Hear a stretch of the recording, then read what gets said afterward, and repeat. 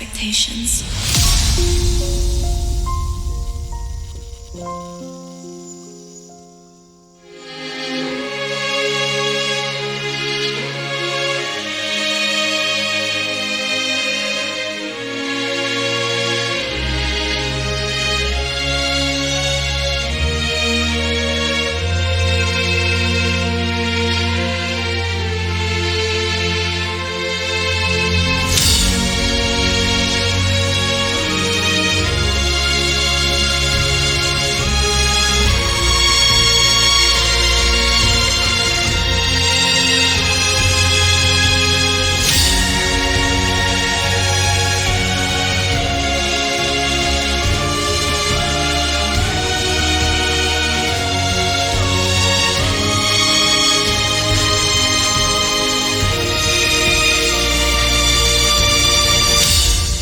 Perfect anymore. Red eyes.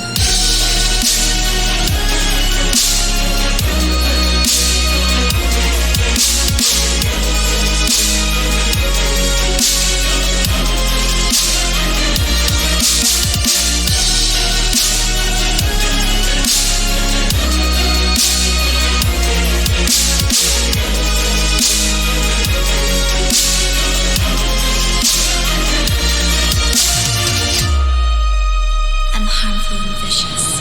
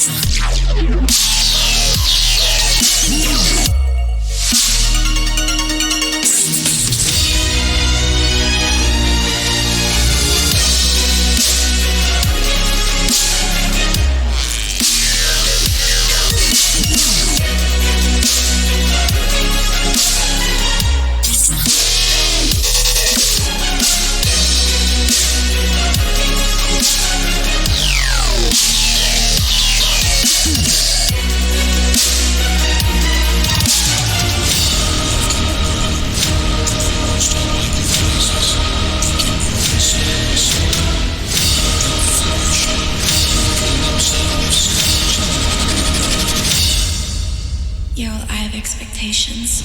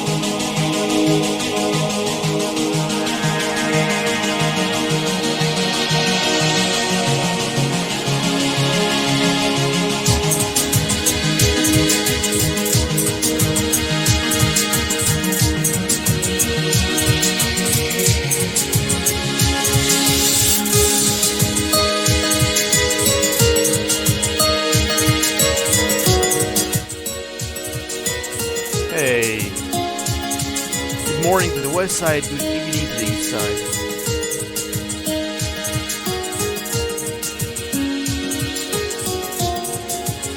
I really don't know what to expect. All I know it's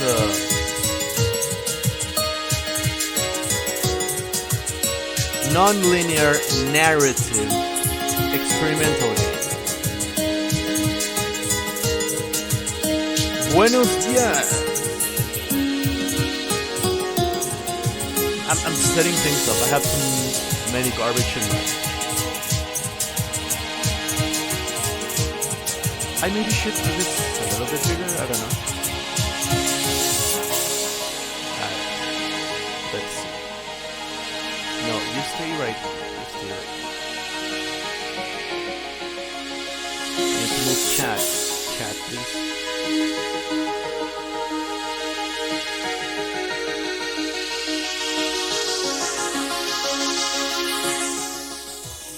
Gotcha.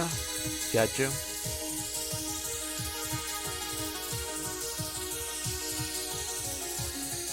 That'd be fine, I guess. I'm setting everything up. I'm setting everything. Hey, Fruitless! Fruitless! Buenos días a todos!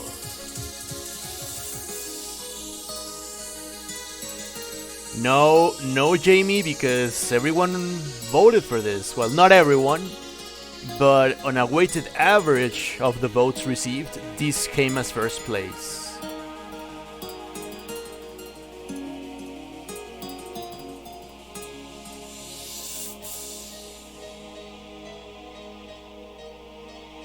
Alright, what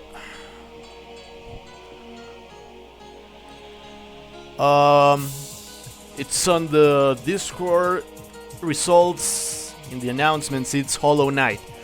So I don't know, depending on the outcome of this game. Hold on, my controller. Depending on the outcome and playthroughs of this game, I might do 1 or 2 Sundays of this. I think it will be 2, I don't know. I know this has like many possibilities, so what I'll do is just make it absolutely blind. And after the first blind playthrough, I might do a second one just to contemplate another possibility. And I am actually thinking of allowing some controlled backseating in the second playthrough, so that all of you can say to me, "Hey, do this or do that, or do this and see the result with no spoilers." And Kinuyo Tanaka, very well, Jimmy, very well. We need a ranking for that.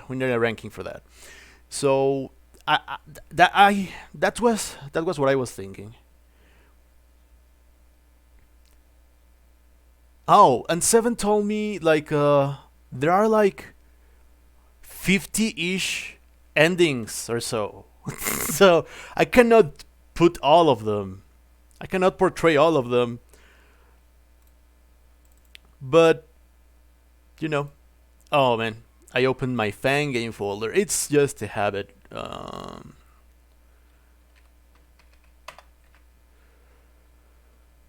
Oh, thank you. I knew you had one.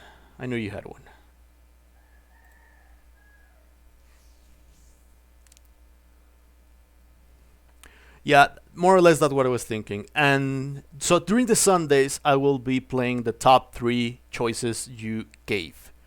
First is, we'll tell you what to do on a second playthrough, although you'll be reaching multiple endings just on the first. Really? How can you reach multiple endings on a Don't tell me. I have no idea. Maybe this is just breaking the rules and I have no idea how. I think I will make you watch Kinuyo Tanaka, my next redeem. Right. Everything goes. Oh my. Yeah. I was about to ask, whoa, why do you like, how can you have multiple endings on a single playthrough? And I said, well, never mind. Maybe I don't want to know. I actually don't want to know. Okay, hold on. I have to put, okay. Let me organize all the mess I have at my... Okay, so first I need to see myself. like you are right now. Okay. Bro. Should have prepared this beforehand. And according to the first messages, this narrator is gonna piss me off. Let's see. If it's an annoying narrator, I don't know. But if it's the narrator that I saw in the trailer, then I think I'm absolutely going to love this guy.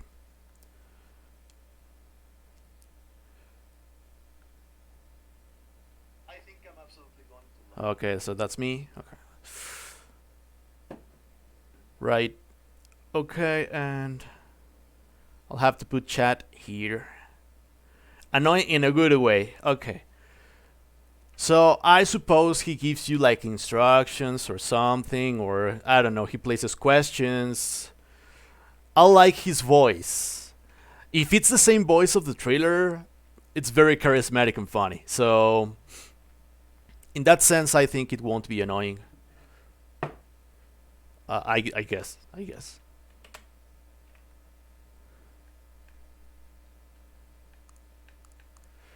So you let me know how the sound is, because I am used to to volume of fan games, not to volume of video games. So.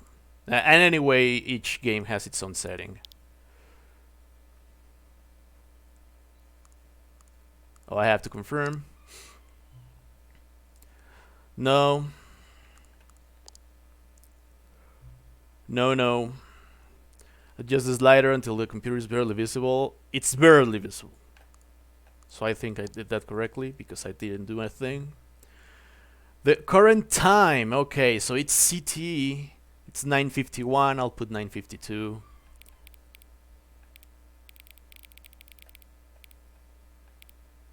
Bruh.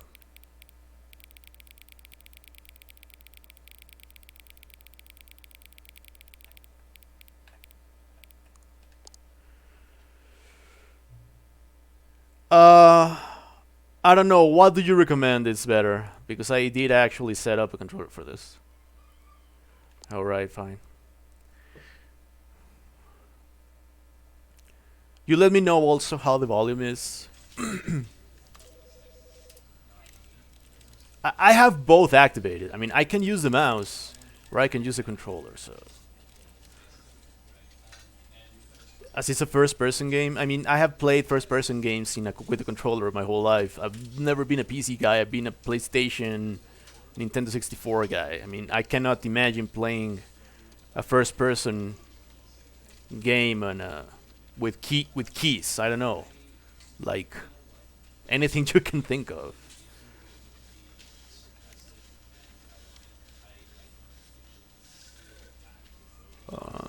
Oh, I do need inverted Y. I always have used inverted Y.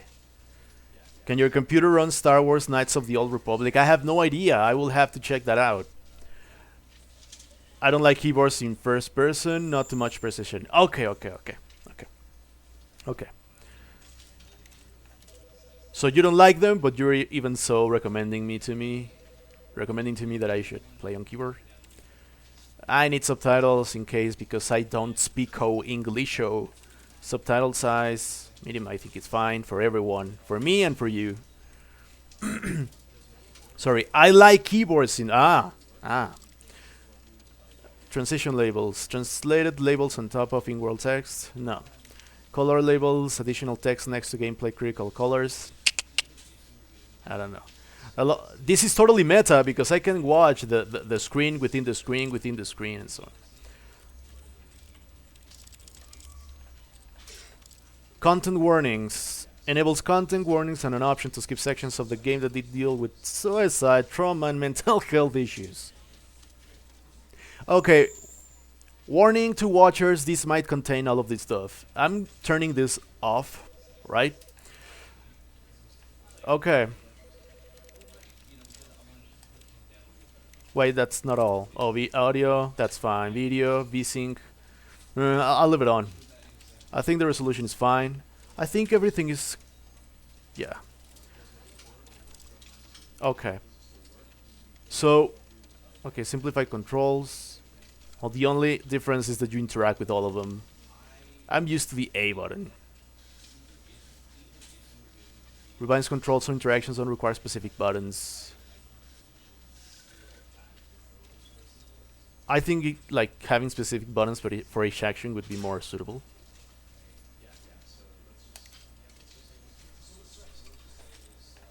All right. All right. You let me know how the sound is, please. The end is never the end, is never the end, is never the end. A copy of a copy. This is the story of a man named Stanley. Stanley worked for a company in a big building where he was employee number 427. Employee number 427's job was simple. He sat at his desk in room 427 and he pushed buttons on a keyboard. Yay, Orders capitalism. came to him through a monitor on his desk, telling him what buttons to push, how long to push them, and in what order. This is what employee 427 did every day of every month of every year. And although others might have considered it soul-rending, Stanley relished every moment that the orders came in, as though he had been made exactly for this job. And Stanley was happy. Or was he? And then one day, something very peculiar happened. Something that would forever change Stanley. Something he would never quite forget. He had been at his desk for nearly an hour when he realized that not one single order had arrived on the monitor for him to follow. No one had showed up to give him instructions, call a meeting, or even say hi. Never in all his years at the company had this happened, this complete isolation. Something was very clearly wrong. Shocked, frozen solid, Stanley found himself unable to move for the longest time. But as he came to his wits and regained his senses, he got up from his desk and stepped out of his office.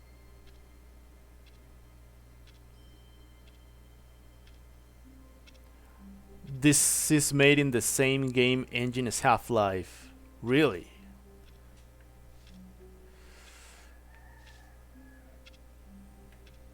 Do I have inverted? Oh, I have inverted Y's. That's good. That's good.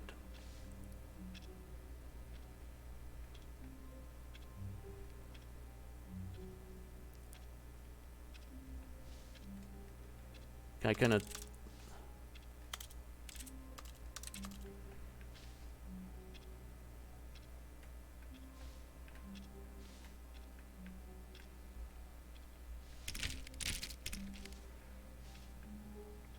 All of his co-workers were gone. What could it mean? Stanley decided to go to the meeting room. Perhaps he had simply missed a memo.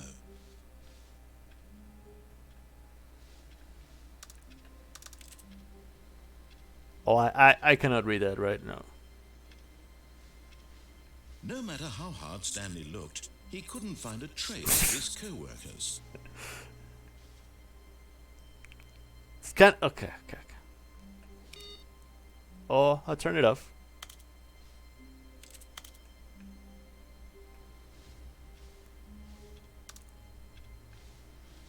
Stanley went around touching every little thing in the office, but it didn't make a single difference, nor did it advance the story in any way. Right. Okay.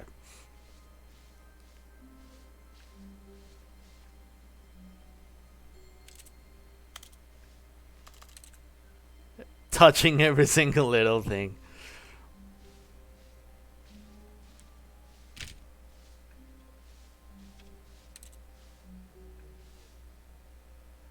I am a bit of an explorer, you know, so. I hate Mondays. I do, actually. I do.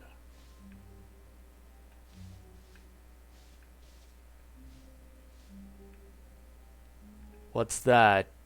Sales in this quarter. Projections. No. This does not make sense. Oh my. Also, Edgar, as of now, I'll be posting a lot more of my reviews of older films on Patreon so that I can monetize my writing. That's actually fair because you deserve it. You deserve it. When Stanley came to a set of 2 open doors, he entered the door on his left. Okay. Should we just like follow the intended order, or of course? Okay. The door on his left. This is a coin toss because I do want to know the outcomes of both.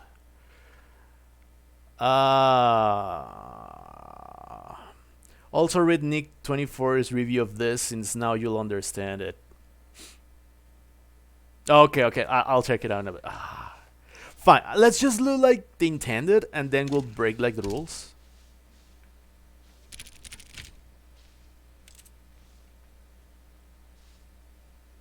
It's kind of creepy.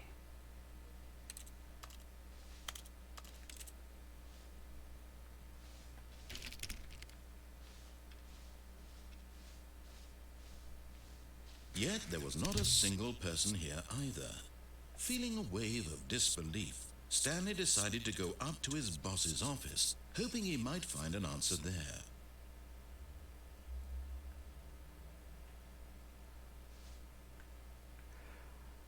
I love playing games that have to do with, oh my god, using slide to assure employees that everything is okay. Make sure your slide has a slick blue graphic in the header and throw some text out.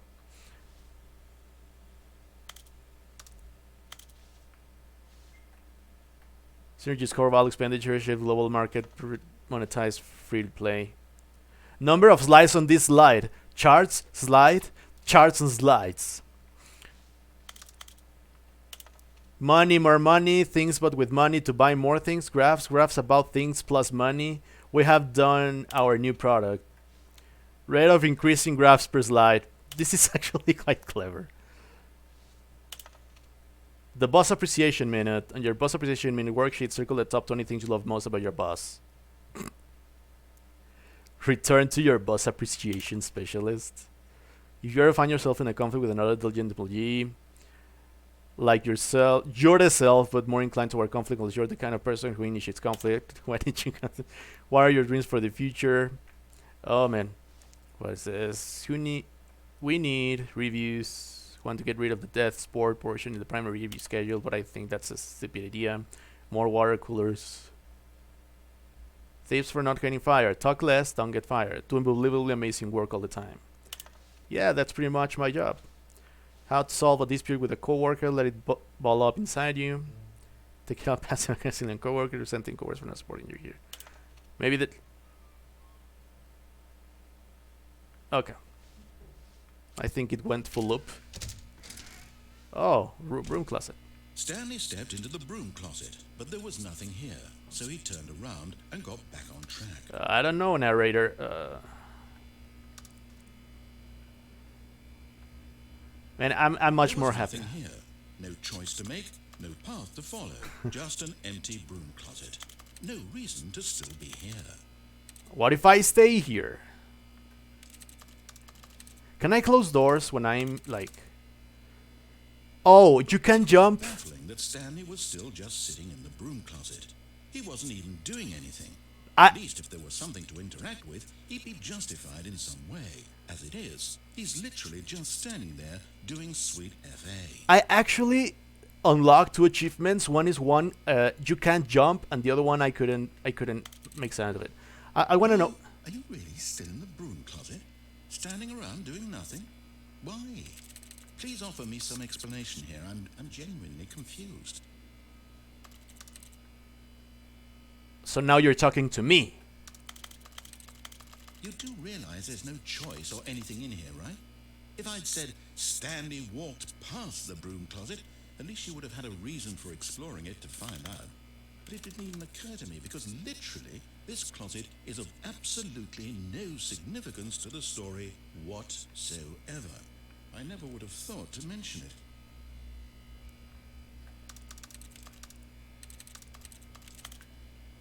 Maybe to you this is somehow its own branching path. Maybe when you go talk about this with your friend, you'll say, "Oh, did you get the broom closet ending? The broom closet ending was my favorite." I hope your friends find this concerning. Well, my friends are watching right now, and they approve of this, I'm pretty sure. Stanley was fat and ugly and really, really stupid. He probably only got the job because of a family connection. That's how stupid he is. That or with drug money.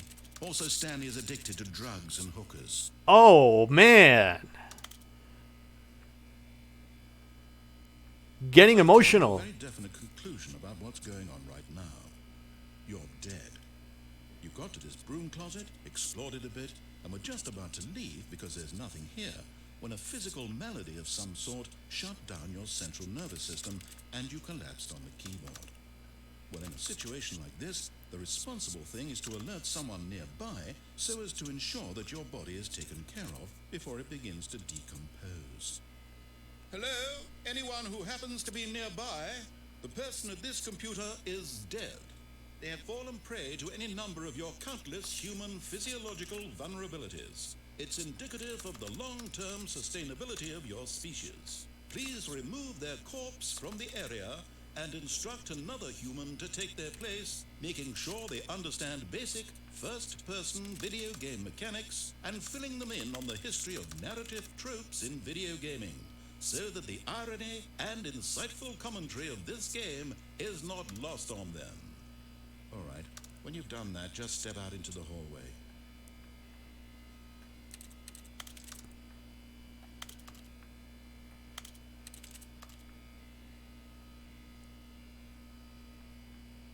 I love how the narrator just got emotional. And he began talking to me instead of an audience.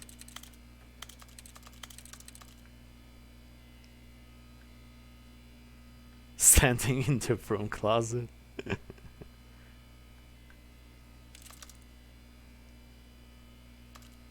No matter when or where I put the action button, it makes a sound still. Like everywhere, so. Ah, you too? Unbelievable. I'm at the mercy of an entire species of invalids. Perhaps there's a monkey nearby you can hand the controls to. A fish? Fungus? Look, you can hammer out the details. I'm not particularly picky. I'll just be waiting for when you're ready to pick up the story again. Oh man, how long does this go? Like I exited and re-entered, and I like triggered the dialogue again.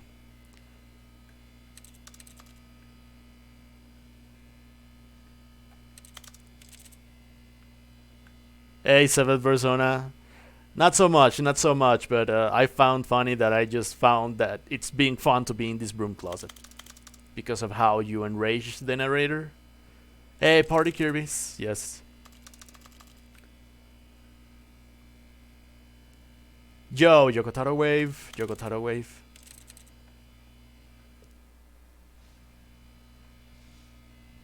I don't think I'm triggering anything anymore.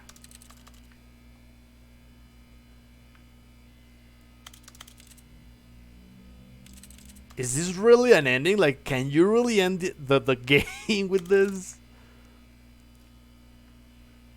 No, no endings. I don't know if this is one, but I know I just pissed off the narrator and it triggered one of, I don't know, pretty awesome dialogue. Fine. Let's just go. Or, can I go? Okay, let's do this and then. Nothing. Nothing. Fine. Whatever.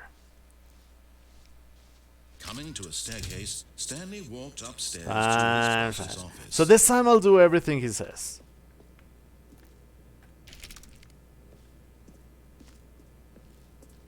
By the way, I'm much more comfortable with the controller. Much more comfortable with it.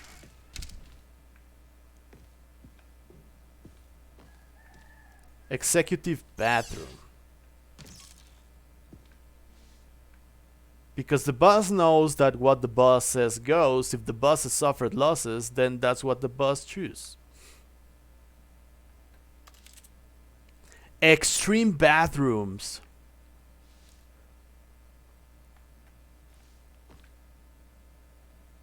Okay, I wasn't here.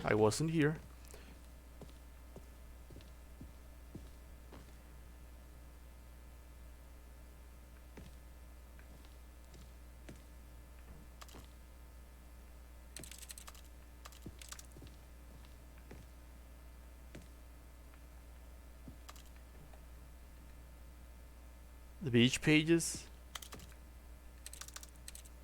Business time.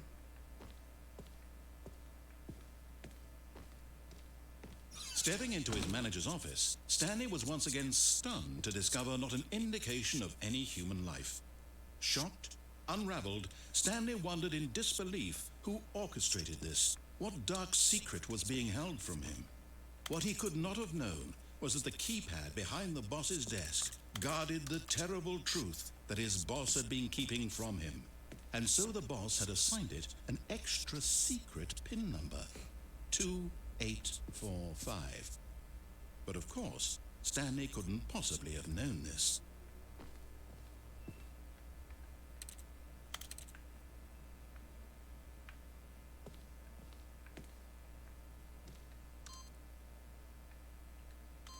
Stanley just sat around twiddling his thumbs. Trying to input anything on the device was useless, since he could never possibly know that the combination was 2845.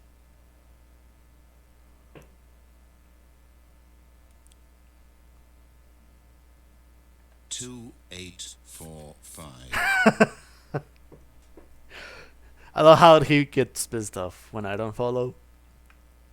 Like, I'm kind of following him, but not.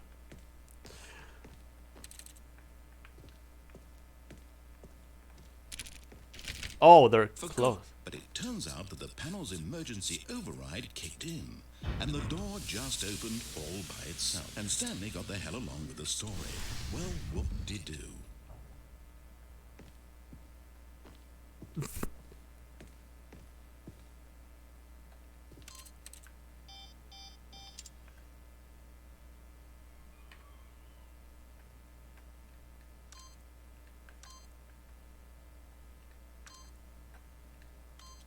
Oh, come on.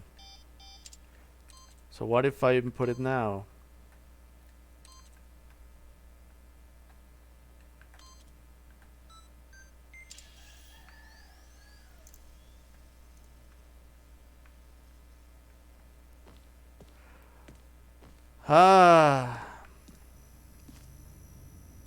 It's like the game thinks about everything you could do just to piss the narrator off or something.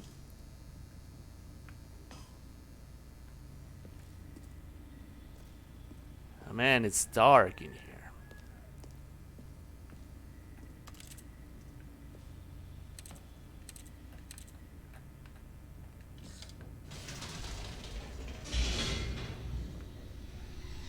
Yeah, like, okay, I'll do it. Forgot I'll do it myself.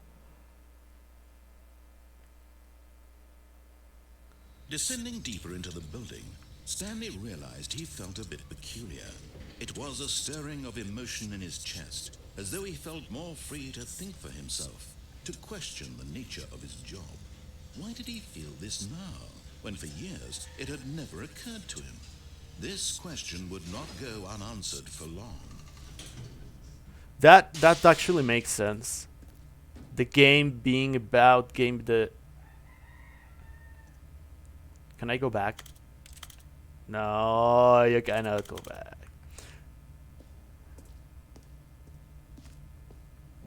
Stanley walked straight ahead through the large door that read Mind Control Facility.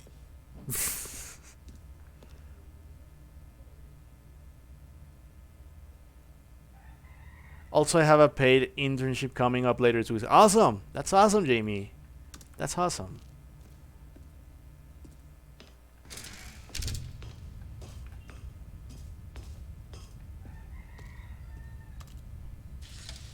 The lights rose on an enormous room packed with television screens. What horrible secret did this place hold? Stanley thought to himself.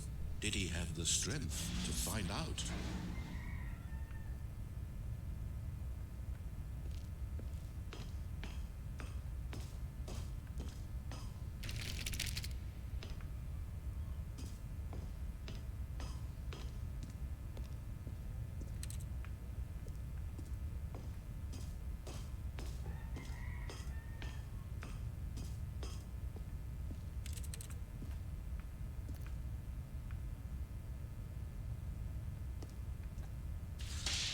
Now the monitors jumped to life, their true nature revealed.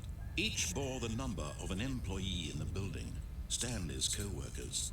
The lives of so many individuals reduced to images on a screen, and Stanley, one of them, eternally monitored in this place where freedom meant nothing.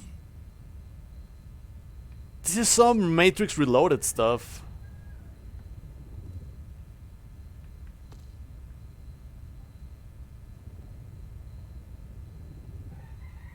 How many pirate? What's pirate?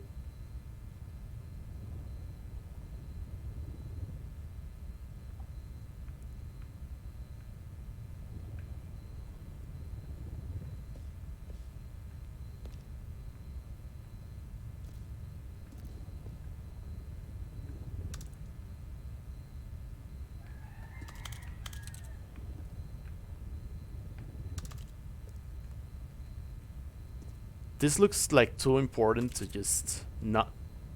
I don't know.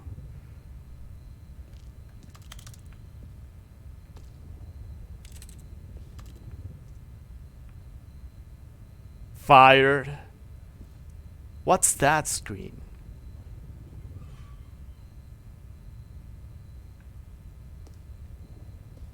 Can I go back? Can I go back?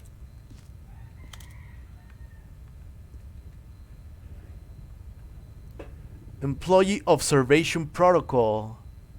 I wish I could do a zoom in for this.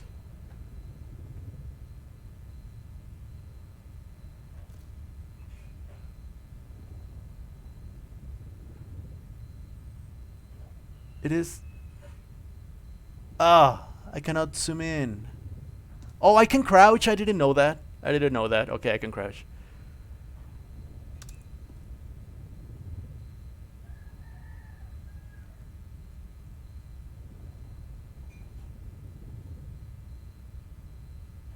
This is how the game screwed with you.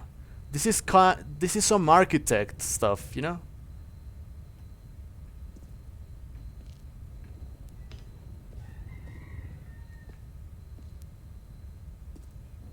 Wait.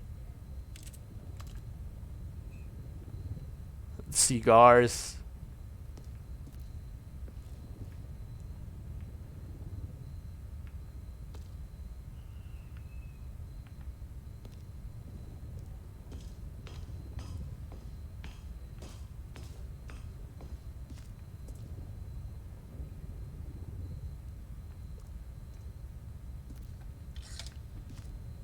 This mind control facility, it was too horrible to believe. It couldn't be true. Had Stanley really been under someone's control all this time? Was this the only reason he was happy with his boring job? That his emotions had been manipulated to accept it blindly?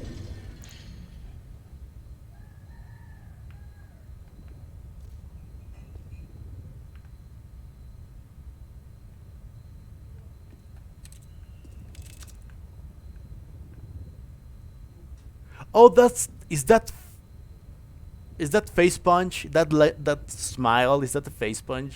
Is that the face punch design?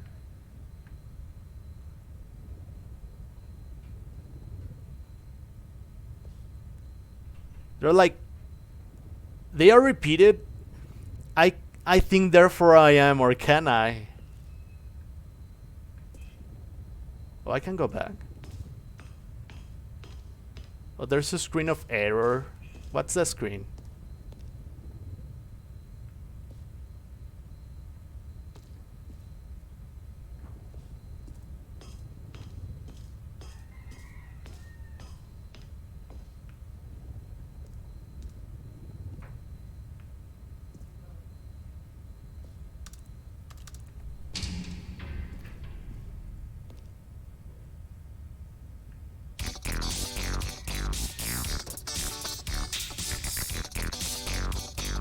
That scared me. What is this?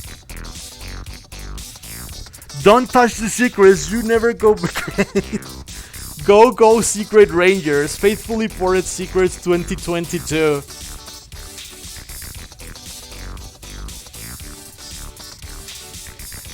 Can I have some party Kirby's for this, please? I was just trying to go back. Can I have some party Kirby's for this? This is totally party Kirby. That scared the hell out of me. Don't give up on your secrets.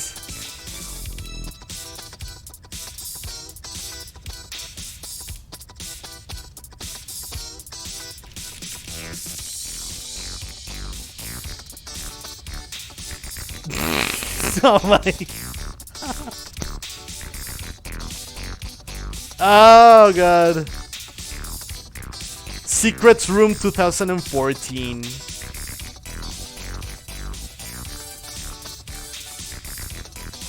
William hides the best secrets.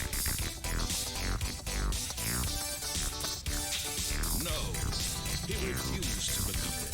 He couldn't accept it. His own life in someone else's control? Never. It was unthinkable. Wasn't it? Was it even possible? Had he truly spent his entire life utterly blind to the world? Oh my god. Oh my god. Congrats, you found a meaningless secret ending. Oh, was that an ending? Like, for me, it still keeps going. But here was the proof. The heart of the operation. Controls labeled with emotions. Happy, or sad, or content. Walking, eating, working. All of it monitored and commanded from this very place. And as the cold reality of his past began to sink in, Stanley decided that this machinery would never again exert its terrible power over another human life. For he would dismantle the controls once and for all. Should I do that in order? Everything looks so pressable. Hey, thank you very much for the sub, 7th Persona. Thank you so much. Thanks for the 3-month strike. Okay, so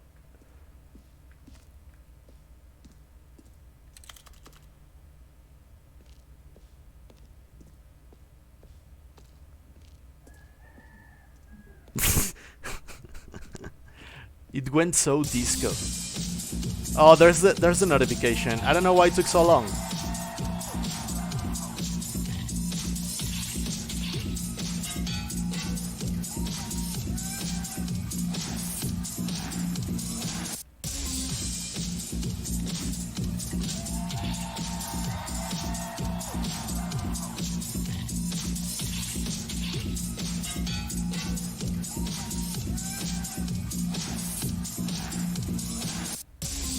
Wait, why isn't it shutting up? Hold on.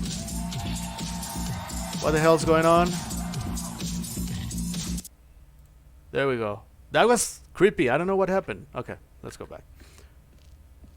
Why didn't my notification... Should I go by, like, order or something? Oh, it made a sound.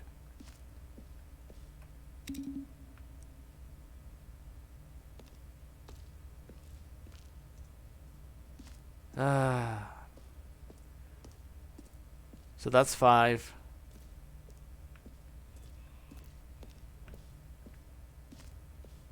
Dun dun dun dun dun dun dun dun dun dun dun dun dun dun dun dun dun dun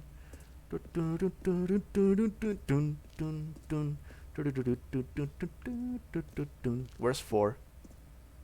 I don't see 4. Also, can I get to that staircase?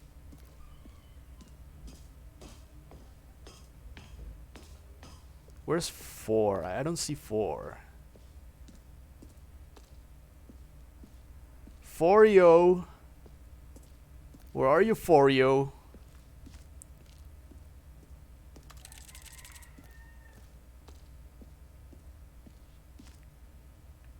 Like, I need a t-shirt. I could. There's no 4.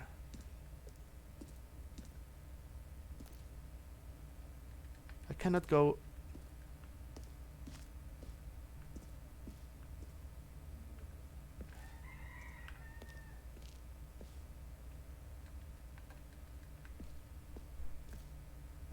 I don't see the 4. I'm lost. I can go up the stairs. What if I press 5? No. Oh, it made a sound. It did make a sound.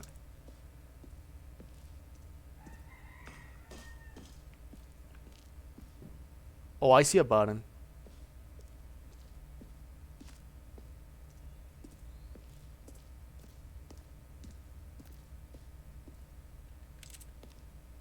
How? How could I?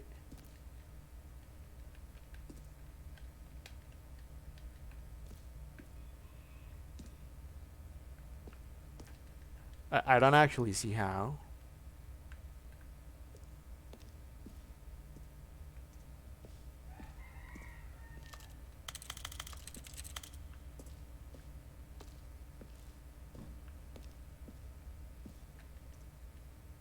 Oh, I saw a wish to go up.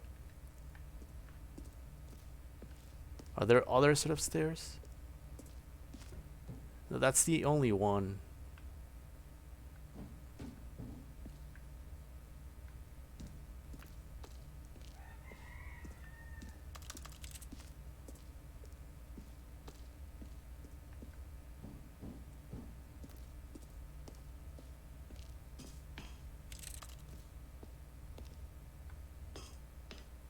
Tú necesitas que usar una...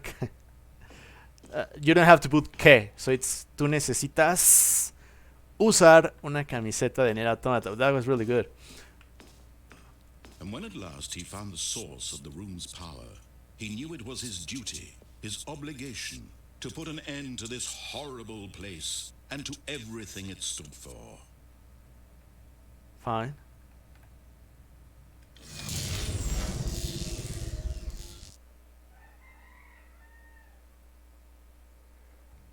Aquí tenéis.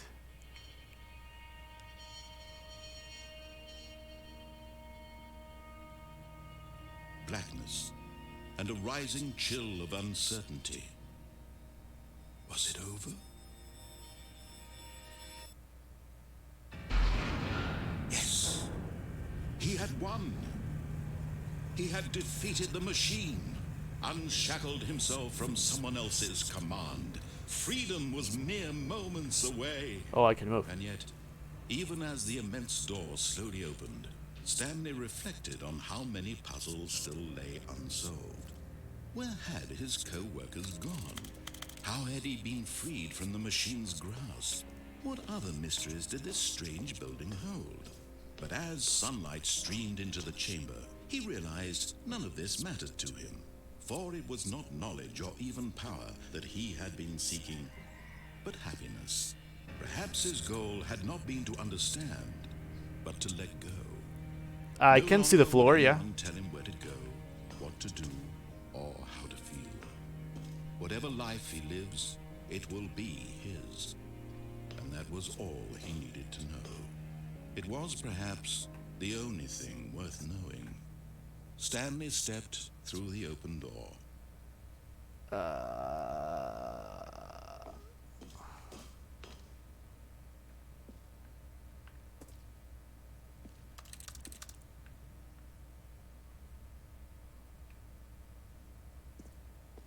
I don't see any other way, so...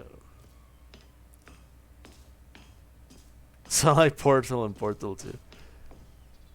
Stanley felt the cool breeze upon his skin, the feeling of liberation, the immense possibility of the new path before him. This was exactly the way, right now, that things were meant to happen. I already purchased the Mythil. And Stanley was happy. You can... You all guys can vote for them in the next round of voting. Oh, that's beat the game? Okay, fine. So that's the achievement of beat the game. I'm back in my office.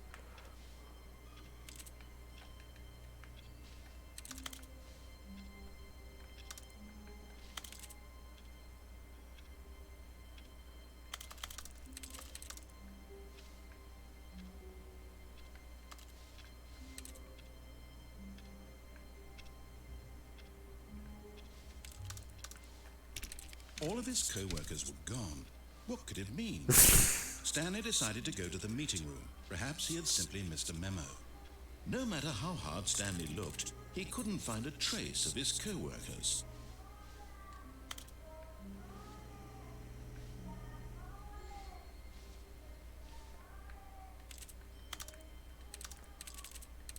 Stanley went around touching every little thing in the office, but it didn't make a single difference, nor did it advance the story in any way. That looks suspicious, though.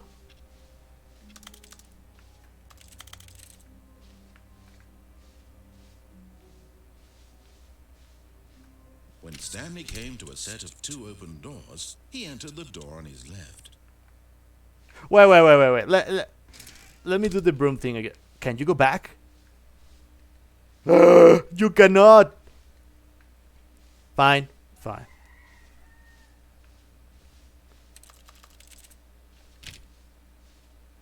Wait. Where was the broom thing? Or did I already pass it? Hey, Nameless! It's Stanley indeed. It's Stanley indeed.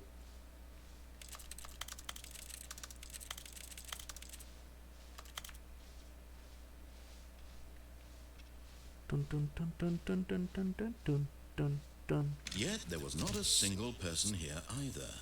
Feeling a wave of disbelief, Stanley decided to go up to his boss's office, hoping he might find an answer. Oh no, not again. I won't be part of this. I'm not going to encourage you. I'm not going to say anything at all.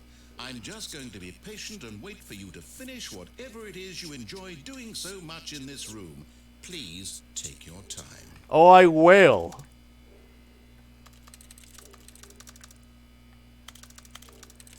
Oh, no, not again. So it's like the second part of the playthrough then.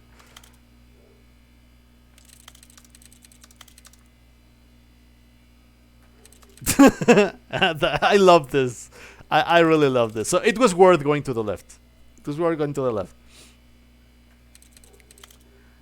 We're going to be in the broom closet again for like 20 hours. I love how the game uses reverse psychology to trap you in the... Yeah, indeed. Like, that's exactly the definition of reverse psychology. Reverse psychology, sorry. Here we call it inverse psychology in Spanish. Psicología inversa. Are you gonna talk? Okay, I don't think... Nah, he's not talking. Coming to a staircase, Stanley walked upstairs to his boss's office. Okay, fine. So I took left, right?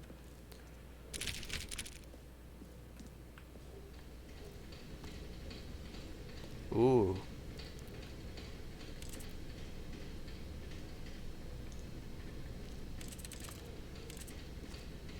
I wish I could zoom in or stuff.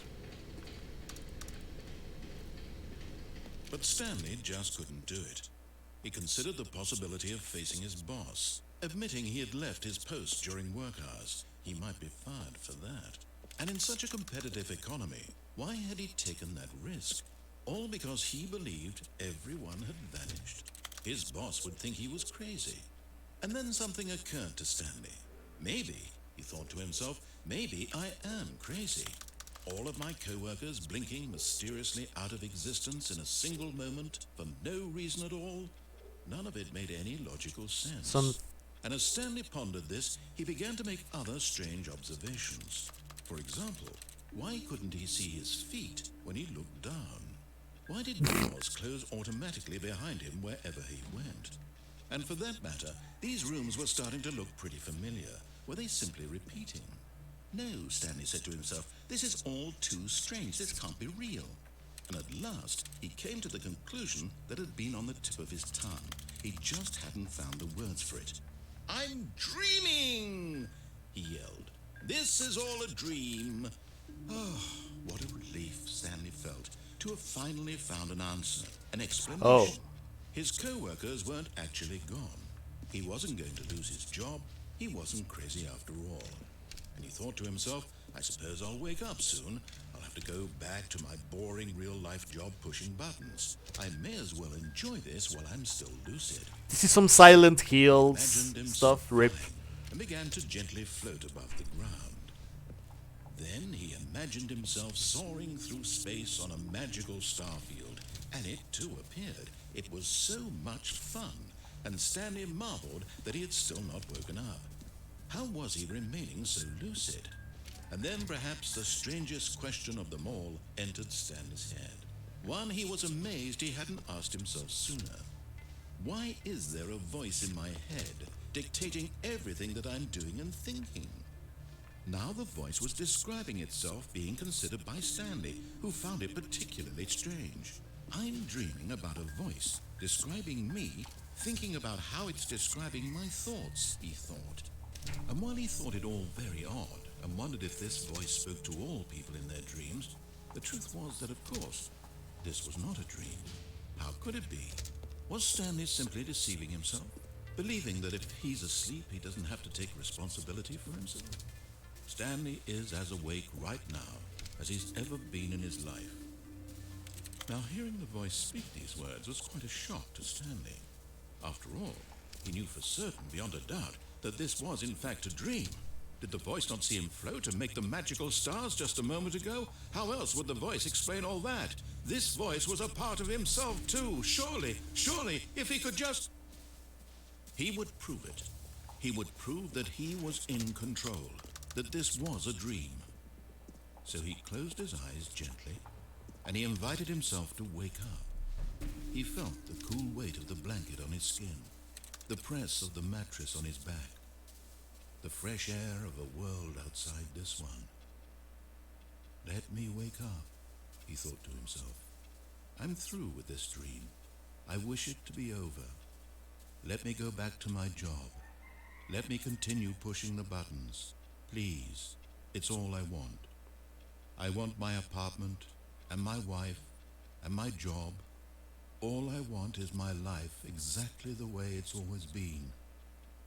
My life is normal. I am normal. Everything will be fine. I am okay.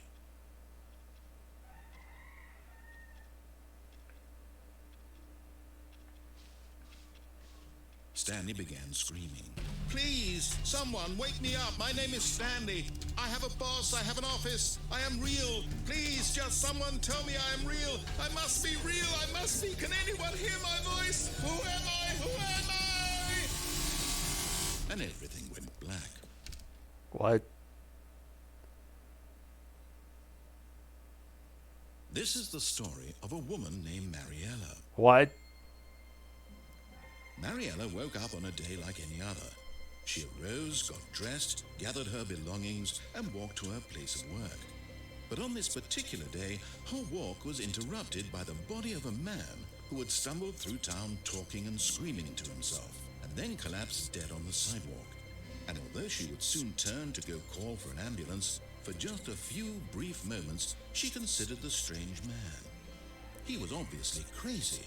This much she knew. Everyone knows what crazy people look like. And in that moment, she thought to herself how lucky she was to be normal. I am sane. I am in control of my mind. I know what is real and what isn't. It was comforting to think this, and in a certain way, seeing this man made her feel better. But then she remembered the meeting she had scheduled for that day, the very important people whose impressions of her would affect her career, and by extension, the rest of her life. She had no time for this, so it was only a moment that she stood there, staring down at the body, and then she turned and ran.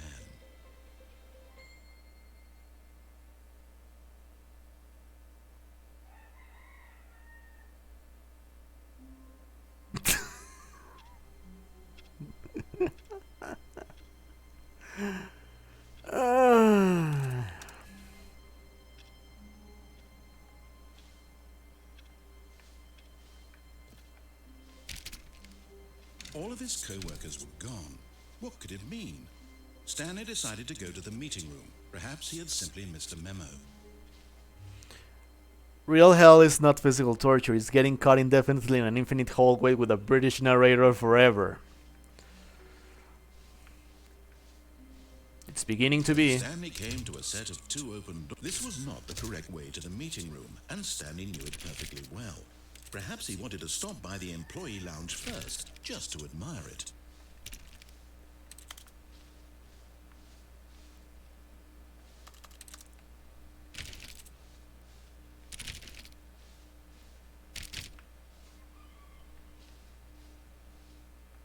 Yes, truly a room worth admiring.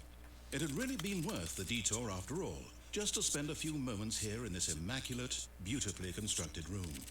Stanley simply stood here, drinking it all in.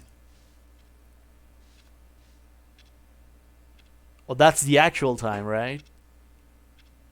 No, it's not. Yes, really, really worth it being here in the room. A room so utterly captivating that even though all your co-workers have mysteriously vanished, here you sit looking at these chairs and some paintings. Really worth it.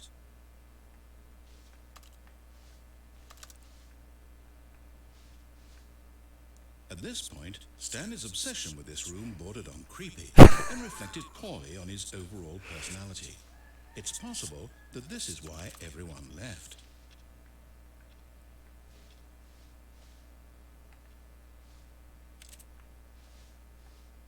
Stanley sat around waiting for more dialogue. But when a long time had passed and there was no more, he decided that the game was trying to send him a message.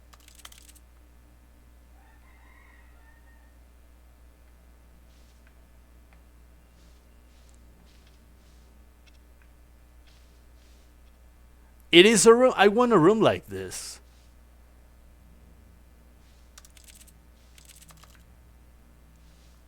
So you can climb on things, but you cannot jump.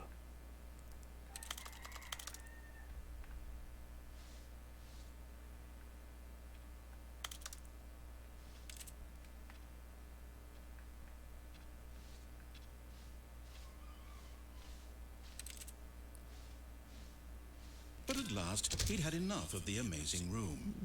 Oh, First open no. door on his left to get back to business. First door on left, which is open.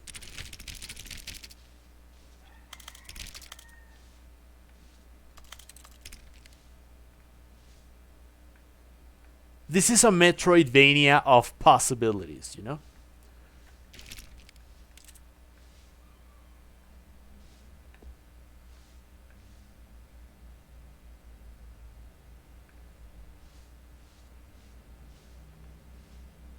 And so he detoured through the maintenance section, walked straight ahead to the opposite door, and got back on track. Walk straight to the opposite. Man, there are so many things you can do. Wait. Oh no!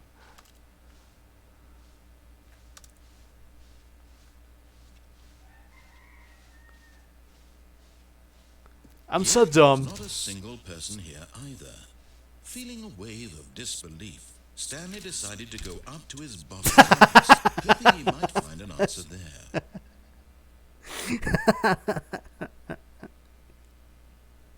Ah, this is so great. This is amazing.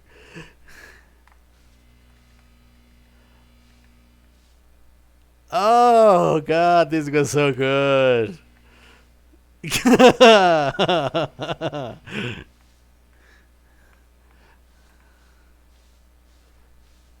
Coming to a staircase, Stanley walked upstairs to his boss's office.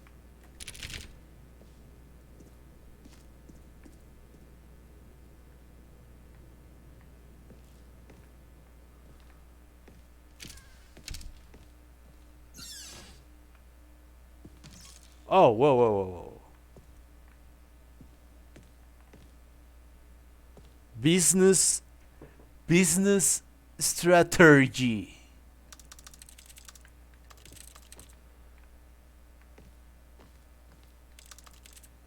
Bro, I gotta get in there. Oh, yeah, I could. And you can either go up or down. Oh, you can. I think. I think up it will be.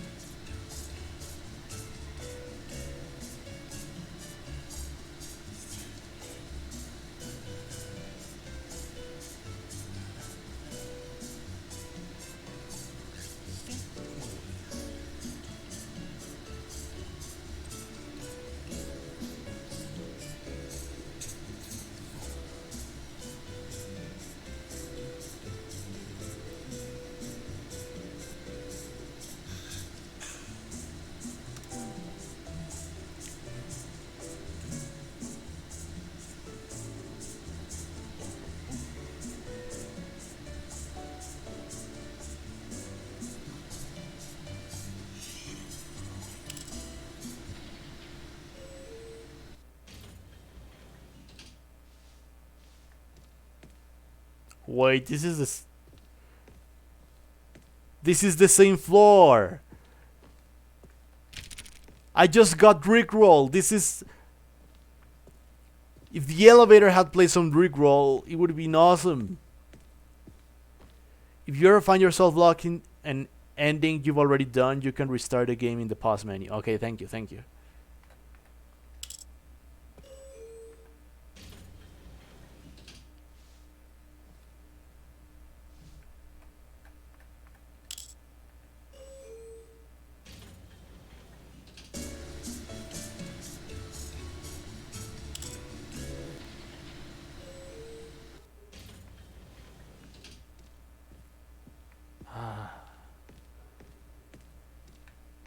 Stepping. What did I do?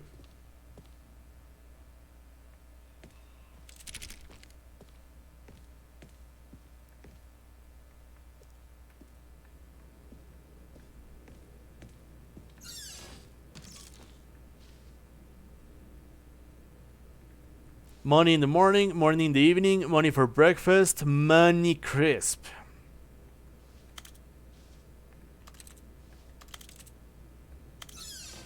Whoa, whoa, whoa, whoa.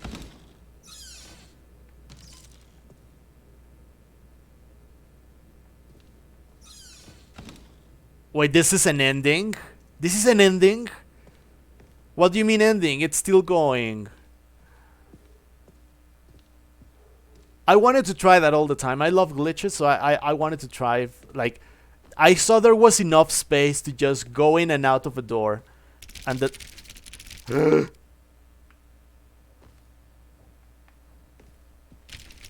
Oh god, I cannot...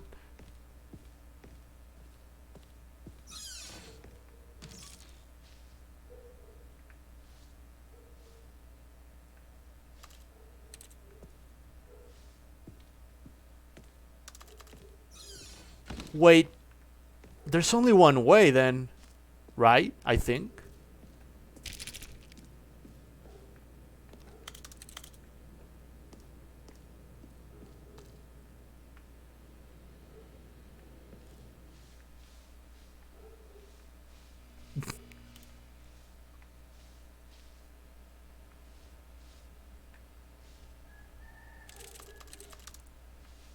This is a different branch that leads to a different ending. That's what Persona meant.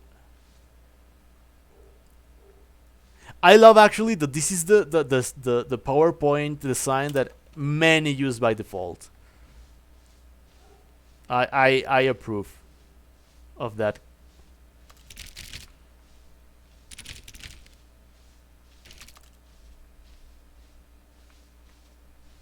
Man, doors are open again. And the right one is closed. This is...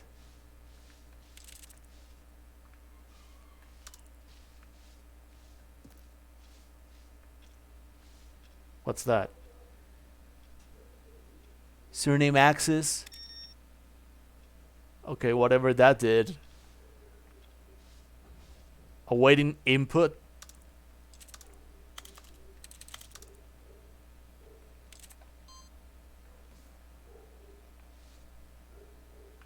Okay.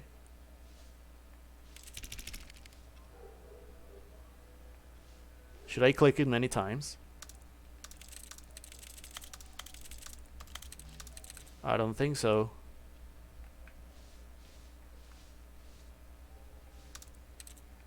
Oh, love the Windows 95 interface. I'm trying to turn them all off. I didn't miss one before, right? I don't think I did.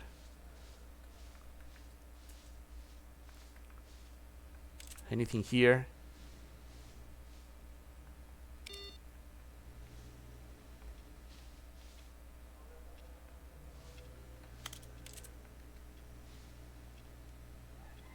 Oh, that says who farted. Nice.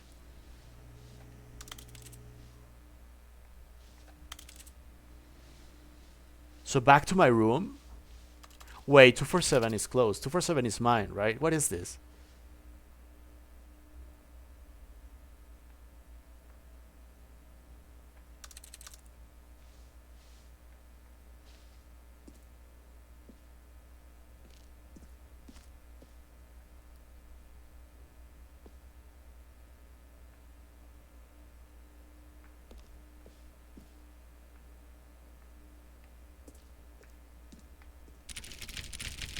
Okay, that narrows down the possibilities.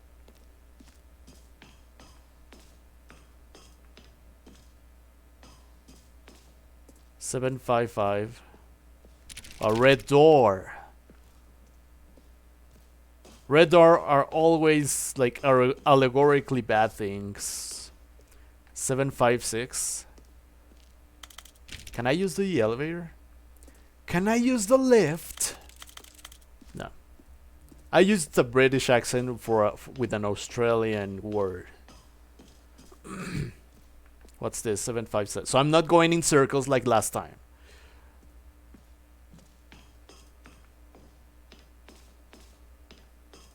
Well, let's go all the way up.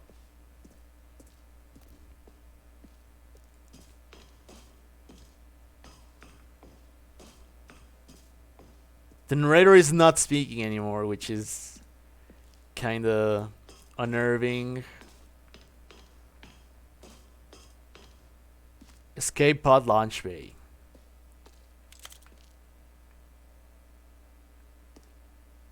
Now entering the escape pod will initiate a relay. That once triggered cannot be disabled or paused. Both the narrator or whatever must be present, I think me, in order for escape. Cannot read this. Do not proceed, do not proceed. I'm trapped. I trapped the narrator in the boss's office. But the narrator is omniscient. How can I do that? Wait, I cannot see a thing.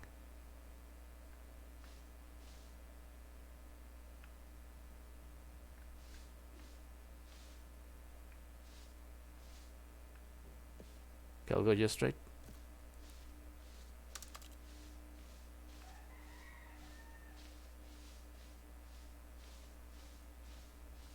What's that?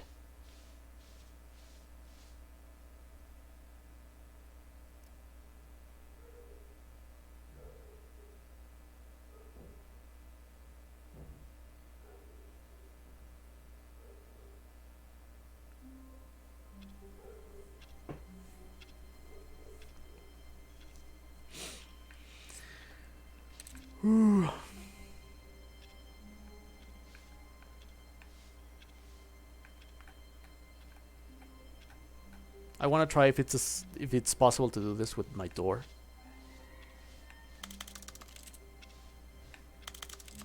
I don't want to. How do you do this? How did I did that? How did I do that?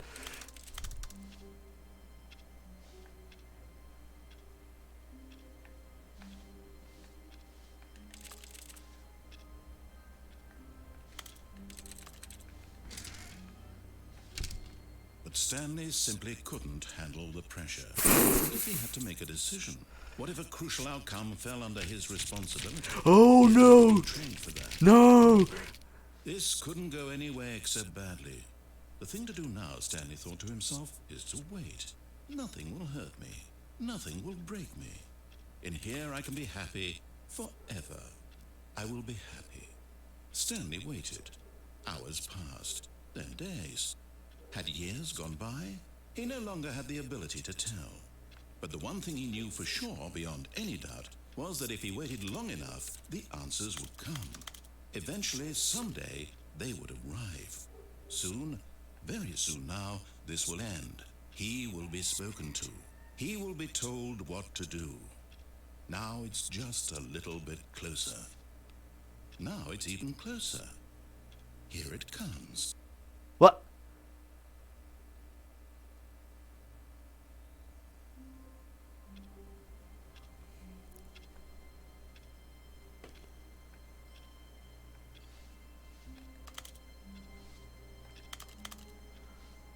Oh, thank you, Mythil. I was just trying to activate a glitch, and it turns out that you. Okay. All of his co-workers were gone. What could it mean? Stanley decided to go to the meeting room. Perhaps he had simply missed a memo.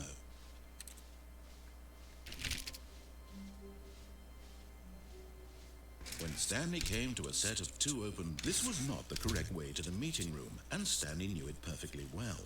Perhaps he wanted to stop by the employee lounge first, just to admire it. Wow, yes, this room.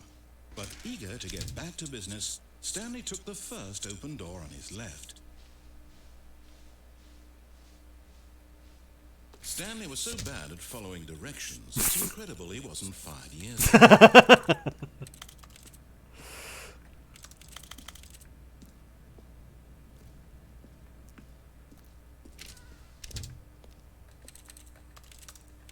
Oh, bro, that looks so triggerable.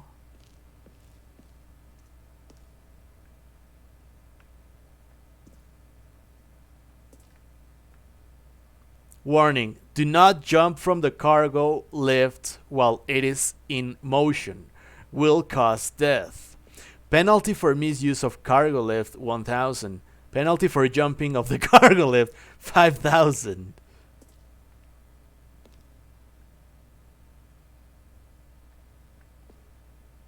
Vent access for trained employees only. Climb at your own risk. Can I go to a vent?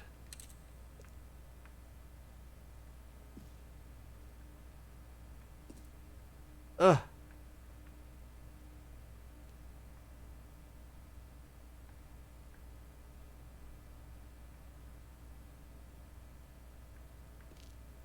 Oh! Oh! Okay. Yeah, I kind of wanted to do that. Okay, fine, I'll follow this vent. I'll follow this.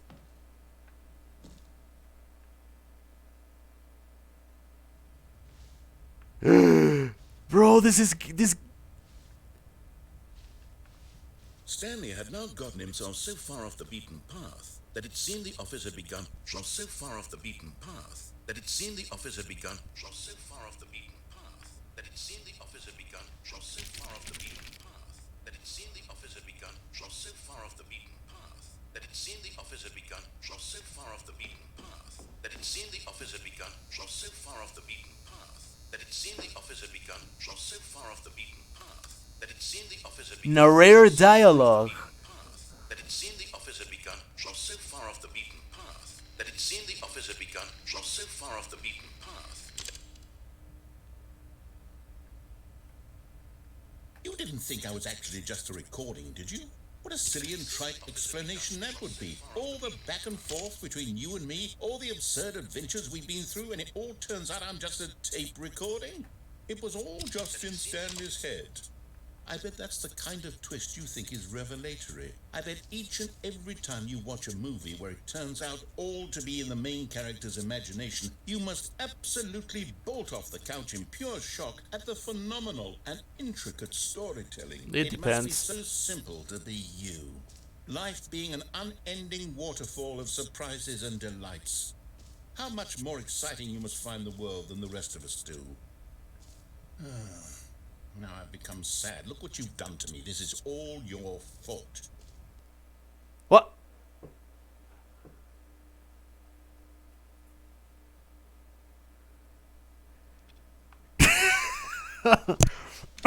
Oh, God. What could it mean? Stanley decided to go to the meeting room. Perhaps he had simply missed a memo. What was the... Okay, I think I know... When Stanley came to a set of two open, this was not the correct way to the meeting room, and Stanley knew it perfectly well. Perhaps he wanted to stop by the employee lounge first, just to admire it. The lounge was sublime, a work of art. But eager to get back to business, Stanley took the first open door on his left. And so he detoured through the maintenance section, walked straight ahead to the opposite door, and got back on track. No way, I cannot go down. Okay, I can go down. I can go down.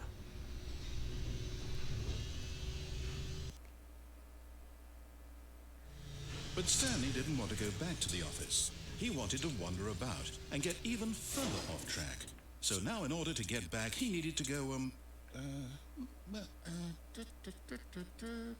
from here it's, left. Okay.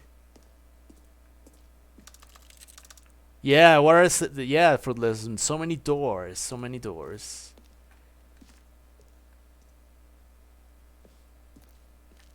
Oh, no. No, it's to the right. My mistake. Okay. Is there a way to catch that door before it closes? No, not the right. Why would I have ever said it was to the right? What was I thinking? It's clearly... Oh, dear, would you hold on for a minute, please?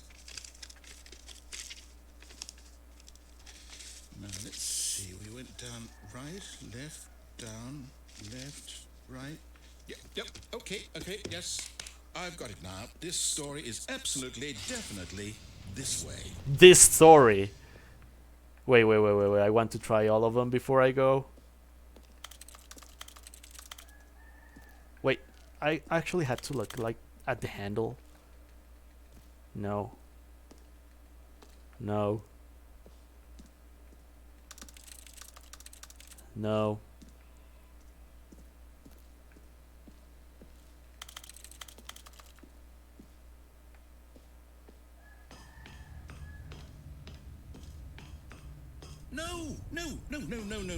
This isn't right at all. You're not supposed to be here yet. This is all a spoiler.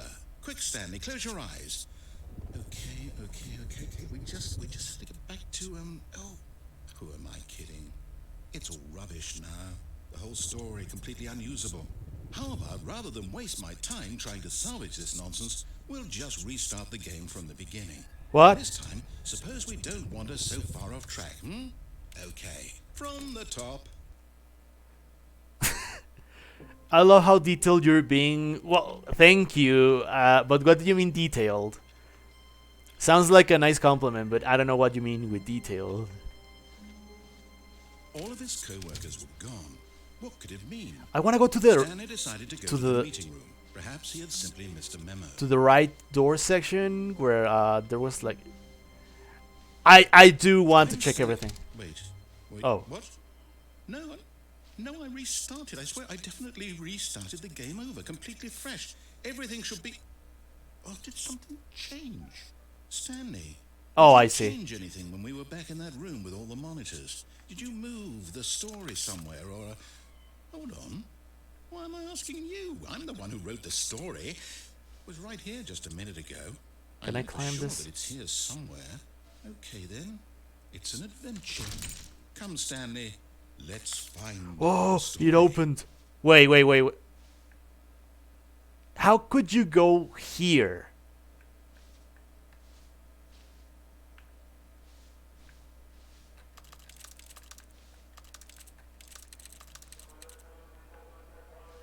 I want to go there. Well, this one wasn't open before, so it's one possibility. Oh man, it's a maze. I'll say it. This is the worst adventure I've ever been on. I can promise you there definitely was a story here before.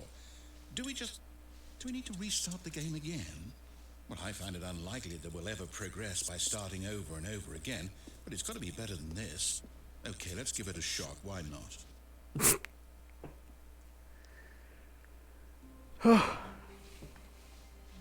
All of his co-workers were gone. What could it mean? Stanley decided to go to the meeting room. Perhaps he had simply missed a memo. I am trying to check everything because, like, that's kind of the Okay, yep, it's worse. I might be remembering this wrong. It's possible the story is back where we just came from. Oh my Why god. don't we go back the other direction and see if we missed anything?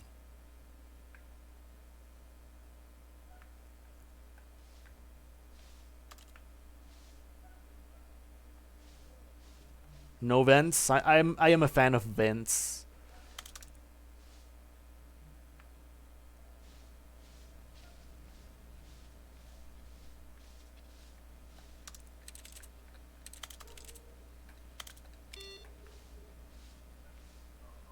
I maybe should use the mouse for that kind of input.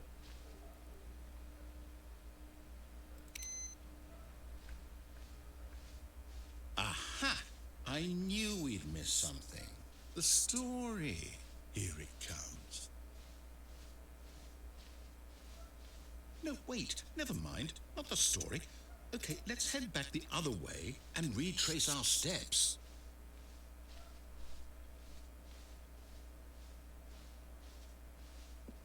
Oh man. Now this, well, I'll be honest, I don't recognize this place at all. Is this the story? I don't think so.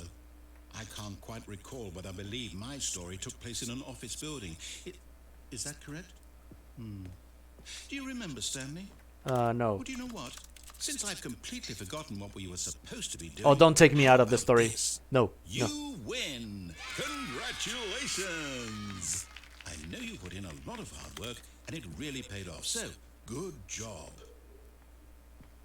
Oh, no. No, I don't feel right about this at all. We both know you didn't put in any actual work for that win. What do you mean? Win fair and square, and this was not one of those situations. Okay? I'm getting weirded out by whatever this place is. I don't care what might happen this time. I have to restart. No. Oh. All right, I've got a solution. This time, to make sure we don't get lost, I've employed the help of the Stanley Parable Adventure Line. Trademark. Just follow the line. How simple is that? Oh, I don't know. It's quite difficult for me.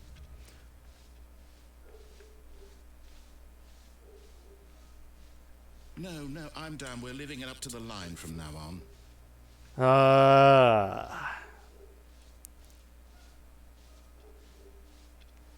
Also, you can go here. I knew it. This looks suspicious. Yeah, I am quite the rebel for that. See? The line knows where the story is. It's over in this direction. Onward, Stanley, to destiny. Though, here's a thought. Wouldn't wherever we end up be our destination, even if there's no story there? Or to put it another way, is the story of no destination still a story? Simply by the act of moving forward, are we implying a journey such that a destination is inevitably conjured into being via the very manifestation of the nature of life itself? Okay, Stanley, I need to follow this train of thought for a minute. Just stick with me. Now, we can both agree that the nature of existence is in fact a byproduct of one's subjective experience of that existence. Right? Okay. Now, if my experience of your existence rests inside of your subjective experience of this office, is this office in fact the skeleton of my own relative experiential mental subjective construct? Whoa. Hang on. Nice. That got a bit weird back there. Well, I'd like to apologize. Not sure where I was going with all that. You know what? I think what we need right now is a bit of music to lighten the mood. Whoa, bro, that's a Payday mask. That's a Payday, the heist mask. Have you any of you played Payday?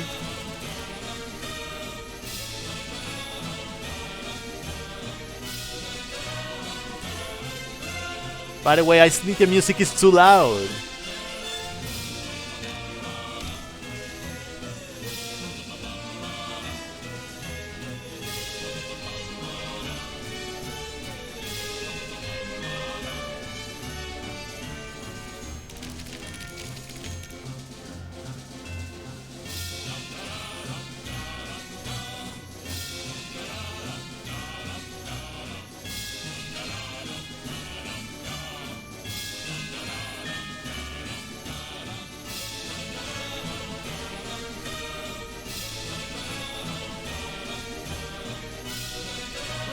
Cut the music, go back and look at that fern. Wait, what? We're back at the office? No. Line, you do know we're looking for the Stanley Parable, right? The story? Is any of this ringing a bell?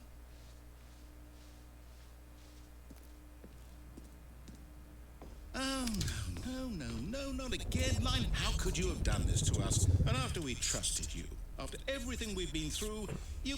Oh, I can't take this anymore. To hell with it. Restart. 7 Persona being detailed allows me to find this kind of Easter eggs.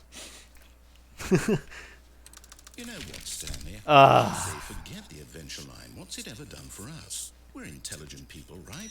Why can't we make up our own story? Something exciting, daring, mysterious. Ooh, this all sounds perfectly doable. Why don't we simply start wandering in, well, I don't know. How about this direction? What direct?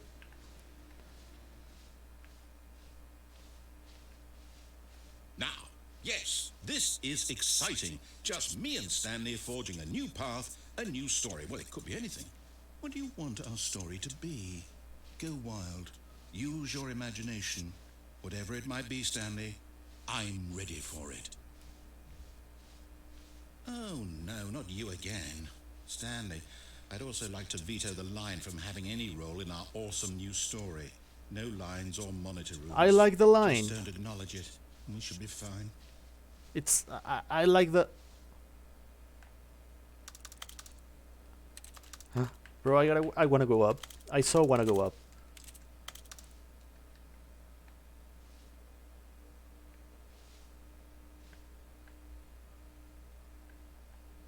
Oh, I so wanna go up. Ah, a choice. We get to make a decision. From here, the story is in our control. How important we mustn't squander the opportunity. In fact, I believe I need a minute to think here. Just walk in circles for a minute. Okay, so I know that each door leads somewhere, which means that somewhere, the place where we're trying to go, there must be a reverse door that leads here.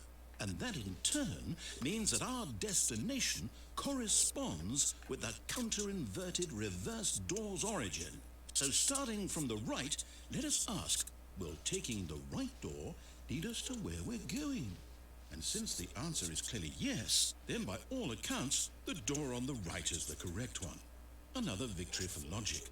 Come, Stanley, our destiny awaits.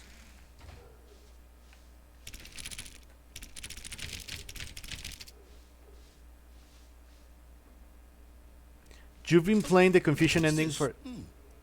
The confusion ending. You're telling me that's what this is? It's all one giant ending? And we're supposed to restart the game eight times? That's really how all this goes? Whoa! Determined? So now, according to the schedule, I restart again. Then what? Am I just supposed to forget? Well, what if I don't want to forget? My mind goes blank simply because it's written here on this thing, wall. Well, who consulted me? Why don't I get to decide? Why don't I get a say in all of this? Is it really? No, it can't be. I don't want it to be. I don't want the game to keep restarting. I don't want to forget what's going on.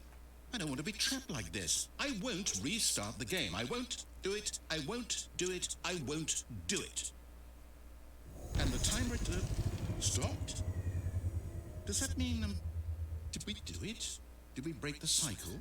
The, whatever it is that made this schedule? How would we even know? Will someone come for us? Will something happen? So, okay. I guess now we just wait, you know. I suppose in some way that this is a kind of story, wouldn't you agree? I'm not quite sure if we're in the destination or the journey, though they're always saying that life is about the journey and not the destination. So I hope that's where we are right now. We'll find out, won't we? Eventually. Well, in the meantime, if... That scared me, man. Oh my god. Even now, Stanley's office was a distant memory. What did it look like? There was a computer, perhaps, and a painting. Was it a painting or a photo? He could no longer recall. Oh.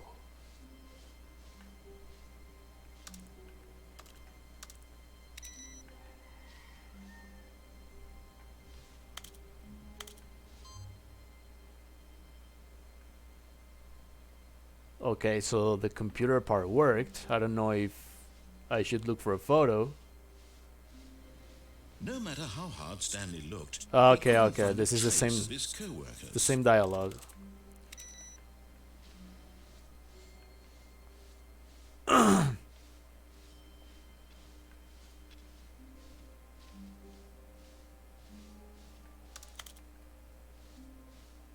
When Stanley came to a set of 2 open doors, he entered the door on his left. This was not the correct way to the meeting room, and Stanley knew it perfectly well. Perhaps he wanted to stop by the employee lounge first, just to admire it. Standing now in this incredible room, Stanley for the first time understood true happiness. Then the feeling went away, and he felt sad again. Then it came back, and lingered for a minute or two. Now it's only half there, just a kind of, tingle.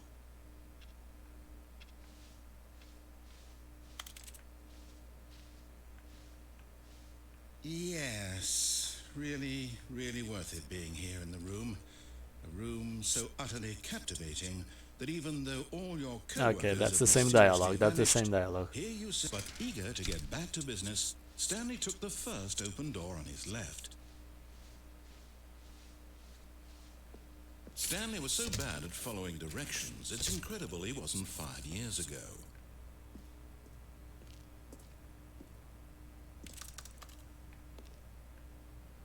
Bro, there's an exit down there.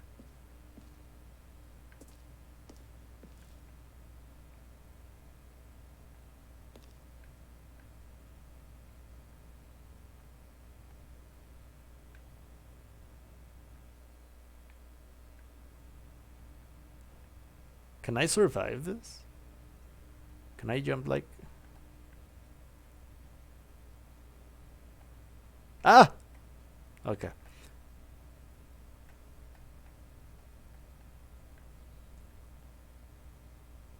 But in his eagerness to prove that he is in control of the story and no one gets to tell him what to do, Oh my God. Stanley leapt from the platform and plunged to his death.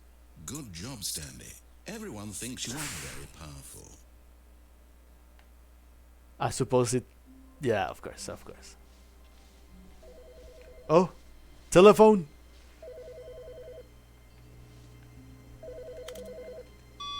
Hi, Stanley. Just wanted to leave you a message to let you know there's a few things I need you to pick up on your way home from work today. We need milk, cereal, dish soap, spaghetti, get a thing of sugar, some bread, and coffee beans, whichever ones you like. I'll give you a call if there's anything I forgot. Thanks, sweetie. See you tonight.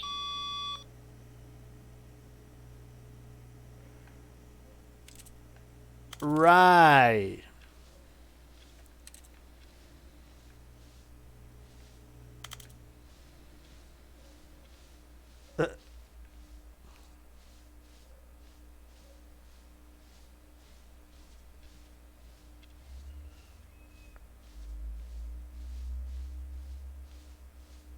When Stanley came to a set of two No. open, this was not the correct way to the meeting room, and Stanley knew it perfectly well.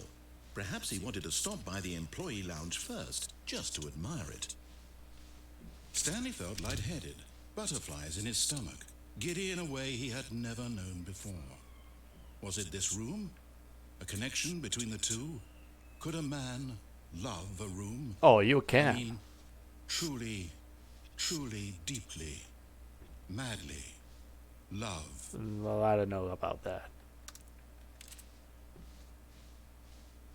Yes, really. But eager to get back to business, Stanley took the first open door on his left. Stanley was so bad at following directions, it's incredible he wasn't fired years ago. Okay, I cannot go down through there. Look, Stanley, I think perhaps we've gotten off on the wrong foot here. I'm not your enemy, really, I'm not. I realize that investing your trust in someone else can be difficult, but the fact is that the story has been about nothing but you all this time. There's someone you've been neglecting, Stanley. Someone you've forgotten about. Please, stop trying to make every decision by yourself. Now, I'm not asking for me, I'm asking for her. Who's her? This is it, Stanley. Your chance to redeem yourself. Can I go To back? put your work aside. To let her back into your life. She's been waiting.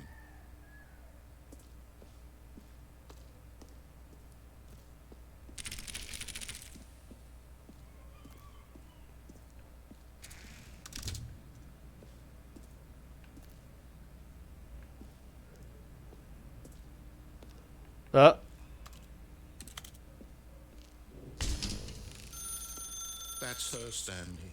You need to be the one to do this. to reach out to her. If you can truly place your faith in another, then pick up the phone.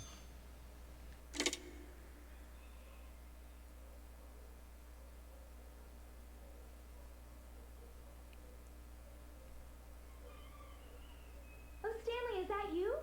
Hold on, sweetie. Sorry to keep you waiting. I'm just pulling the bread out of the oven. I cannot move. Right. Okay, there we go. All right, now, I want you to come in and tell me all about your day. Gotcha. Oh, come on. Did you actually think you had a loving wife who'd want to commit their life to you? I'm trying to make a point here, Stanley. I'm trying to get you to see something. Come inside. Let me show you what's really going on here.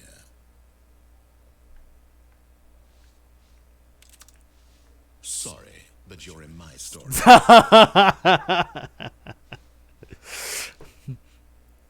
I like how this game is just like in the Hindu philosophy. The soul goes through the constant cycle of birth, death, and reincarnation. In order to break from the cycle called the moksha, the soul needs to meditate on itself. It is then liberated from the cycle. Interesting. This is creepy. This is a very sad story about the death of a man named Stanley. What do you mean death? Good morning, employee. Press.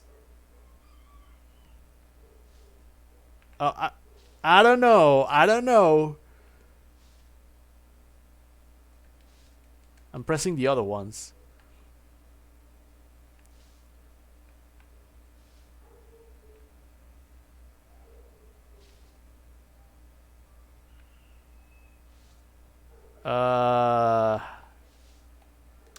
Stanley is quite a boring fellow. He has a job that demands nothing of him, and every button that he pushes is a reminder of the inconsequential nature of his existence. Look at him there, pushing buttons, doing exactly what he's told to do. Now he's pushing a button. Now he's eating lunch. Now he's going home. Now he's coming back to work. One might even feel sorry for him, except that he's chosen this life. But in his mind, in his mind, he can go on fantastic adventures. From behind his desk, Stanley dreamed of wild expeditions into the unknown, fantastic discoveries of new lands. It was wonderful. And each day that he returned to work was a reminder that none of it would ever happen to him.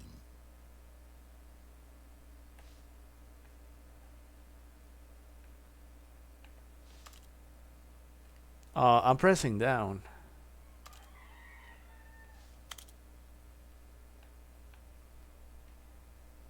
Okay, see? And so he began to fantasize about his own job. First, he imagined that one day while at work, he stepped up from his desk to realize that all of his co-workers, his boss, everyone in the building had suddenly vanished off the face of the earth. The thought excited him terribly. With the boys. So he went further.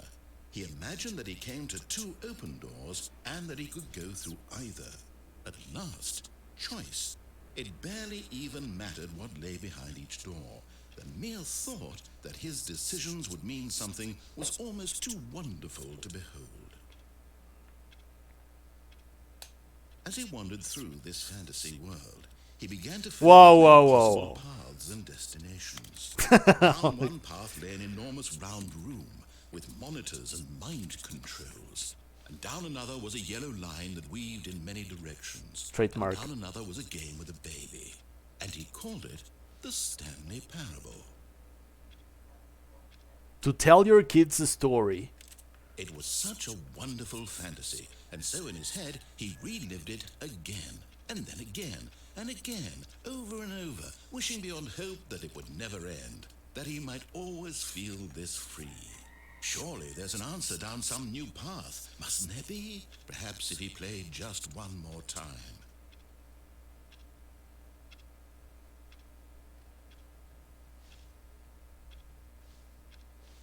I don't know why that doesn't work. I have to use the Z.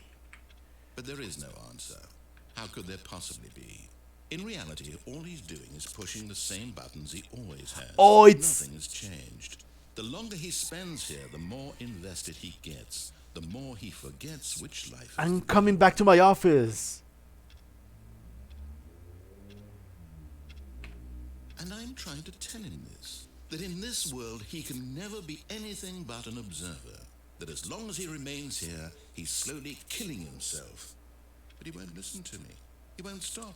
Here, watch this. Stanley, the next time the screen asks you to push a button, do not do it. You see? Can he just not hear me?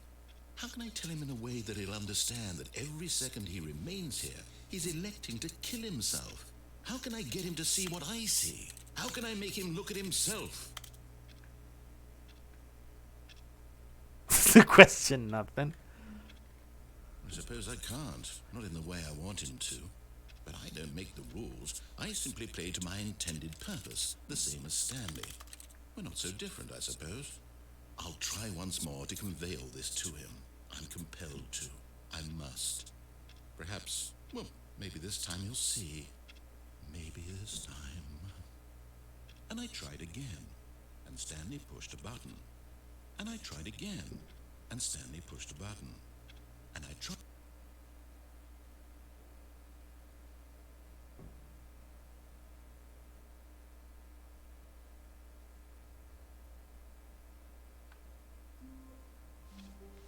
All of his co-workers were gone. What could it mean? Stanley decided to go to the meeting room. Perhaps he had simply missed a memo. Oh, new content. Oh, new content? What does that mean, new content? I don't know, you tell me.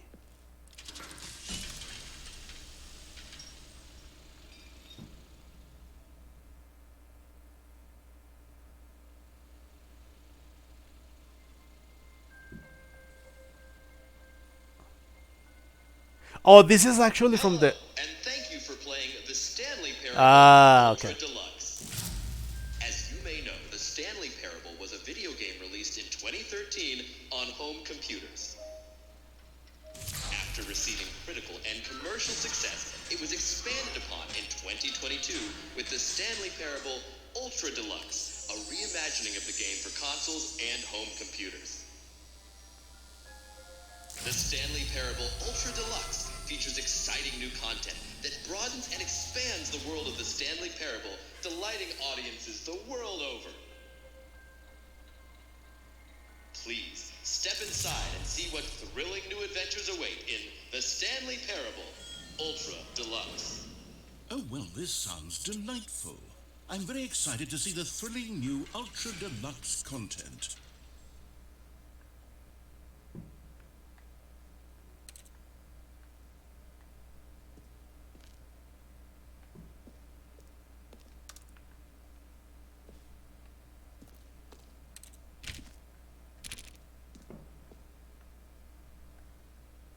I love how this is already self-aware. Okay, so far it's an elevator. Nothing special yet, but I'm sure it's just the beginning of a mesmerizing adventure.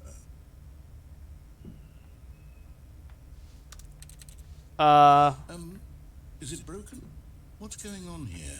Should we be moving somewhere or... Oh, there we go. All right, finally, at long last, it's on to the new content. I've never been more ready. Let's do it.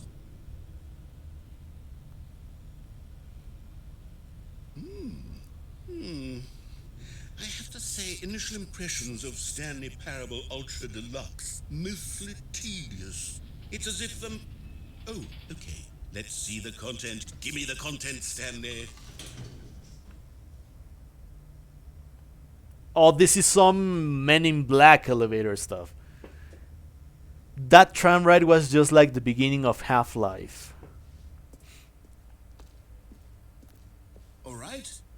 All right, let's see. It's the jump circle. Oh, I can jump!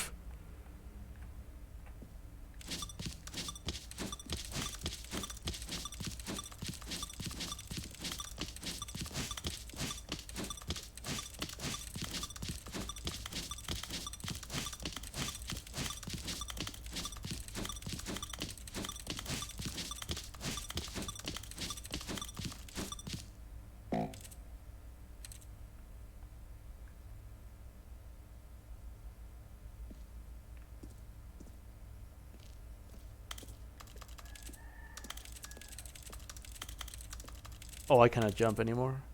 Wait, I shouldn't have wasted my jumps. Is that it? Surely that's not all the new content. There has to be something else, right? Bro, if I require my jumps after this, I'm gonna lose it. Goodness, another elevator. Stanley, I have to say, initial impressions of this game are not positive. It's just elevators and jumping. Is this what passes for exciting? I new thought you were content? supposed to jump the number of times he And I told just read you. through the whole dictionary. There's 20 hours of new content right there. Hell, I could counter 30 trillion. You could put that on the box. The Stanley Parable Ultra Deluxe, now with over 1,000 hours of new content. And oh wait, there's more. Very good. Yes. Oh, I yeah. know there You must be go to the something back. else. You go to Let's the see back. it. I'm ready for whatever it is. I swear, if you require jumps for this section, and I wasted them, I'm gonna commit suicide. In the game. That's it? Oh, you've got to be kidding me. You see, Stanley? This is what happens when greedy video game developers with no respect for their fan base rush a cheap expansion to market for no reason other than to make an easy dollar. And don't get me started on the level of craftsmanship that's gone into it. In fact, I'm looking right now at the game's achievements, and it's hard to believe one of them actually says, "Test achievement, please ignore." What quality assurance department signed off on this? I'm infuriated and I'm offended, and I intend to find these people on Twitter and hold them personally accountable. Twitter. It's my fault, Stanley. I built up too much anticipation around the new content, I'm afraid. It could never have lived up to such expectations. If you're still with me, why don't we just reset the game and we'll try to get back to what the Stanley Parable is really about. No frills, no gimmicks. Party Just you and Kirby's. me having a great time together like always. What do you say, friend? I have no choice.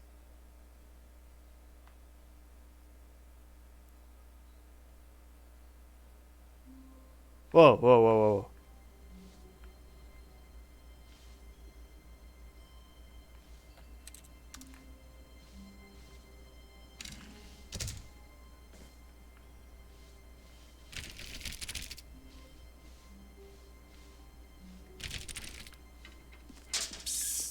Stanley, come over here. In the vent. I want to show you something. Oh, you don't want to see the cool surprise I made for you? Well, fine. You're a dork anyway, so who cares? Oh, what should I do?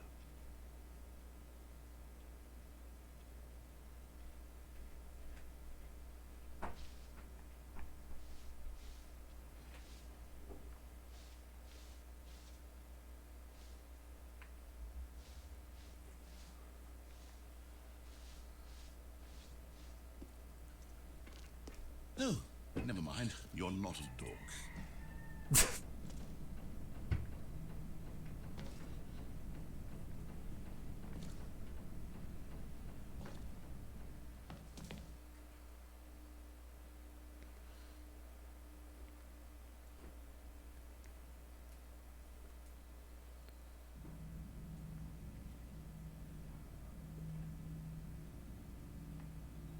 Okay, you remember how cheap and unsatisfying the new Ultra Deluxe content turned out to be? Well, it got me thinking about the past and how much better the Stanley Parable used to be. So I made something special and tucked it away here where the game's developers won't find it. Just our little secret. Take a look. I call it the Memory Zone. It's where I've been storing all my favorite memories so I can relive the peak experiences of my life whenever I want. Experiences like the launch of the Stanley Parable on PC.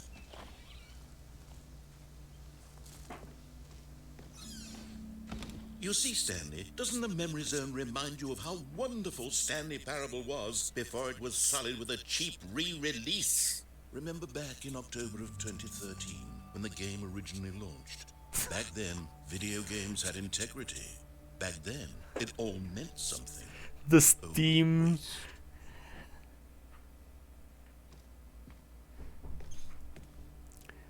The Stanley Parable Indie Box Collector's Edition Galactic Cafe, today's best ideas today, World Class Award, Software Product of the Year, Agile Performance for an Agile Business, Deploy High Impact Growth Strategies, Dynamically Streamline Human Capital, National Geographic, Cargo Operator's Manual, your comprehensive resource for using the cargo life. Don't forget the Stanley Parable. Oh, I should have opened that.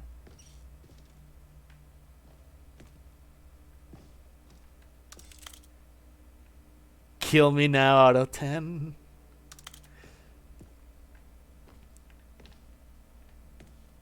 The original remake. The Stanley Parable launch trailer watch on YouTube. Memory Zone Rare Chart. Yeah. Linguists identify 15,000-year-old ultra-conserved words, the Washington Post. Researchers identified 2,000 words whose sound and meaning have survived the past 15,000 years. 6 components of a great corporate culture. John Coleman, Harvard Business Review. Business bloggers at Harvard Business Review discuss a variety of business topics, including managing people, innovation, leadership, and more. Ah, the good times.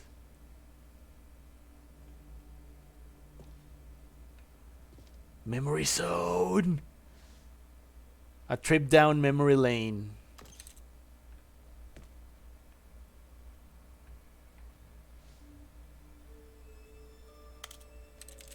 The demo. I actually didn't play the demo. Go outside. Don't play for 5 years. Unachievable. It is impossible to get this achievement. Go outside. That's nice. Game innovation. Debut game. Story.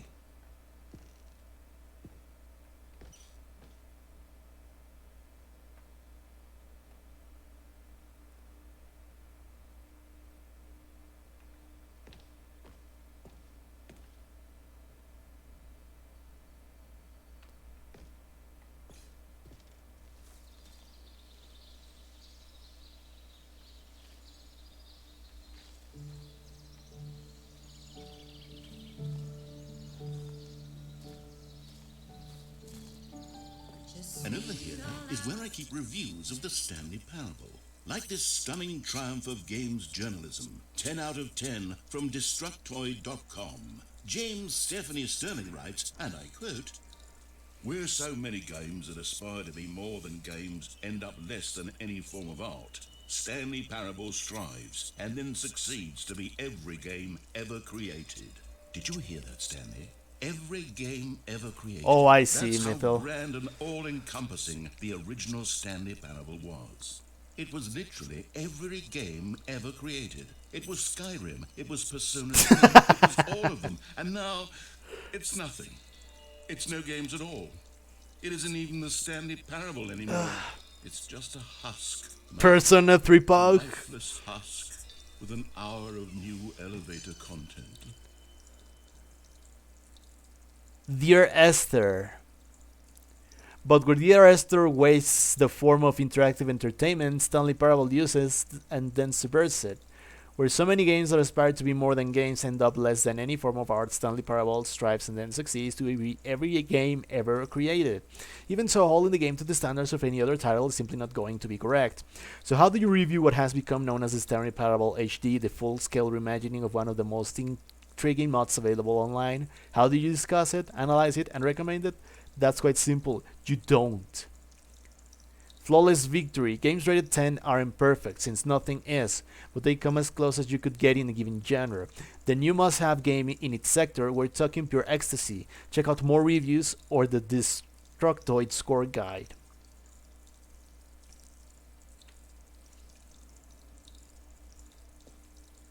Oh, everything looks so like superior when they are surrounded by those two wheat leaves.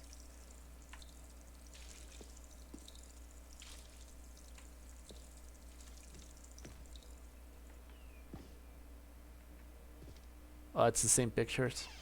Wait.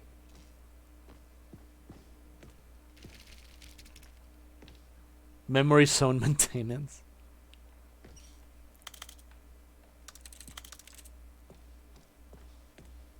This is one of the games of all time. Exactly, Mithil, exactly. One of the games of all times. What's person of the year?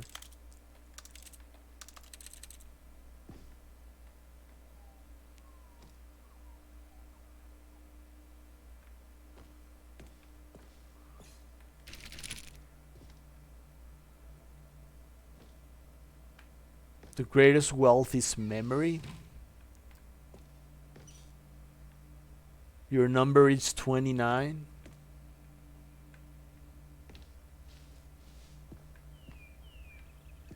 Here's another moving passage, this time from GameSpot.com.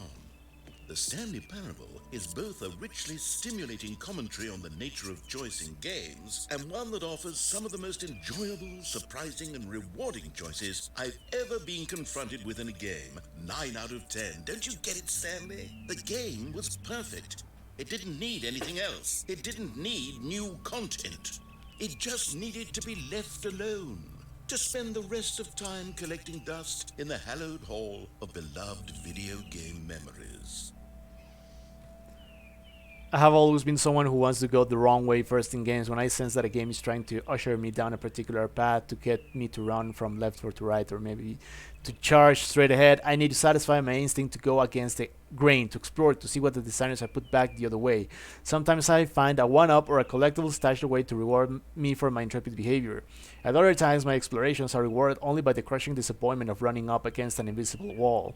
Whatever I find or don't find, my action is a manifestation of my desire to exert some independence, to make my own choices within a system that severely limits my options and encourages certain specific behaviors. The Stanley Parable feels alive in its responsiveness to your choices and its desire to subvert your expectations and keep you on your toes. I think of the Stanley Parable as a sort of video game analog for Charlie Kaufman and Spike Jonze's brilliant film adaptation, which gently mocked the ways in which so many films manipulate audiences for formulaic plot twists and situations in which characters learn huge life lessons, while simultaneously moving me with its formulaic plot twists and situations in which characters learn huge life lessons.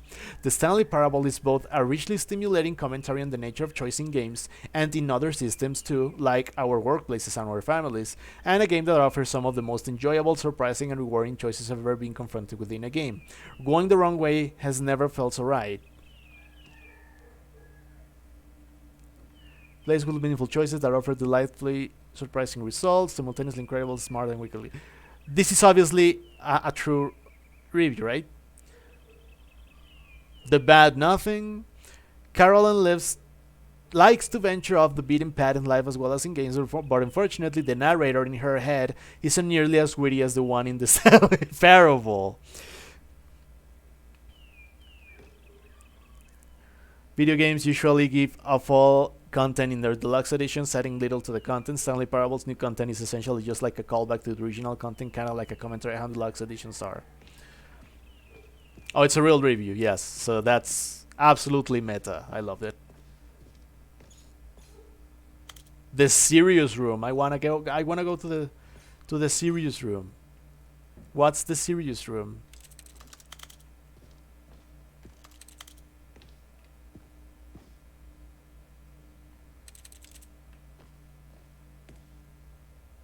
Wait, it's open again.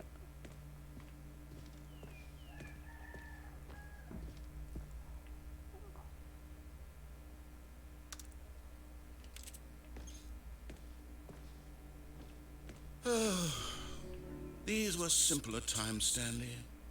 But I wouldn't give to go back, to have it all over again. I can? Oh no, no, no. I missed. Oh no, you're so true, Mithil. Oh my god. I wasted my jumps. God damn. Ah, well, whatever.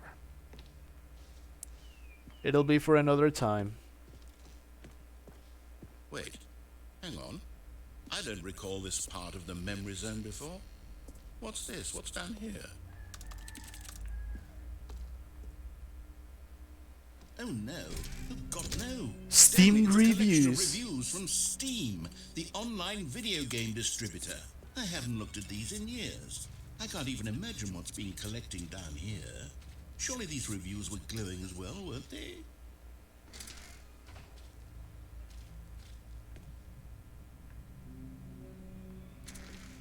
Honestly, I could not be bothered to play this game to full completion. The narrator is obnoxious and unfunny, with his humor and dialogue proving to be more irritating than entertaining. Unfunny! I'm not trying to be funny. I'm trying to make a serious work of art. I suppose I could write up a handful of gags to insert into the Stanley Parable, but the game is already such a densely layered web of profound philosophical insights that I can't even imagine where I'd have the room to stick them.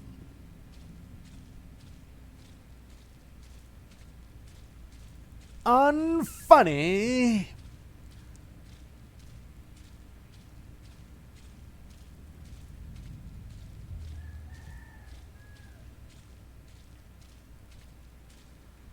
Oh, I thought you could go Half-Life. Yeah, I haven't played Half-Life either. Remember, I already have Portal 1 and 2, and I have Half-Life also 1 and 2.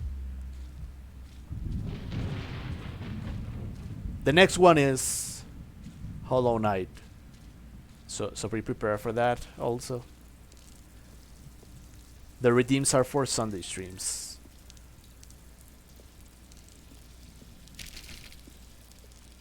Well, not this is what you call extra content, you know?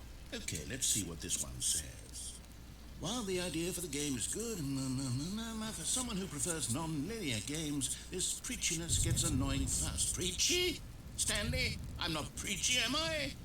You can tell me if I'm preachy. Honestly, you can. Oh, goodness. This is actually quite shocking for me. I always, well, to be honest, I had always thought of the game's dialogue as being rather terse to begin with. You can't know how much fluff I cut from the game to get it to feel as light and airy as it... Well, I always thought it did. But maybe it wasn't. Oh dear. What an awful memory to have to hold on to. These black marks are my otherwise unimpeachable track record. I feel like a failure. Like I let these people down. Perhaps the Stanley Parable isn't quite as sterling as I always remembered.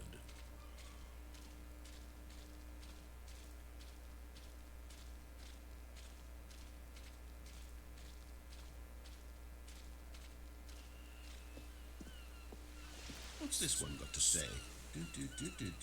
You constantly have to stop doing anything so the narrator can catch up with his long-winded explanations of what's happening. I wish there was a skip button. A skip button? Well, yes. Yes, I think we can do that. If I'm truly too preachy, then maybe letting you skip ahead for just a moment, surely it couldn't hurt. Not if it means we can strike these negative reviews from the record. Only positive reviews of the Stanley Parable. That's my motto today, and it's always been my motto. I'd do anything for the customer, Stanley. Yes, a skip button we shall have.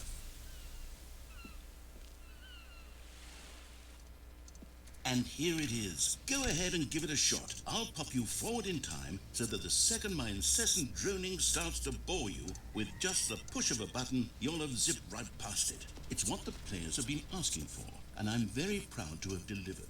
No more listening to me rambling on and on and on. No. The Stanley Parable is a game for the people, and if the people want silence, then by goodness, that's what they're going to get. Well, don't sit around waiting for me to shut up. Go ahead and make me shut up. Here, we'll pretend that I've just begun an interminable monologue, and it goes something like this. The story, and the choices, or what have you, and therefore, by becoming it is, so on and so forth, until inevitably, until the end of time, at which time, everything all at once, so, now you see, blah, blah, blah, blah, blah, blah, blah, blah, blah, blah, blah, blah, blah, blah. We've eaten too much, and it can't be just yet, no, until 245. That the logic of elimination working backwards, the deduction therefore becomes impossible to manufacture. It went on for nearly 10,000 years, until just yesterday, here and there, forward and back, and never a moment before lunchtime. It can't be. It's the only thing there is. How many billions left until so much more than forever ago? Which is why I say, the story, and the choices, or what have you, and therefore, by becoming it is, so on and so forth, until inevitably, we all until the end of time, at which time everything all at once, so, now you see, blah blah blah blah blah blah blah blah. Oh, you're back, you see. You were only frozen in time for a few minutes, but it was plenty of time for me to deliver a long, rambling monologue full of unnecessary verbal flourishes and lengthy ruminations on the nature of choice in video games. Of course, I happen to believe it was perhaps one of my more profound such ruminations. Not that, of course, you need a description of it, but if I had to describe it, I'd say it was perhaps less of a rumination and more of a treatise. Or maybe a manifesto. Look, I'll outline it for you very briefly, and you can tell me what you think. Okay, so my theory is that any choice you've ever made is simply a series of choices made by the person who you are, or were, or will be at the time of having made said choice. That is to say, if by articulating a choice you've already made, you bring that choice into being, then by making no choice and saying nothing, are you not simply erecting in the sanctuary of time a monument to every person you've ever been, making every choice to which you've ever given your great gift of mortal and yet timeless thought? Or rather, do all of the choices you've ever made, in fact, make you more not this kind of person, and in fact do the very opposite? You see, it could in fact be both of these things at once. That you are both making choices and not making choices, and that they are both affecting you and not affecting you at the same time by virtue of the fact that you both are and are not making them. Okay, at first, I was leaning towards manifesto, but now I'm going to circle around and slap the treatise label on this one. I think it has much more of a treatise vibe to it. But wouldn't you say that manifesto just has a much grander sort of tone? It has a mouthfeel that is rich with ambition and history. I like using that word in reviews. See, now you've got me going back to manifesto. Heavens, at this rate, we're going to be here all day. Okay, look, I have a method for exactly this sort of situation, and I do find myself in this situation frequently. I'm going to say each word back and forth in repeated succession until I become sick of one or the other, in which case the word I am not sick of shall be the victor.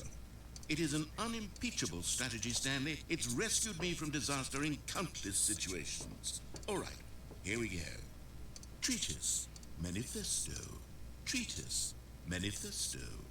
Treatise, manifesto. Treatise. A normal person would already skip all of this, you know? Treatise, manifesto. But I think it's Treatise, brilliant. manifesto. Treatise manifesto, hell yeah. Treatise, manifesto. Treatise, manifesto. Treatise. I think it will go on like this. Treatise, manifesto. Treatise, manifesto. Treatise, manifesto. Treatise, manifesto. Well, there, sport. You really did catch me rambling on a bit, didn't you? But that's the power of the button. The minute I start to go off on a thoughtless display of self-absorption, it's right at your fingertips to go poof, and it's all over. Oh, I can't wait to see what Cookie9 will say about The this. Communist And whether they'll Manifesto. edit the rating of their Steam review, or at least change some of the wording, perhaps. To be honest, I don't even know if one can change their review in the first place. I guess I should become better educated on exactly how Steam works. Perhaps that would have been the smart thing to check on before I went about this whole exercise of making the skip button. Although I have to imagine that after seeing this exciting new technology at work, surely whoever it is runs Steam will instantly run out and implement a new feature to make it possible to edit one's review, merely because of this very situation. Yes, I think that's quite likely. Or perhaps they'll simply grant this particular user the ability to change their review, so that the feature is not widely abused. Look, I would even be okay with Steam altering this particular review so that it reads as something more beneficial. Something along the lines of, this game is the best game. Start over. How about this? One of the From games of all ashes time. depravity rises the phoenix of quality. How else to describe the Stanley Parable Ultra Deluxe? Such a revolutionary step forward in the lineage of one of the most beloved video game properties of all time. The additions and changes made to this expansion will surely resonate in the annals of the history of all media ever made. It is perhaps true to say that no mistakes are forever etched in stone, for the stone into which the Stanley Parable was carved has itself been transmuted, offering a message of hope to those who have ever erred in their judgment. You are not beyond redemption. You may change, and you may become more, so much more than you were before. If there is any message to be taken from the Stanley Parable Ultra Deluxe, it is this. What a fortune, a privilege, a joy it is to have had such an experience. It leaves me hopeful that as a community, as a world, there is time for us to become our greatest selves, as great as we ever could dream of in our wildest, most ambitious visions for a brighter future. Wow. Now, Stanley, that's a review. It's perfect. It's the perfect review. It's the review I've always dreamed of receiving. I have to read it again. It's simply too wonderful. I have to experience this just one more time. From the ashes of depression, What was that? rises the phoenix. Okay, so it... How else to describe the Stanley Parable Ultra Deluxe? Such a revolutionary... Right. Okay, welcome back, Stanley. Now, I should say that the amount of time the button has been skipping through is becoming longer and longer. That last one was, well, I want to say maybe 30, 45 minutes? It's not unendurable by any means, but there's really only so much I can ramble on to myself about. I know, it's shocking, isn't it? But at any rate, I do suggest that we not press the button again. I think the skip button has been aptly demonstrated, and we can say goodbye to it and just... Wait, how do we get out of here? Where did the door go? Wasn't there a door that led into this room? I do feel quite certain that there was one here before. How There else was. would we have gotten into the room in the first place? I don't think one can enter a room without a door of some sort, or a window or something like that. Do you see a window anywhere? Yes, it is, Flavia. How are you, Sufficiently King? large crack in the wall. I'll take any of these. All I want is for us to move on and to please step away from the skip button, to go anywhere other than the skip button. There was a door here before, wasn't there? I swear there was. Where did it go? Can you maybe just ram your way through a wall? That's exactly what I was trying to do. Possibility that you could, say, slam your body into the wall until enough damage is done for you to be able to leave? Please, I'll take any option at all. I'm asking you to work with me here. We need a door. We need a door of some kind. I can work with any kind of door as long as it can open and lead from one room to another. I'm going to step away for just a moment, and I'm going to try to find us a door. I don't know how exactly to remove a door and place it in a different wall, but I will find a way, I promise. You just need to not do anything. Don't press the skip button. Please, please, please do not press the skip button. Just wait here for me, and don't press the skip button. Got it? Yes, good. I'll be right back.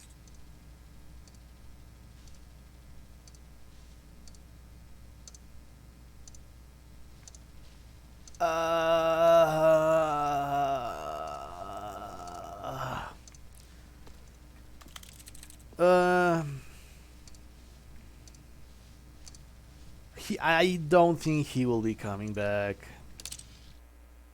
Stanley, please don't push the button again. It's been 12 hours. You've just been frozen there. I don't know why the skips are getting longer, but they're really, truly getting longer. And my God, there's no way out of the room. Stanley, the door is gone. It's completely gone. I've looked at it from every angle. I've checked every one of those walls 1,000 times. And there's no door, Stanley. There's no door. There's just you. I know, and the Kelp. button. My If I bad. keep pressing it, I have no idea what will happen. I have no idea how long I'll be made to sit here. And more than anything else, I don't know how to stop you from pressing the button again. I can't control anything in this room, Stanley. I can't touch it. And I have to believe, I have to know that sooner or later, no matter how much I plead with you, you're going to press the button again. Why would you? I've been thinking, and I don't know what I can do to convince you otherwise. Oh my God. And it's all because of those reviews. Those reviews that I couldn't get out of my head. I just couldn't ignore the negative feedback. Why was it so important for me to fix the problem? Why did Cookie9's opinion matter so much to me? Cookie's not an opinion on Steam. I have no idea who they are. What would it ever really matter? But here I am. I'm fixating on every tiny negative thing that anyone Obvious. says about me. The merest mention of one of my imperfections, and I become as impetulant as a child, wild and impulsive. Of course, I'm listening to everything 7 Persona. I'm analyzing the writing. To alter and to change and to break anything unbroken, if only it pleases this one person who made a single negative comment. What does such an impulse serve? For whose benefit is this? And here I am now stuck in a room, waiting for you to press this button. Yeah, he changed the review after this came out. And that I'm going to be stuck all alone, and that I have the power to prevent it all from happening, if only I'd held my tongue. It's all out of my control now. Just you. Just your decision as to exactly when you're going to make me suffer, to leave me all alone. Surely you will. I don't doubt it. Surely you'll press that button again, leaving me here. And surely you'll put your own desire to see what's next ahead of my need for company, for companionship. Surely you'll not be moved by my howls of fitful anxiety, that you sit with me and just stay here. Oh, no, I know you too well. You'll be leaving me. Oh, my God.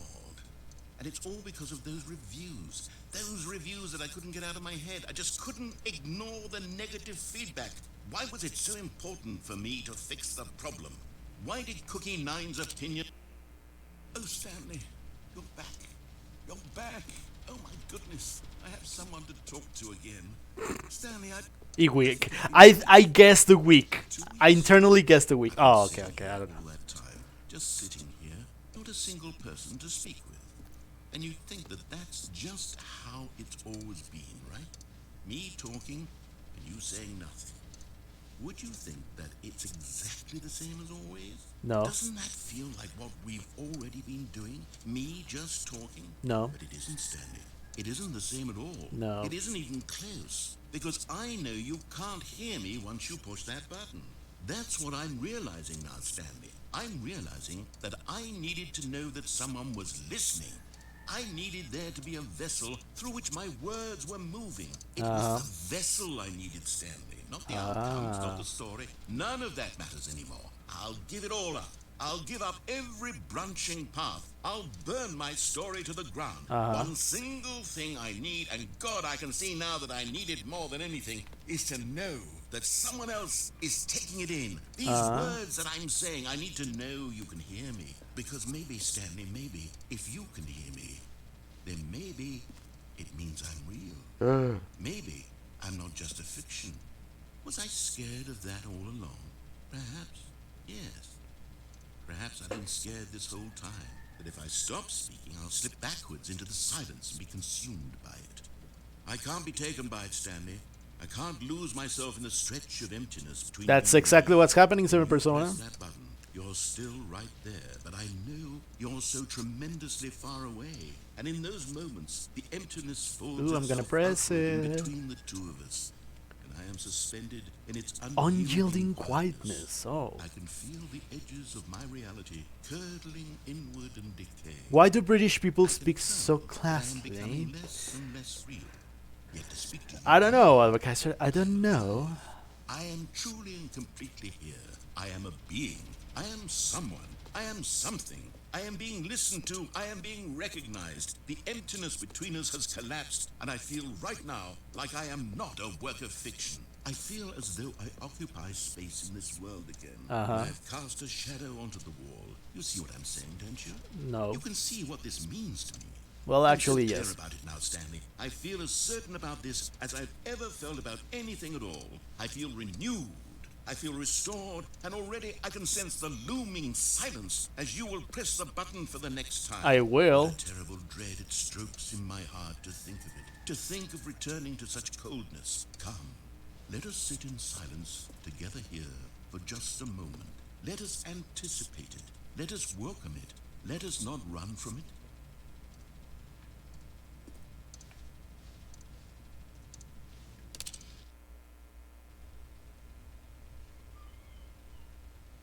Oh, hello. It's you. You're here again. Welcome.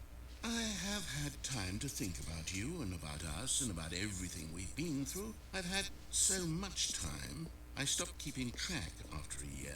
Have you ever sat down in one place and not moved for one entire year? No. Let me describe it for you. To begin with, there is only regret. Oh. There is only the turning wheel of missed opportunities. I Ah. felt nothing at all but regret for the longest time, Stanley. Oh, I'm sorry. Days, months. I lost it all in a blur of the deepest longing to undo the past. And when that feeling had begun to subside, what took its place is what I could only describe as the collapse of every moment I have ever experienced my entire life. All of them collapsed down into a single instant. Deep. In that instant, I could see myself clearly, calmly, with a collected heart.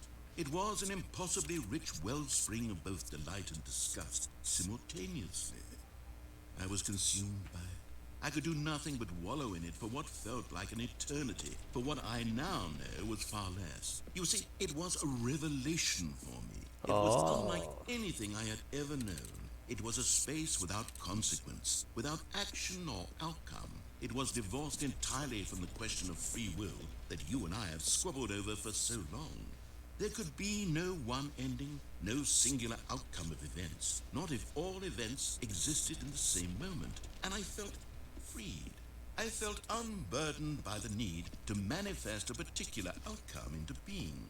I saw that I could allow myself to exist along all timelines, and that each of them was simply a strand in the web of my being. It was incredible. The spaciousness, the equanimity of the moment. both singular and infinite. I love For the word longest equanimity. time, this was my experience. And then this moment passed, and the most unyielding fear I have ever known crept into my mind. And it is this sensation that I have been experiencing now for longer than I could have ever expected was possible. I have been waiting for you.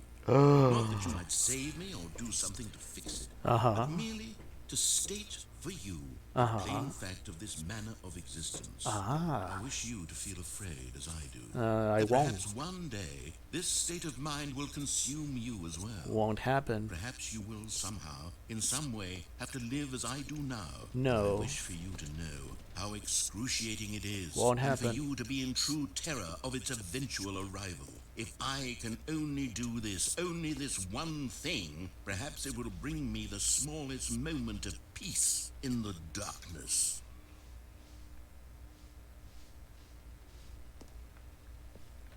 Whatever.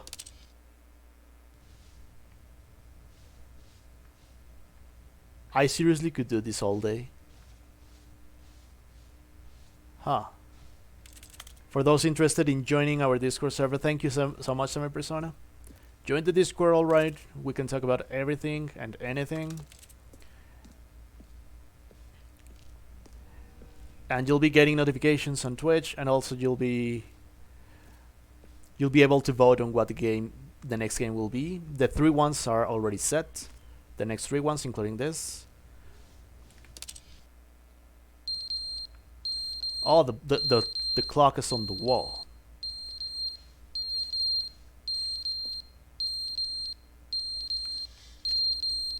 That's the fire alarm. I love how you press X and everywhere sounds like a keyboard.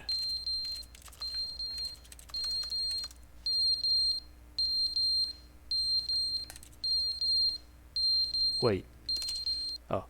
I thought it They didn't. didn't understand the game was never meant to be funny. It was meant to have a point. It was meant to speak to the human condition. But where are the jokes? Where are the jokes? They bemoaned, they screamed, they gnashed their teeth and said, entertain us. It wasn't enough. They had to leave a pathetic little thumbs-down review and make all of their pitiful demands. But then, he's talking too much, they said. First, he didn't entertain us, now he won't shut up. It's the inconsistency, it's the lack of accountability. It's the unwillingness to examine with an uncompromising heart the words that they are speaking into the world.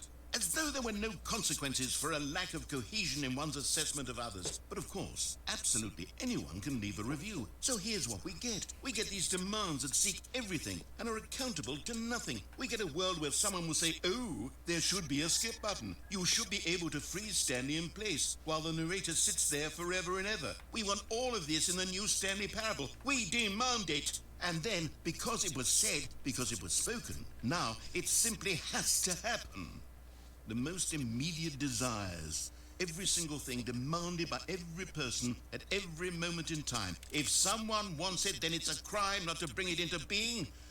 Have we been given to indulging every fleeting whim for no reason other than to do so? Yes! Yes! It seems that this is now the world we live in. It seems that we are a people living in such bleakness and discomfort with ourselves that our entertainment is now our lives. It has come to represent us. It absolutely must speak to who we are as people, because otherwise, without our entertainment, we have nothing. Without entertainment, we would have to face inward toward the cruel bleakness inside ourselves. We would turn to look at our deeper nature and find a resounding emptiness gazing back with unyielding aggression. And so because of this, we require that our amusements and our playthings and our flights of fancy be so impossibly captivating that they consume all of our attention, turn our heads completely away from the bleakness. In effect, we have demanded that our entertainment be the collapse of ourselves. That's actually true. Pitiful reflection of humanity. People use entertainment as a escapism. shameful mirror to the human spirit they project. I'm not mad.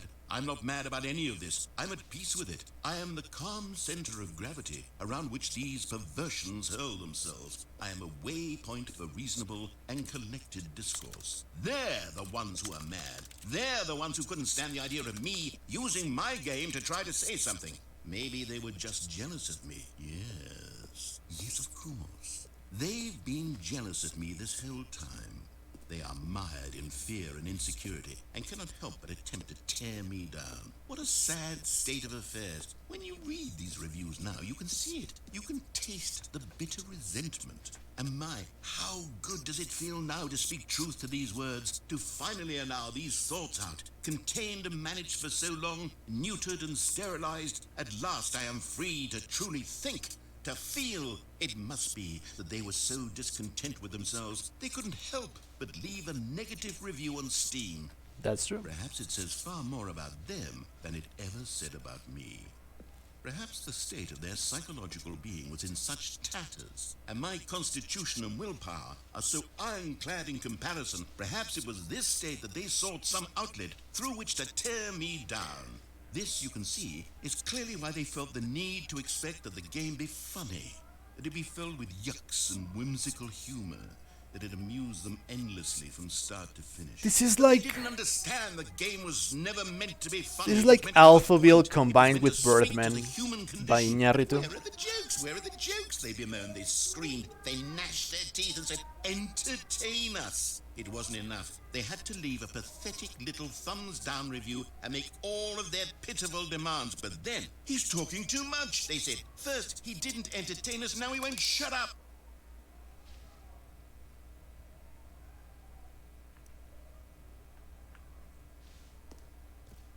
It's basically desecrating the logic of Steam reviews and reviews in general. And I do agree that sometimes people don't put actual thought in the reviews, which I normally try to. Wait. No. The end is never the end, is never the end, is never the end, is never the end, is never the end, is Tomorrow's news: British narrator kills player with his manifesto over negative Steam reviews. is never the end, is never the end, is never the end, is never. Door? No door.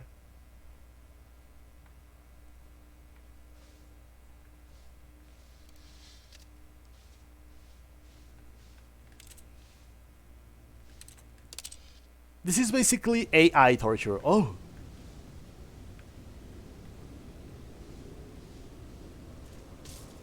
The place is crumbling down. And I cannot jump because I wasted my 36 jumps.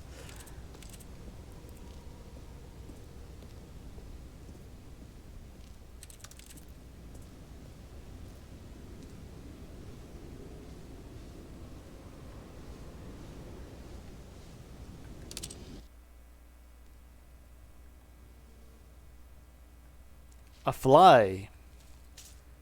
I heard a fly.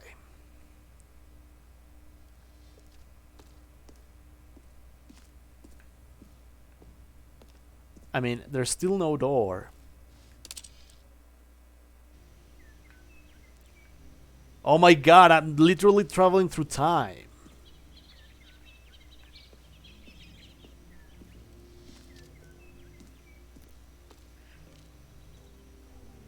I love this logic. I cannot walk through this. I love that video game logic.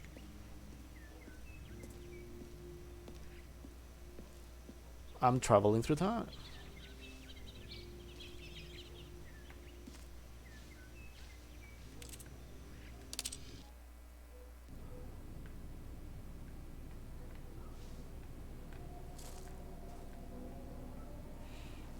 This is like Mr. Incredible becoming uncanny as every time I press the button.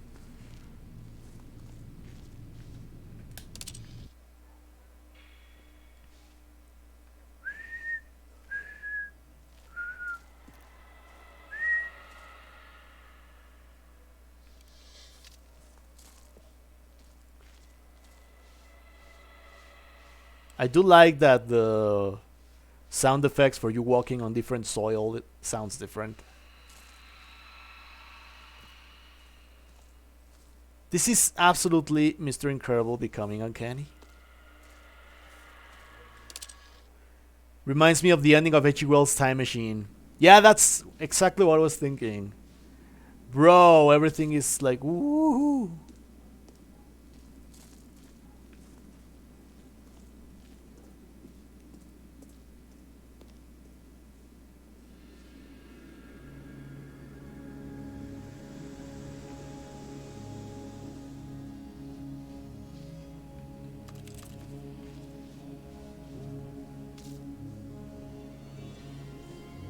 Still no feet, that's true.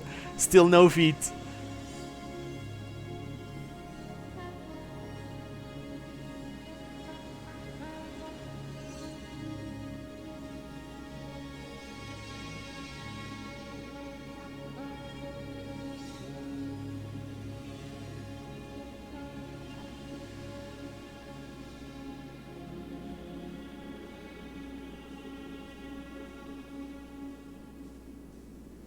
I would actually like the sound. Well,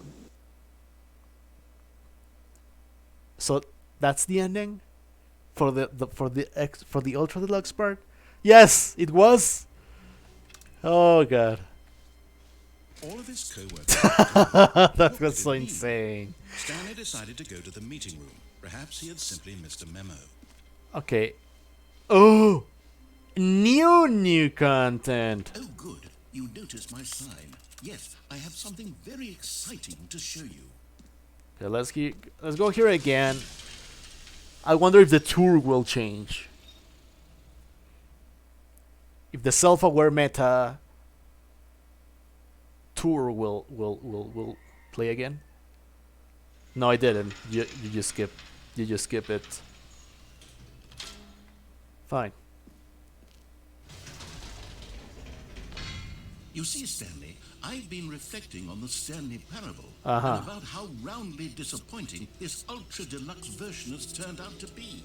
The original Stanley Parable was a landmark, and any new content for it should live up to that legacy. So forget this Ultra Deluxe nonsense. I say we take it one step even further. Which is why I'm very proud to announce for the first time ever, the Stanley Parable 2. Of course. Yes, you see, isn't this far superior to a measly re-release with a few minor additions? Think of all the new territory we'll cover with a fully fledged sequel. An entirely new experience, built from the ground Oh, up. sure thing, Why, sure there's so thing. many possibilities. It could go in so many different directions. This is what fans have truly been asking for. Not really. Investor showcase. Taste the sequel. Edgar contemplates if the deluxe edition also has multiple endings. I am actually. I am doing exactly that.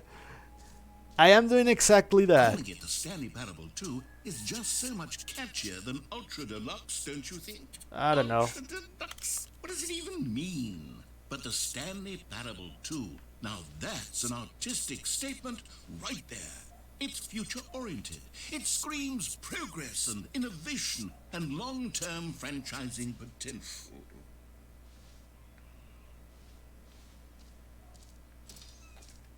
I heard the door.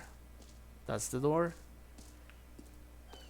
Yeah, sure thing. Stanley Parable sequel. They are back. 2 doors. More TSP, better TSP, win-win, sequential mindshare, paradigm shift, synergy, brick and mortar approach, enveloped client-centric marketing, the color red, leverage holistic value.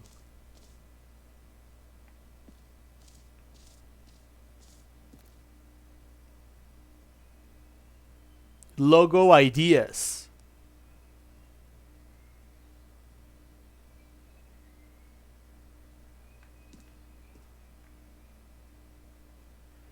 After googling, I discovered the Ultra Deluxe edition released on 27th April.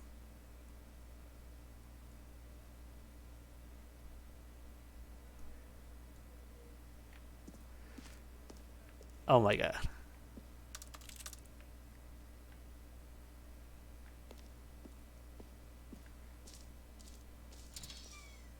Now, to be clear, I haven't quite nailed down what exactly the Stanley Parable 2 is going to be. But let's take a look at some of the features I've been developing for it. I figure that if I can loosely organize a handful of interesting concepts, that surely the game will sort of naturally spring up around them. It'll all work itself out. Game development is much more of a thing of magic than anything scientific or logical, really. Oh, he's worker too far. I'm slow. I'm so sorry. I'm slow. I'm so slow. I was thinking, well, that's not the day of April's Fools, you know. That's genius. Sequels are good. Portal 2, Half-Life 2, Batman Arkham Asylum 2 City, Divinity Original Sin 2, Doom 2, Madden 2, Return of Jafar, Dark Souls 2.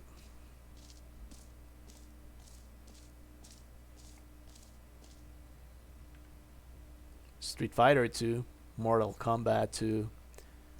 This way to the show floor.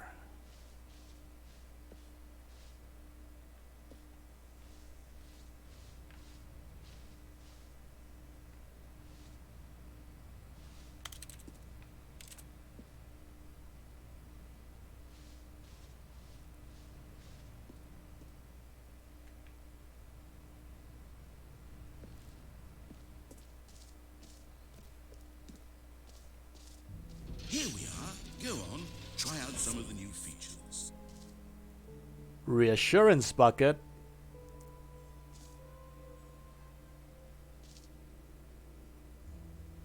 Yeah, Madden 2.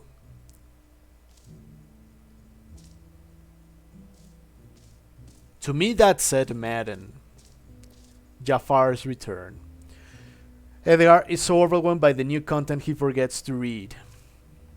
The button that says the name of the player that is playing the game.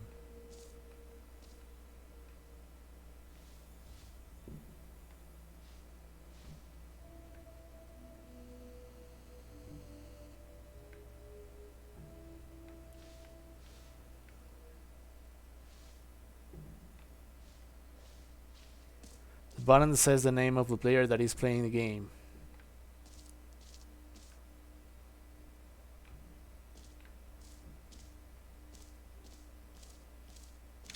For the Stanley Parable 2, I asked myself, what do players really want? And of course, the first and most obvious answer is that they want to be individually recognized and validated as people. So with that in mind, my first addition to the game is this button which speaks the name of the person playing the game. Isn't that wonderful? Jim. Sorry, I should have clarified. Right now, the button only says the name Jim. But of course, in the final game, this button will say your name, whatever name that Imagine is. being named Jim and Let's playing have this. role play as Jim to really simulate the full experience of this feature. Just play along. I promise you'll love it. Okay, here we go. Let's take a deep breath, clear your mind, forget whoever you are, and simply become a person named Jim. I want you to imagine yourself living as Jim, sleeping and waking as Jim, falling in love and being heartbroken as Jim, seizing all of the world's possibilities as Jim, and as Jim watching your dreams crumble into dust. Do you feel it deeply? Are you really, truly Jim right now?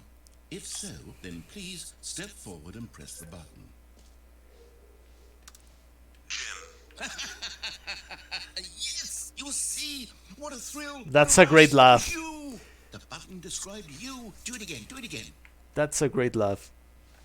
Oh, it hits even harder the second time. If this were the only new feature in the Stanley Parable 2, it would still be worth the money. Let's take a break from the Jim button. I'm too emotionally drained from all of this personal validation. Wait. Whoa there, cowboy. Sometimes a person can be too much Jim. I'm putting the Jim button away. Otherwise, soon you'll start to lose all sense of who you actually are.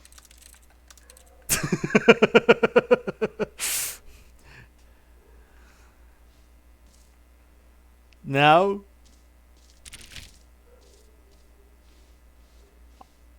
I wanna be the Jim.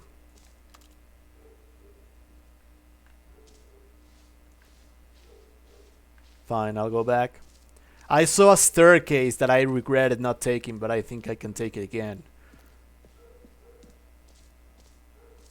Yeah, I didn't know. I thought I was the only one spamming Jim at the end. I suppose I could allow only people named Jim to play the Stanley Parable 2. That would actually save me the work of finishing this feature.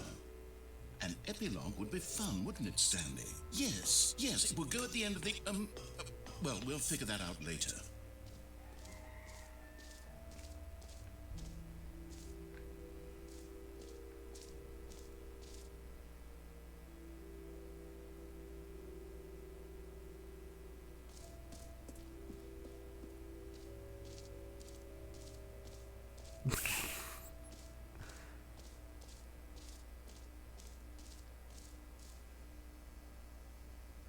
Alright, so it's free.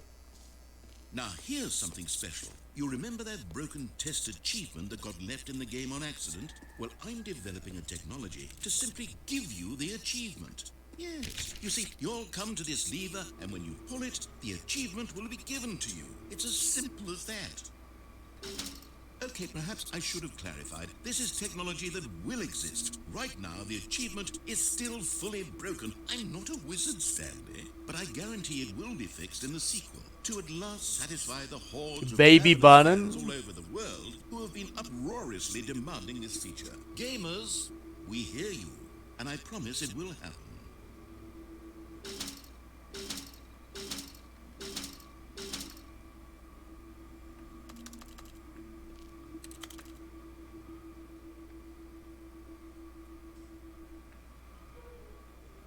This game has gone too far. That's why I like it.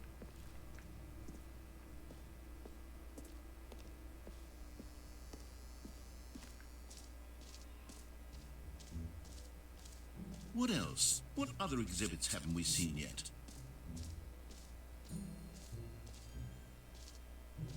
Okay, I'll be honest, I haven't yet decided on this one. I think that in the new version, the office could use a bit of decoration, like balloons. But I'm undecided on Get Well Someday and Happy 12th Birthday. Which would you go with?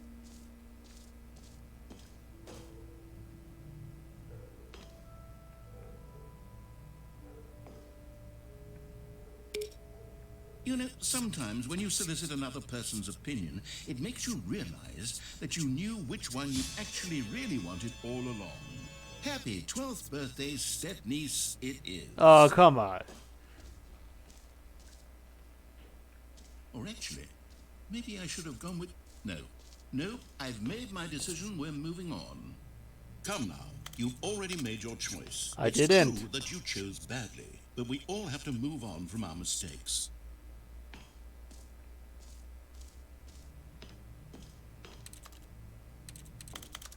There's another jump circle back there. Jump circle? Do you mean that I could have jumped? Oh man, that sucks so much.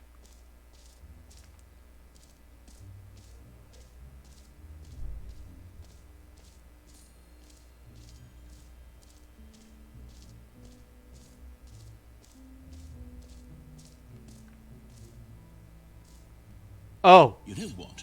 Let's bring the jump circle back for Stanley Parable 2 as well. It's... Oh, wait. You already spent all your jumps the first time we saw the jump circle. yeah. Oh, well. I suppose it can just be a nice decorative piece, then. Damn. No.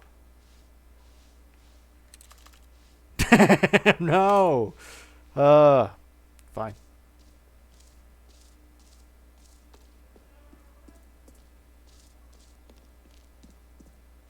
Now I see what you meant. What do you mean? Okay, so what am I missing? Semi-World Champion, Infinite Hole.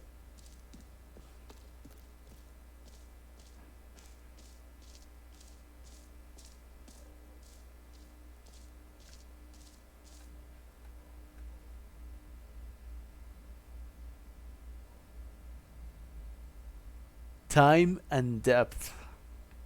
You need to do some stuff to unlock. Oh, okay.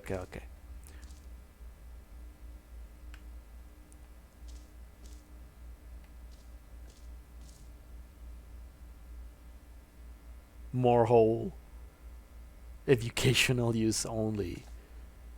It just keeps going.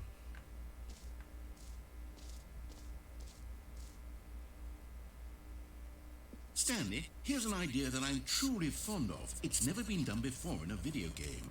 This is, in fact, a hole that you can fall down forever. That's right. Infinite falling. You can fall until the end of time, if you like. A stunning leap forward for video games as a medium.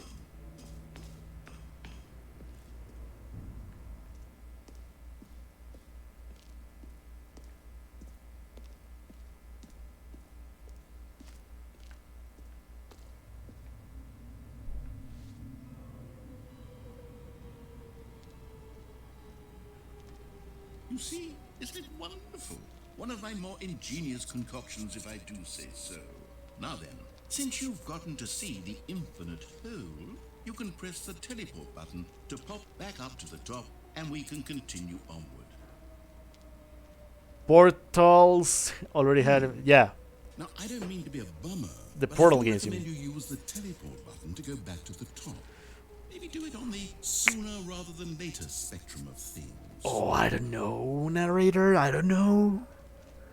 We have already talked about the epistemological implication of I don't know quite how to choices. say this tactfully, but it's possible that I slightly exaggerated the infinite nature of the hole. It's a very, very deep hole. To be certain it is. It's an extremely deep hole. It does have an It end. isn't an astonishingly deep hole. It is. Is it infinite? Well, that sort of depends on your definition of infinity. From one perspective, the infinite is merely philosophical in nature. It's more of a... Okay, well, good for you. You found the bottom. Oh, of and the that hole. didn't kill You me. found me out, Stanley. I'm a liar and a cheat, and you're so clever. Look, I think the issue here is just that you're unusually fascinated by falling. What normal person actually wants to fall infinitely? I figured the hole was as deep as anyone would actually need. Don't you put this on me. Maybe you're the problem. Look, things got a little heated there. I think we both said some things we didn't mean. Why don't we just put all this behind us and agree to just call the hole... Just the two of us. We can make it if we try. Just the two of us. Just the two of us. Then go ahead Building and press castles the in the sky, to you walk and up I. to the top of the hole and we can move on. I'll just be up here when you're ready. Every pause button is a Roman numeral 2. Based. Based epiphany.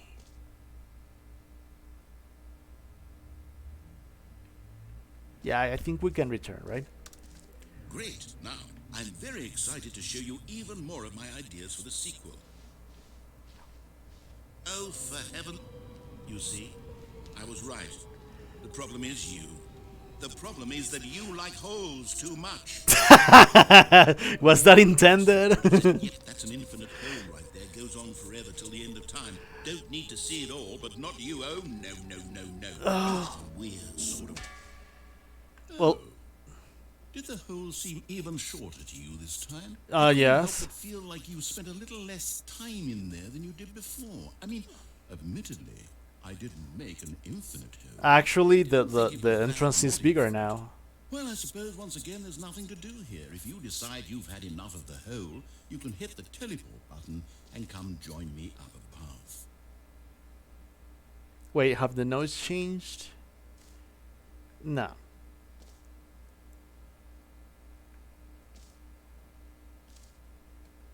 Had enough? I'm positively thrilled. I really do have so much more to show you and to talk about, and I've had enough of the hole for a lifetime. Fine. But not me. Gosh, how could I have guessed? You're back in the hole. If this starts to become a thing where... Oh, that's shorter. Okay, yes. I'm starting to become extremely certain that the hole is not only not infinite, but that it's growing steadily less and less infinite. I suspect that I'm starting to hit the point where it's no longer feasible to call the hole infinitely deep. No. It lacks overall standards for accountability and marketing. Ah. What's going on here? Stanley, I have no explanation for the uncertain nature of the hole's length. Here, let's try something. Let's pop back up to the top, and we'll see if it gets any shorter. Well, there it is. The shame of my lie has come to haunt. How is this still appealing to you? I know you're obsessed with holes, but at this depth, I just can't see this scratching the itch. Oh, who am I to judge? You just do whatever it is you're here to do and hit the Wait, teleport button when I you're cannot ready go to out. move on. Bro, I have triangle to return to one step, to two ladders of height. I do have to press triangle to get back to the floor. No jumping, just press triangle. Nice. Wait, triangle is not working. Is the teleport button not working? You sure? Well, I mean, I really don't have an explanation. It was working just a moment ago. Try it again. I know. Still nothing? Well, I suppose there is one thing I can do to fix this. I'm out. Goodbye, Stanley. You couldn't bear to be away from the hole, and now you'll get more time with it than you could ever have asked for. Hey, Agustin. Win for It's everyone. amazing Get to be with the meta hole, I consciousness. get to do literally anything else. Take care, Stanley. I hope you and the hole have a wonderful rest of eternity.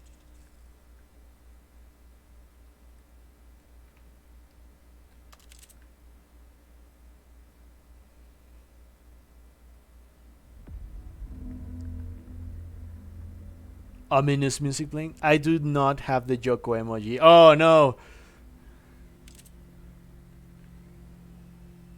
I do have the pretentious emojis though.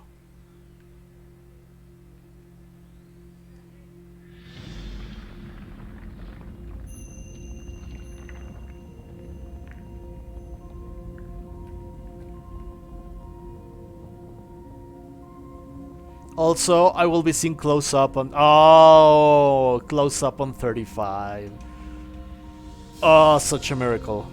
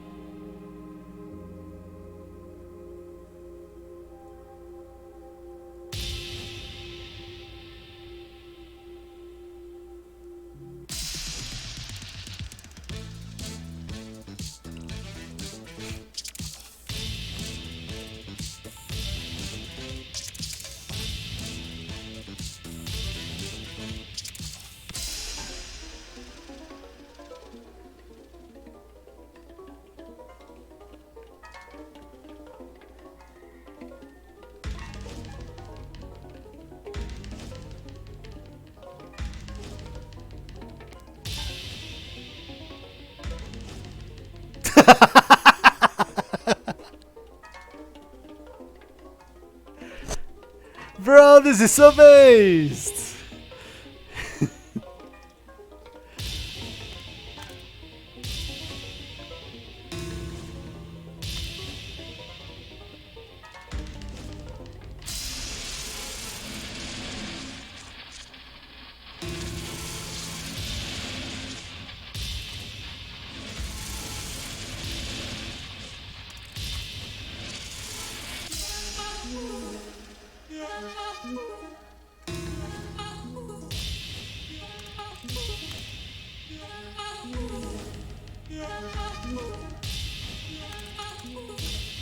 Stanley?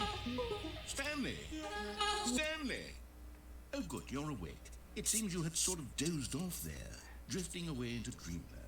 But we can't have that, Stanley, because this hole is just so darn fascinating that I want you to be wide awake for every second of it. You don't want to miss a single moment.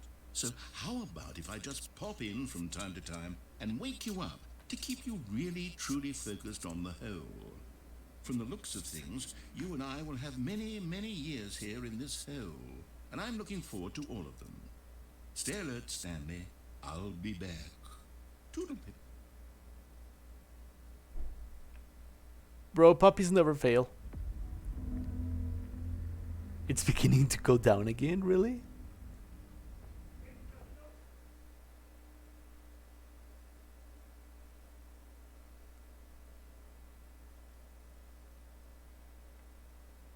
Here we are. Go on. Try out some of the new features.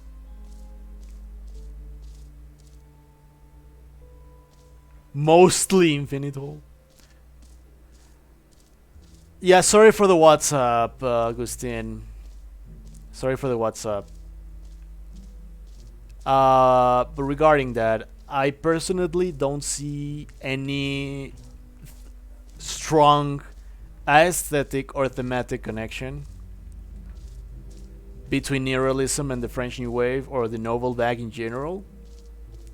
I think that there exists a bridge between the two movements, and that is Truffaut's 400 coups, 400 blows. And the reason is that as a beginner of the New Wave movement, it does break the rules of normal storytelling and normal filmmaking, but at the same time, the film is also neorealist in essence, because it does depict the struggle of a misunderstood kid with poor resources that steals something in order to live. So I really don't find any strong connection, but I think that Truffaut works. 1959 masterpiece works as a bridge between the two movements. I hope that kind of gives insight to your question. Now it's a real video game. In the Stanley Parable 2, you'll run around gathering up these miniature Stanley figurines. And what's truly innovative is that there will be no reward for collecting all of them. Oh, waste. I don't want to stifle the intrinsic joy of watching a number go up. You simply collect all of them, and then you move the hell on with your unremarkable life.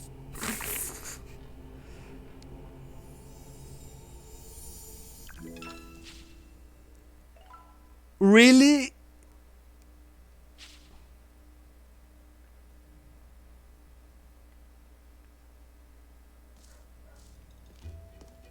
God, it really is the worst when you collect everything in a video game and then they give you a big fancy reward for it. Absolutely tragic.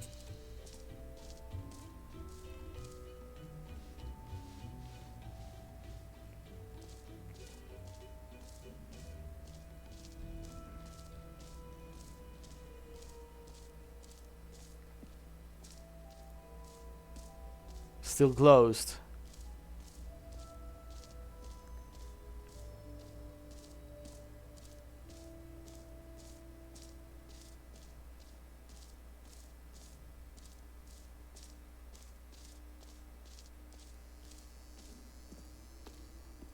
I don't get the logic of rewards bad here. Like, why is it bad? I don't know. Rewards are good. This game does give you rewards after all.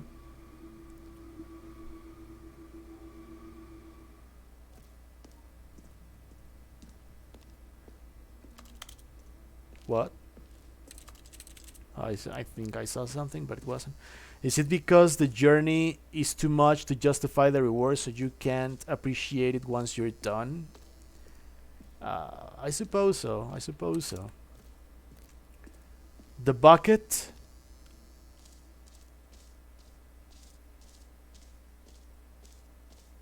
Where was the bucket? Infinity hole. Mostly. Free achievement. Wait. Wait.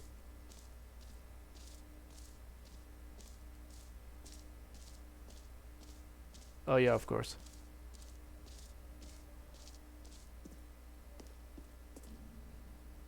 A common complaint of the Stanley Parable was that it was confusing and paradoxical, that it engendered a chaotic sense of reckless despair in those who played it.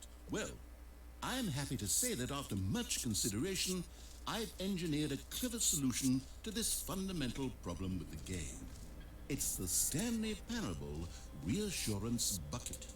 You see, Stanley, anytime you're holding the bucket, a sense of calm and ease will fill your mind and your heart. It's true. As long as you hold on to the bucket, the many disorienting contradictions of the Stanley Parable will feel perfectly normal and perhaps even comforting. You may even come to long for the gentle embrace of jarring cognitive dissonance while the bucket is in your arms. And to be honest, it's a much more convenient solution for me than actually redesigning the game to be less uncomfortable. Can you imagine what a pain in the ass that would be? Yes, the bucket is the perfect solution. Come on, give it a try.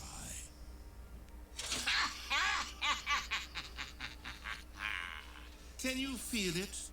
The glow of comfort, even in the face of crushing despair, must already be sweeping through your body.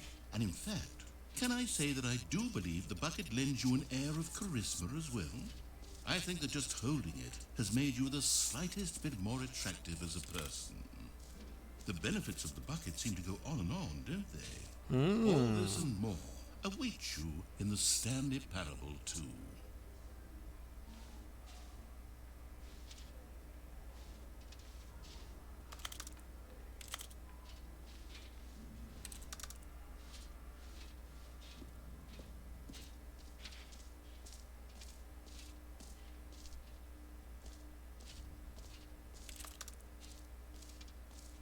Oh, I can just carry it outside. Nice. Does anyone give out awards for most enjoyable bucket in a video game? That really should be an award if it isn't already.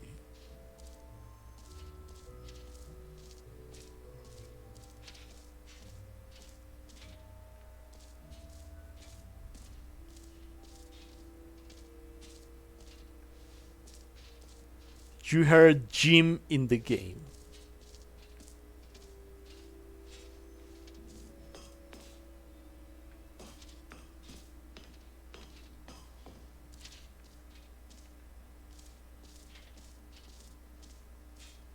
Oh, I didn't notice that.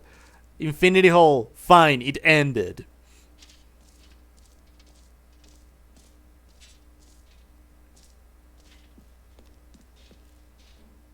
Check the Merc. The Merc.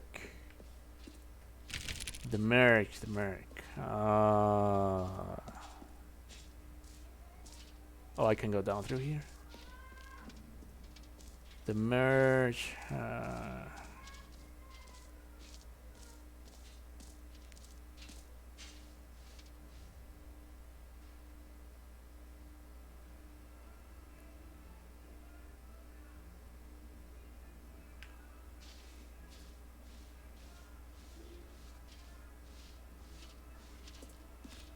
Wait.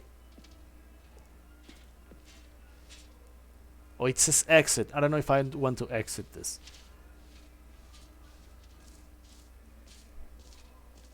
I think that's all possible exits I can do. That's a free achievement. That's the mostly Infinity Hall, which it ended. The screenshots part. The new decoration. Oh, okay.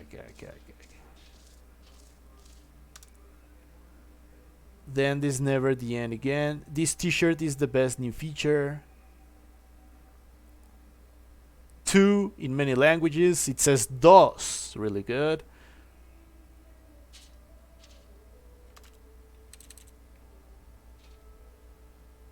What does it say?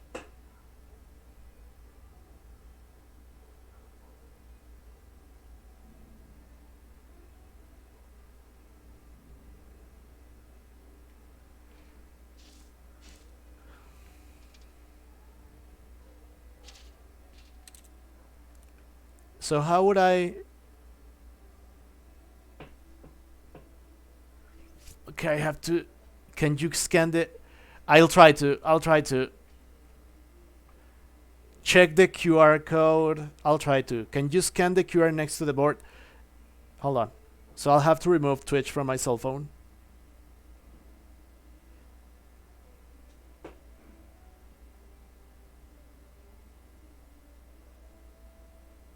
It's kind of not working.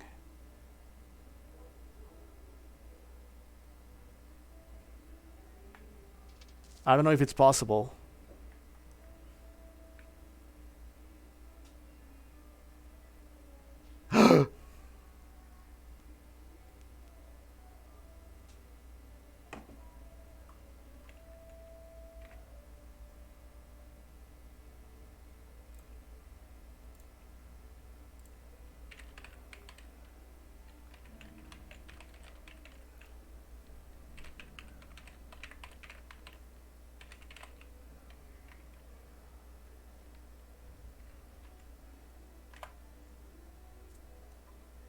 Welcome to the official website of the Stanley Parable 2.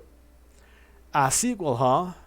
Watch our helpful and informative video to learn more about the Stanley Parable and about what the journey of becoming a sequel is all about. That's new. If you're more of a prequel sort of person, check out the Stanley Parable.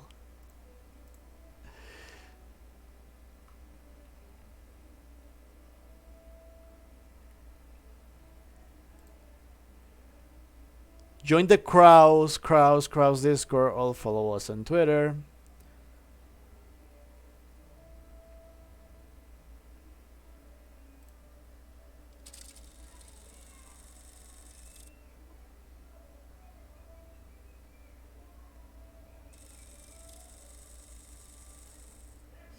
Say there, Timmy, what's that you're enjoying? Why, it's breakfast, of course. Everyone loves breakfast. But did you know that breakfast is getting a sequel? That's right. It's called Lunch. And critics are raving that lunch will be everything breakfast was and more. With a little luck, we may even get a trilogy series out of it. Say, you know what a sequel is, don't you, Timmy? Why, sequels are the world's way of clinging helplessly to the past. We all want more of the things we love, and we're all afraid of change, which is what makes sequels so popular. New ideas are dangerous, Timmy, and they can lead to early aging. This eager-minded young thinker is just 29 years old. That's why we have sequels, to keep us couched in the familiar and the comfortable. Sequels are the bedrock of a healthy, functional society. And if you look around you, you'll find them everywhere you go. For instance, this man is developing a sequel to the automobile, which we'll call the vertical automobile. It's a useless, impractical invention, and in 2 days' time, the man will be publicly stoned to death for his crimes against gravity. Not all sequels are heretical nonsense, however. Here's the man who invented breathing, which is the sequel to suffocating and dying a slow death. Even your parents are getting a sequel, Timmy. Their names are Rob and Jessica, and they'll be taking care of you once your original parents are sent back in time to fight a secret war for the government. Sequels can be very fashionable. This young woman is wearing 5 shirts at once, which is the sequel to wearing 4 shirts at once. Look at Becky over there, wearing only 2 shirts at once. Get with the times, Becky. In fact, there is only one single thing in the world that isn't a sequel. It's this. We don't know what it is or why it exists, but it's the prequel from which all sequels are derived. And just like everything else, the Stanley Parable is getting a sequel too. We all know, of course, that it was your favorite game as a child. Don't you remember those long, lazy afternoons you spent playing the Stanley Parable? Watching your precious youth fritter away hour after hour. We've all wasted our childhoods in one way or another, and you were fortunate enough to get to waste yours on the Stanley Parable. But the Stanley Parable came out years ago, and you're not a child anymore. You're a man, which is like the sequel to a child. And as a man, you want manly things like taxes and cheating at baseball. You need a man's video game, Timmy. And that's why the Stanley Parable 2 will be perfect for you. It's as manly as video games can get. 2003, I Am a Man. Let's look at the burly hunk of a man who's responsible for the game. Here he is, hard at work. His name is Gregory 8-Pack, and he's the cutting picture of raw, virile masculinity. Gregory is what we call the ideas guy, and he has the most important role on the team. Gregory The ideas guy 8-Pack. tirelessly comes up with interesting concepts and then hands them off to the rest of the developers for the relatively simple job of turning those concepts into reality. For example, he's the one who picked up the phone and declared, "Someone ought to make a sequel to the Stanley Parable." Good work, Gregory. Go ahead and take the rest of the day off. With the hard part out of the way, work on the game can now begin. The game's developers must answer a simple question. What makes a sequel in the first place? Well, it's simple. Sequels are an opportunity to correct the mistakes of their predecessors. We've all made mistakes, and we've all caused harm to someone we love in order to cover up our mistakes. When developing this particular sequel, it's important to start by thinking, what mistakes did the original Stanley Parable make? Well, first off, most of the pornography in the original game was stolen or pirated, and it's time we paid the licensing fees fair and square. Second, the Stanley Parable was catastrophic for this man named Leroy, whose personal information, including home address, social security number, and bank information, were all displayed prominently in multiple locations throughout the game. Although Leroy's money and identity were stolen, the fact remains that his personal information was the emotional core of the game and absolutely vital to a nuanced understanding of the story. As reparation for the harm we caused him, the sequel will contain a brief and insincere apology to Leroy tucked deep within the game where it will be difficult to find. Finally, the Stanley Parable made the mistake of leaking too many government secrets about the nature of the Time Wars. Without these intricate details of specific military tactics, the story is likely to make very little sense. But we've decided to remove them from the sequel in the interest of helping the state's efforts. We'll get to you yet, Time Dracula. Now then, it's time to set about constructing the Stanley Parable 2. Game development is a difficult and complex art, one which can only be fully understood by this race of hyper-intelligent child soldiers bred in laboratories. They begin by studying the original Stanley Parable. Here it is in its raw, untouched form, a specimen of technological perfection. Time to exploit it for profit. We begin by adding jokes. The Stanley Parable was most widely known for its stark lack of humor, bucking all conventional industry wisdom. It was a bold artist statement that its developers stood firmly behind. But in 2022, it's impossible to reach even a single consumer of video games without jokes of some kind. So very well, jokes it'll be. During its development, over 500 kiloliters of comedy will be funneled directly into the core of the Stanley Parable 2, creating jobs for hundreds of machine operators and producing 30,000 tons of pollutant chemical byproduct, which will be pumped directly into local lakes, rivers, and beautiful nature reserves like these all over the country. Another common complaint of the Stanley Parable is that there wasn't enough gameplay. And so for the sequel, its developers have gone to great lengths to fix this problem. Here we can see gameplay being printed onto sheets. Every video game contains as many as 1,000 sheets of gameplay, and several of the largest games ever made contain close to 1,500. On mobile devices, the gameplay sheets have to be printed smaller. For the Stanley Parable 2, as many as 35 new gameplay sheets are being printed, each of which must be delicately massaged by the hands of a child before being added into the game. This man is stealing gameplay sheets from the factory, which he likely intends to use for a personal project he's been developing in his spare time. A good public stoning will cure him of that inclination. Let's check on Gregory real quick. Ha! Still recovering from a hard day's work. Don't you move a muscle. Next up, it's time to blackmail the press. In a competitive market, blackmailing your local journalist can be one of the most effective methods of creating word-of-mouth buzz for your sequel. In fact, blackmail is the currency of social progress. From your neighborhood grocer to the teacher at your school to the man who helped you steal HBO, everyone responds to blackmail. And if you've never done it before, it's easy to practice at home on your friends and family. Simply follow the instructional pamphlet that your teacher hands out after the end of the film. And finally, there's one last tool at our disposal for making the sequel feel fresh and exciting, and that's packaging the game with collector's edition merchandise. If you order the Stanley Parable 2, you'll receive this cow's egg. A single egg will produce over 1,000 cows, which are, of course, the sequel to pigs. And there you have it. Everything there is to know about producing the Stanley Parable 2. Of course, you may know that there is also a game titled The Stanley Parable Ultra Deluxe. So which game is the true sequel to the Stanley Parable? It's an excellent question, Billy. One which the child soldiers have been working round the clock to come up with an answer to. And after many weeks of diligent research, the conclusion they've reached is, who gives a shit? All that matters is that it's more content for you to cram down your insatiable gullet. You don't want thoughtful and nuanced answers to complex questions, Billy. You just want to eat bubble gum and cheated hopscotch. So get out there and consume. Do your civic duty and bully your parents into buying you every version of the Stanley Parable 2 on every platform. Tell your friends to bully their parents as well. It's through community efforts like these that the world comes together in harmony and connection. And it's only through this connection that we'll defeat Time Dracula once and for all. Don't let the time-traveling vampires win. Buy the Stanley Parable 2 and pledge to support all sequels for today, tomorrow, and into the great unknowable beyond.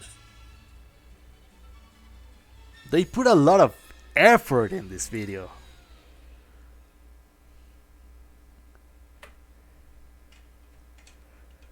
Ah.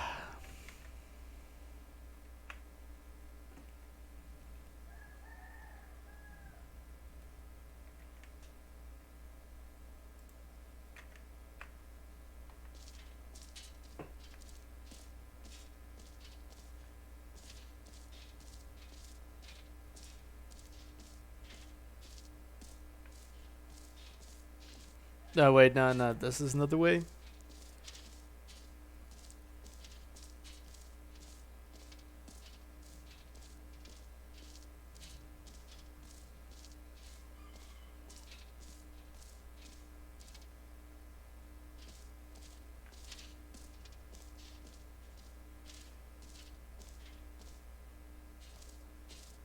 Oh yeah, sorry. I think that the YouTube one, well, the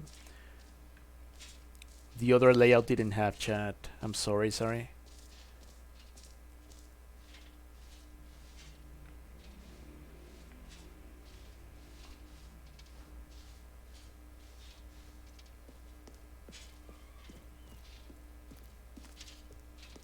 All right, have you seen everything you wanted to? Ready to move on now? Well, what is this? I should be able to pick it up or something. Hey, Edney, how are you? I want that portfolio.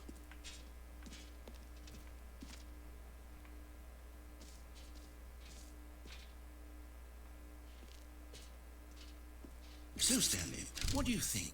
Do you like all of the new features? No. Yes, I know it's not exactly clear yet how exactly these features will come together as one single coherent video game, but I can feel it in my soul. It's going to work. There's definitely a good game in there somewhere. Say, let's do an experiment. I'll arrange these new features I together, got scared. and we'll see whether or not it coheres into a meaningful gameplay experience. Fine. Okay. Are you ready? Here it is. I give you The Stanley Parable 2.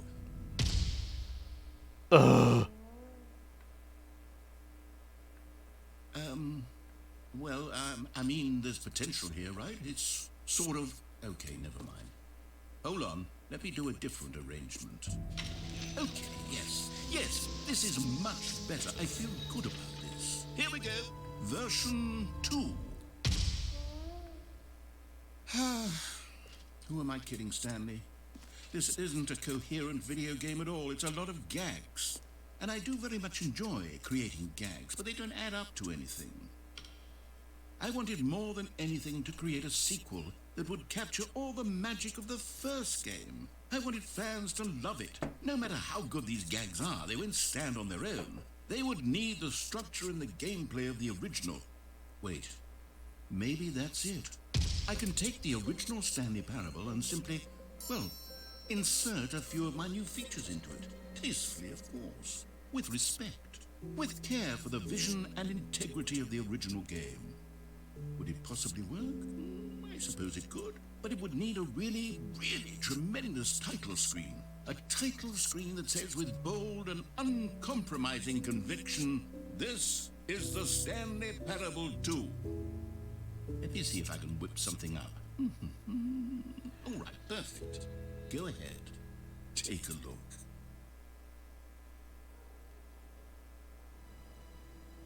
Oh my god.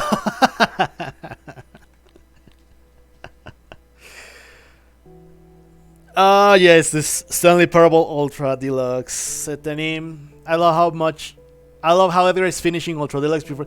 I didn't do that on purpose. I just took decisions and I was led here. I mean, I did some special endings before, right? And I did get the achievement for finishing the game, which is just like opening the main door and going to freedom. But I know that there are many other possibilities that I haven't taken. It's the same thing, inverted Y. It kept the same settings.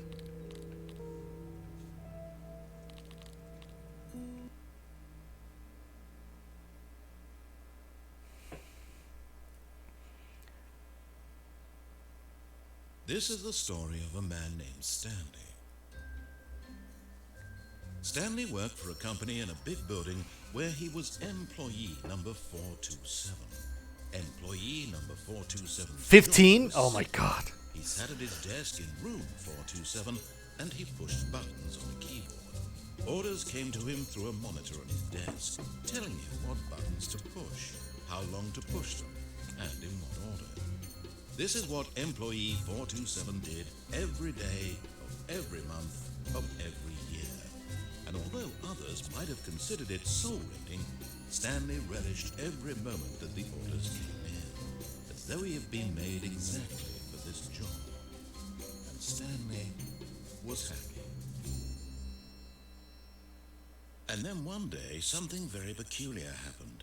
Something that would forever change Stanley. Something he would never quite forget. He had been at his desk for nearly an hour when he realized that not one single order had arrived on the monitor for him to follow. No one had showed up to give him instructions. The new decorations. Or even say hi. I didn't choose that Never in decoration. all his years at the company had this happened. This complete isolation. Something was very clearly wrong. Shocked, frozen solid, Stanley found himself unable to move for the longest time. But as he came to his wits and regained his senses, he got up from his desk and stepped out of his office. Okay, so I All his coworkers suppose were gone. What could it mean? Stanley decided to go to the meeting room. Perhaps he had simply missed a memo. Stanley felt the bucket calling to him, What? begging him to pick it up. well, Why was he not doing oh, it? Stanley picked up the bucket.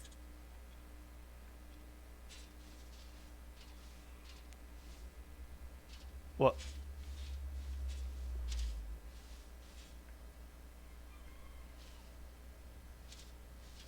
I don't have. I don't know if all the possibilities are present in this mode or not.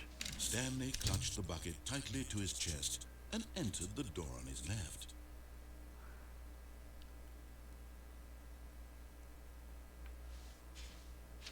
This was not the correct way to the meeting room, but Stanley had felt the bucket calling to him, telling him that the employee lounge was simply the place to be.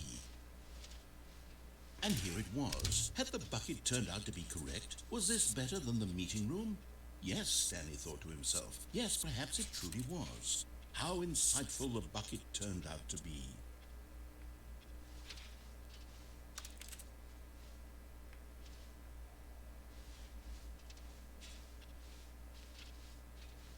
Truly, being here with the bucket was a grand adventure. Stanley reflected on all they'd been through together. First, walking through the door on the right, then walking to the lounge, then arriving at the lounge. What a thrilling journey the bucket had inspired. No, never mind. The bucket was wrong. Stanley took the door on his left to go back to the meeting room. No, Said the bucket. don't go to the meeting room. Go somewhere else. The cargo lift, yes. Go there. Go to the cargo lift.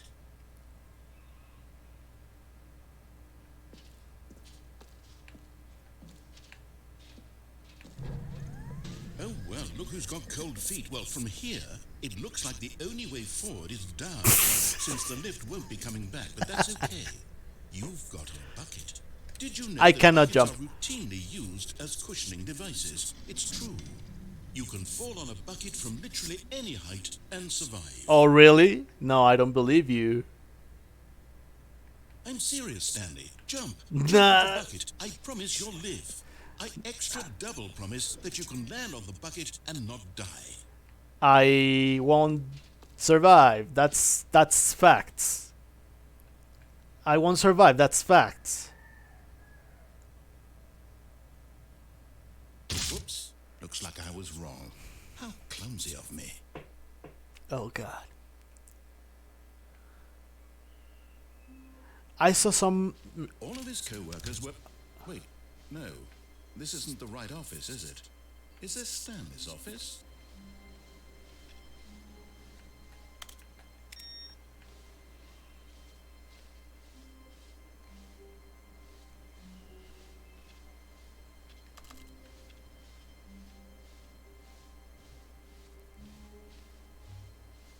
When Stanley came to a set of 2 open doors, this was not the correct way to the meeting room, and Stanley knew it perfectly well. Perhaps he wanted to stop by the employee lounge first, just to admire it. And here it was, the lounge. But eager to get back to business, Stanley took the first open door on his left. Stanley was so bad at following directions, it's incredible he wasn't fired years ago. I want to go there because there's an open door. I saw it. Look, Stanley, I think perhaps we've gotten off on the wrong foot here. I'm not your enemy, really, I'm not. I realize that investing your trust in someone else can be difficult, but the fact is that the story has been about nothing but you all this time. What? Really? Oh, In the middle of something, do you have zero consideration for others? Are you that convinced that I want something bad to happen to you? Why, I don't know how to convince you of you this, killed but me I last really do time. want Shut to help up. you, to show you something beautiful. Look, let me prove it. Let me prove that I'm on your side. Give me a chance. Danger, danger everywhere.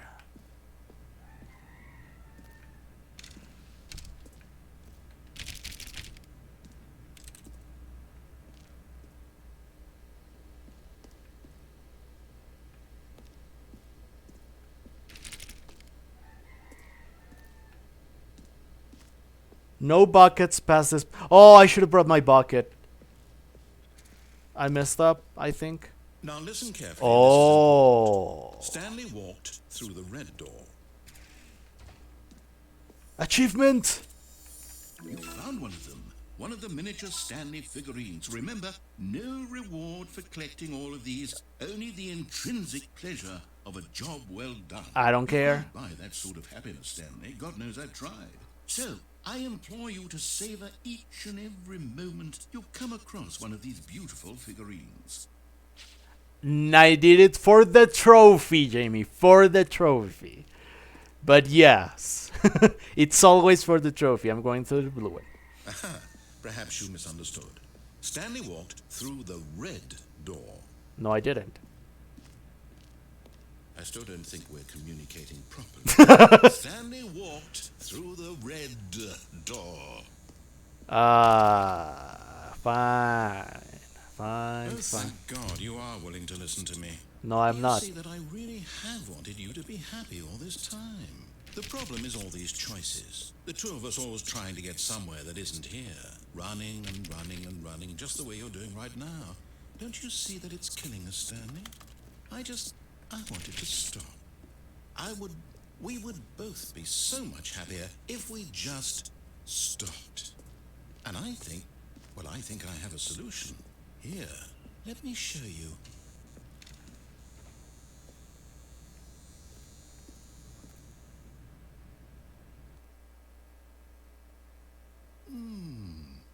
What do we want?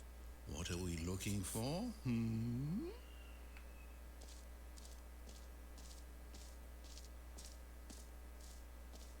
Oh, my. Yes. Oh, it's beautiful, isn't it? If we just stay right here, right in this moment with this place, Stanley, I think I feel happy. I actually feel... No, wait. Where are you going? Oh, I don't know what to do. Right. Where were we?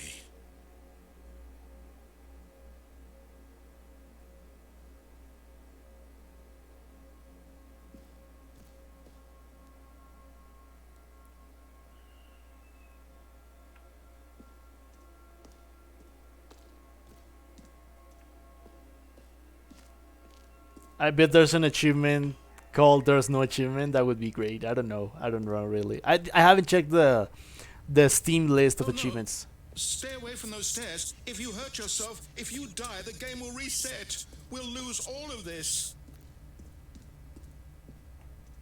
Please, no, Stanley, let me stay here. Don't take this from me. Please, Stanley, think about what you're doing. Okay. Wee. Uh-oh. Thank God you lived. You had me worried there for a moment. Now, can we please get back to the other room? No.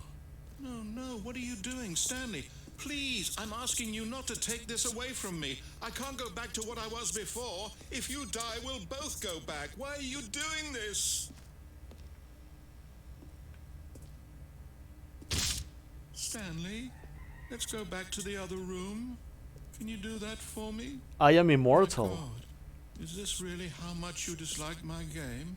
That you'll throw yourself from this platform over and over to be rid of it?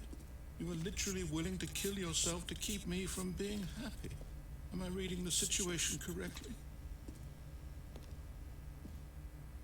Or maybe you're just getting a kick out of it. I don't I'm know. walking slower. I just wanted us to get along. Lost judgment? Awesome. I guess that was too much to ask. You let me know, pretentious. Looks like you wanted to make a choice after all. Well, this one is yours. I'm really walking slower. I don't want to imagine his legs. Is it over? It's going to restart, isn't it? I'm going back.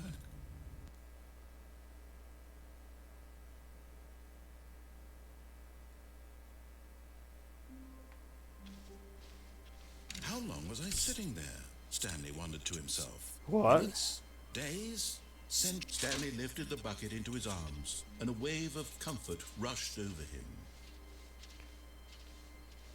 Stanley clutched the bucket tightly to his... This was not the correct way to the meeting room, but Stanley had felt the bucket calling to him, telling him that the employee lounge was simply the place to be. And here it was. Had the bucket turned out to be correct? Never mind. The bucket was wrong. Especially after Rover's Wait. And after this time, about donations will be going to portion funds. Oh, great. You tell me about that. No, Said the bucket. don't go to the meeting room. Go somewhere else. The cargo lift, yes. No Good, open doors down said below. Bucket. I mean, I see Now that ride the one. lift all the way to the top. There's something up there I need you to do. Stanley did not question why or how this bucket was speaking to him. It should have alarmed him, of course, because buckets can't talk. But Stanley chose not to think about this obvious fact. He was firmly convinced that the bucket had spoken to him, and he unthinkingly did whatever the bucket asked. I'm taking the bucket because it says... No, stop. Look there on the wall. You see, there's a sign right there. It says, no buckets past this point. Oh, yeah. Stanley, That's why I got here. It was okay to bring the bucket here. Unless, what if the problem is that you actually don't know what is a bucket and what isn't a bucket? I suppose that would explain a lot about your behavior up to this point. Oh, Which, really? if that's true, well, my goodness. I think we have to do something about it.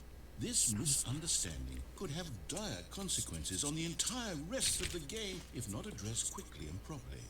So much of the impact of the story is dependent on your understanding of what is and isn't a bucket. Please, step in here for a moment. Oh, I knew it. I knew I had to bring the bucket.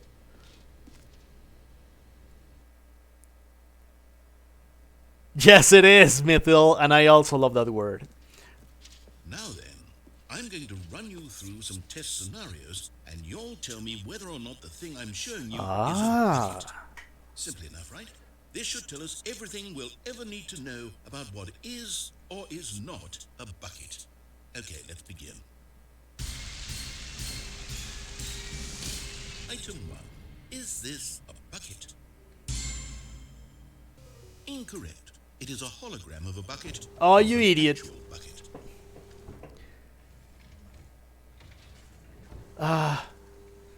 Item 2.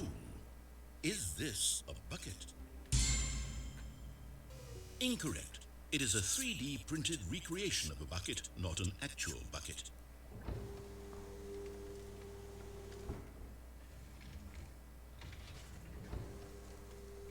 Item 3. Is this a bucket? Correct. This is a bucket.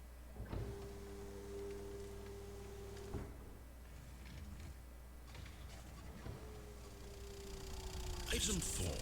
Is this a bucket? Oh my god. Let's say yes. Are you hallucinating? This is a tractor. An enormous machine that tills the earth. I thought this was a gimmick. How on earth did you manage to screw it up? Absolutely incredible. Let's just move Incredible. on to the next one.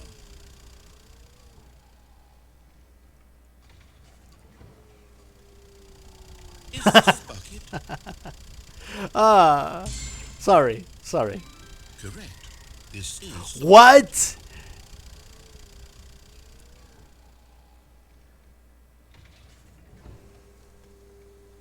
Item 6. Is this a bucket? Trick question. Both. Gotcha. I am your not so humble slice of bread.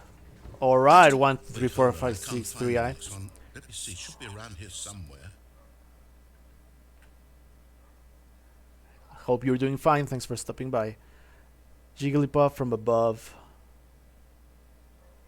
Wait, what happened with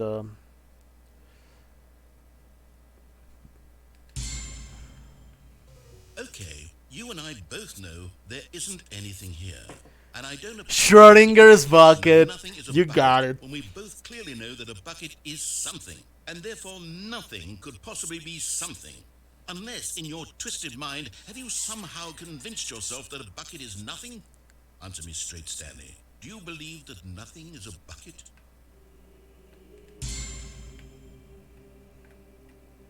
You know what? I'm too confused to even sort it out. I've lost all sense of perspective. I'm fine. What is a How? bucket? Thank you. What is How a are you? bucket? Mere moments ago, I could answer these questions with confidence. And yet now I'm somewhat adrift. Do any of us know what a bucket is? Am I a bucket? You could be. Stanley, I can't keep doing this. I'm losing myself, and myself was all I ever had to begin with. I'm afraid the bucket is threatening to tear our relationship apart. I can't have that. I'm sorry. But I'm going to erase all buckets from the game entirely. No, my bucket. Here we go.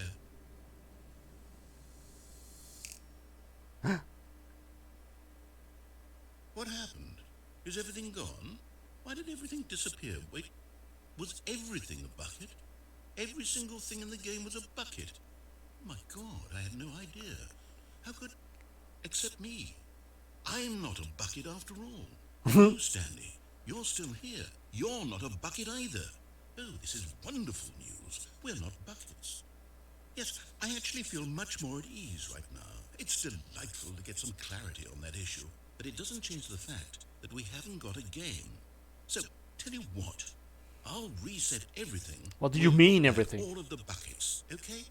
And we'll know that it's all a bucket. But if you run into anyone else, maybe don't mention that. Who knows what Le that bucket. information might do to a person. All right, here we go. Okay. Is everything a bucket? Lady and guys, what do you think?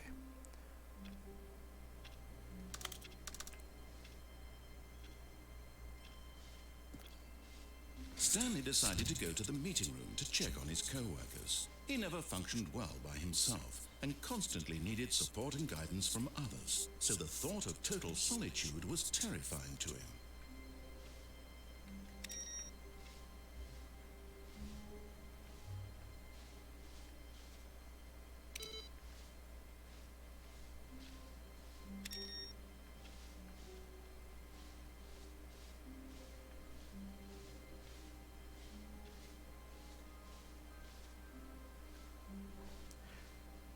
Edgar, everything that is not a bucket is not a bucket.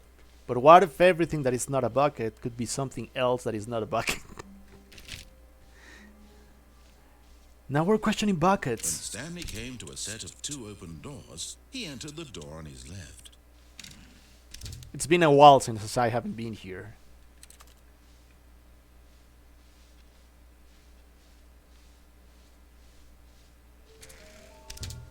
Oh!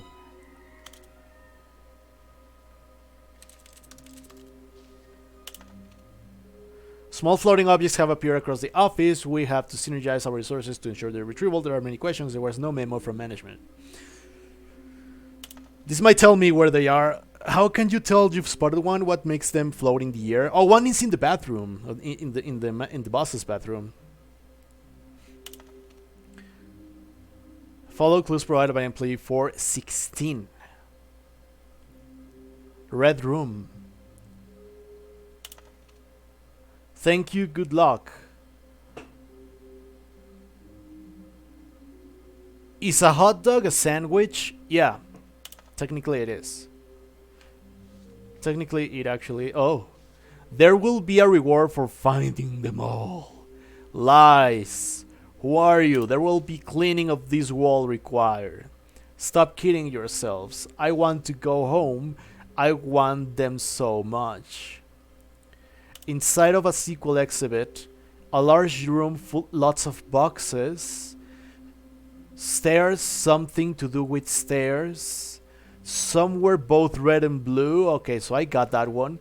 Nearby a fireplace, a private but smelly place for an important person. Okay, so one is for the bathroom.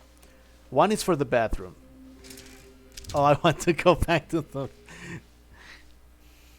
broom room. Coming to a staircase, Stanley walked upstairs to his boss's office. Let's go there. Yay! Another miniature Stanley figurine. This, you know, there really must be a snappier name for these things. What about mini stands? Stanley figs? Or what about Stanlerines? Yes, I think I like that. Another Stanlerine under your belt. To be rich, is it a crime? To commit crimes, isn't it rich? What a life it would be to have to pick just one.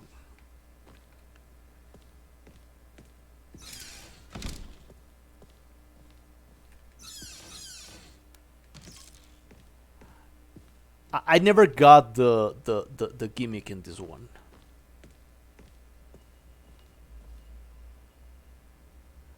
Oh, that's the third input I would put, right? I think I need to find the other two.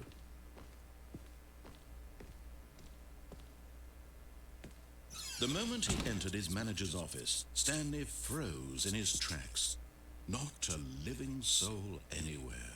Could he really be all alone? This was too much for Stanley to take. Too much for any man to take. He fell to his knees, bursting into half moans, half sobs, the guttural retching of life from a man denied any hope, any reason to keep going. Here on the floor he lay prone, paralyzed by fear for nearly a full hour. But when at last he began to move about and survey the situation, he found a keypad behind the boss's desk. What could it mean? Was it a sign of hope for Stanley's future? Alas, it was not. For although this keypad guarded the Stanley was in such a rush to get through the story as quickly as possible, he didn't even have a single minute to just let the narrator talk. That kind of anxiety isn't healthy, so he relaxed for a few moments with some calming New Age music.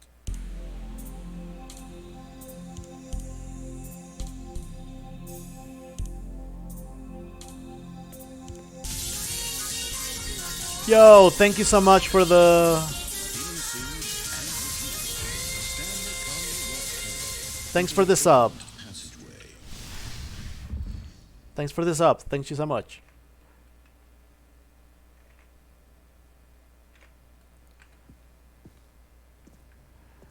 Is there a...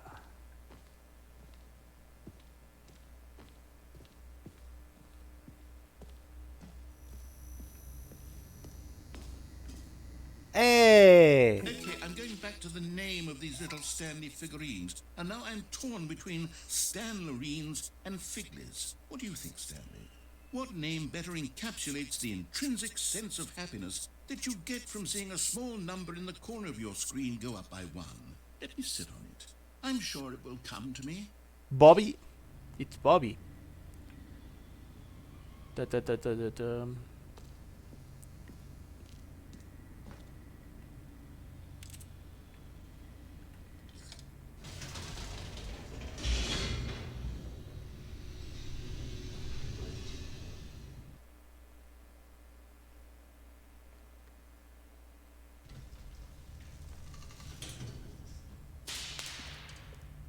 Oh my god, what was that? Stanley walked straight ahead through the large door that read Mind Control Facility. Hold on, I haven't gone here. Although this passageway had the word Escape written on it, the truth was that at the end of this hall, Stanley would meet his violent death. The door behind him was not shut. Stanley still had every opportunity to turn around and get back on track. At this point, Stanley was making a conscious, concerted effort to walk forward and willingly confront his death.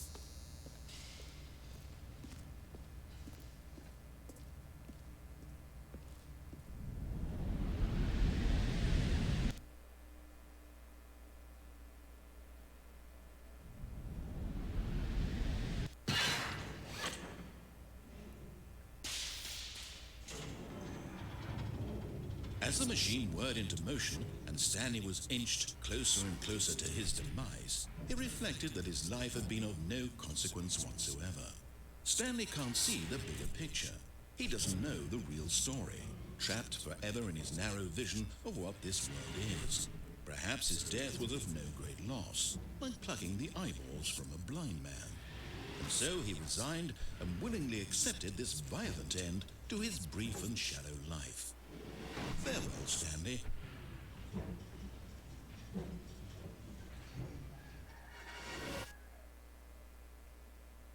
Farewell, Stanley, cried the narrator, as Stanley was led helplessly into the enormous metal jaws. Who are you? In a single visceral instant, Stanley was obliterated as the machine crushed every bone in his body, killing him instantly.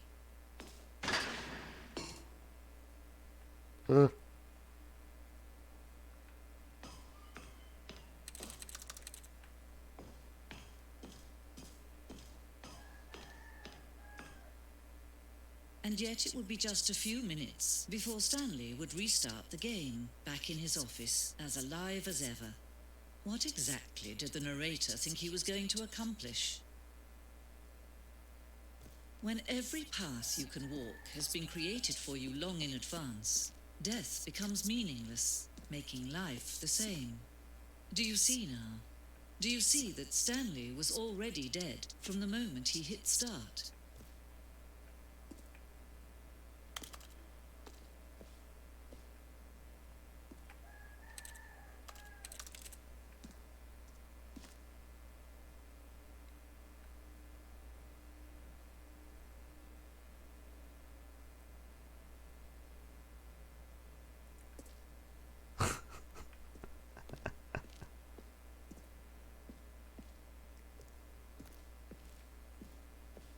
The two doors.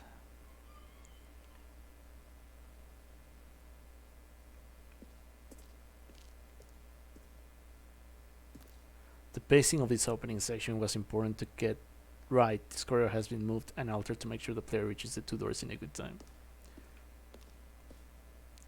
Filing cabinets.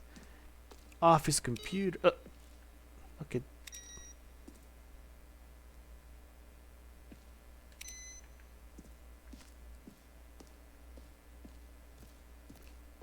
The office. Button sounds. A selection of the sounds used throughout the game when buttons are pressed. Each sound is a mix of a keyboard stroke and a synthesized tone.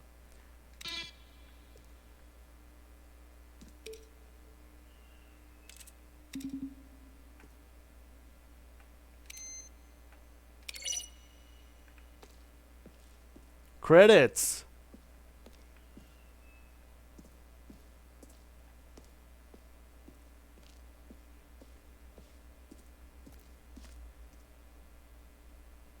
The maintenance room.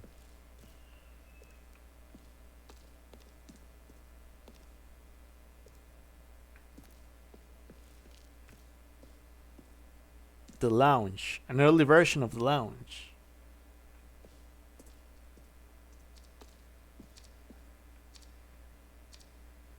In a previous version of the choice leading to the apartment ending, a timer would give you 15 seconds to pick up the phone. Not picking up the phone would lead to a different ending.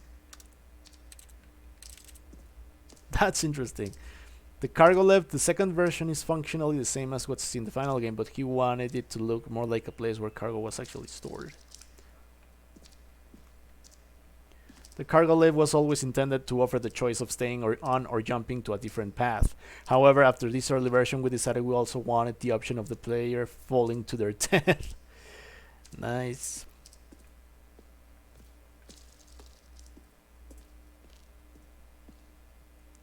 For a long time, we had an ending that only ended when the player restarted from the escape menu. Unfortunately, very few players realized this was what we were supposed to do, which was frustrating for everyone.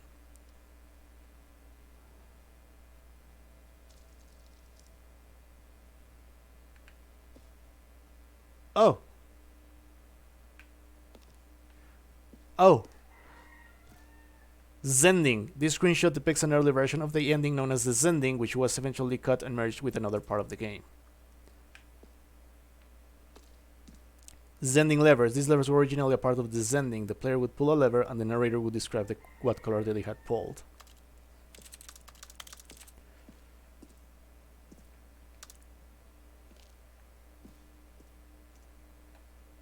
Zending model.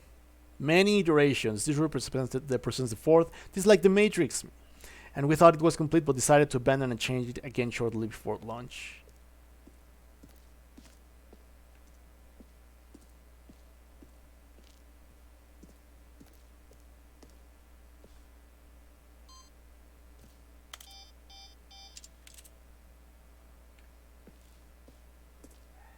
Freedom ending.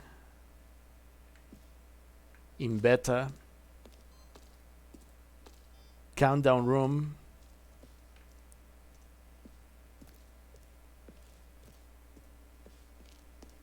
Freedom ending. Alpha. Basically acid room, yeah.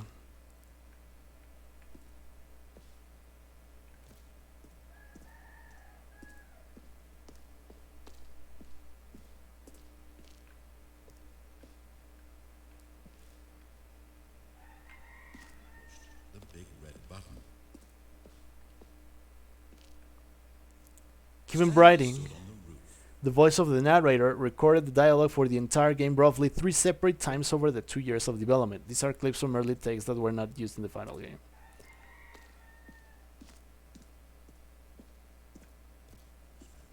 See how it's impossible for the player to do anything in this room? Perfect example of...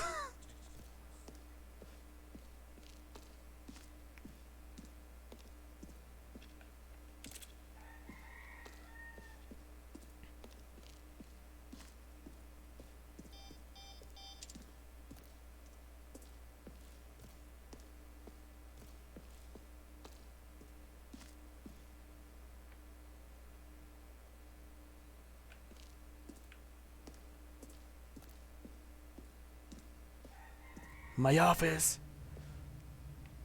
From left to right, the evolution of Stanley's office. From November 2011, the second in March 2012, and the third in February 2013.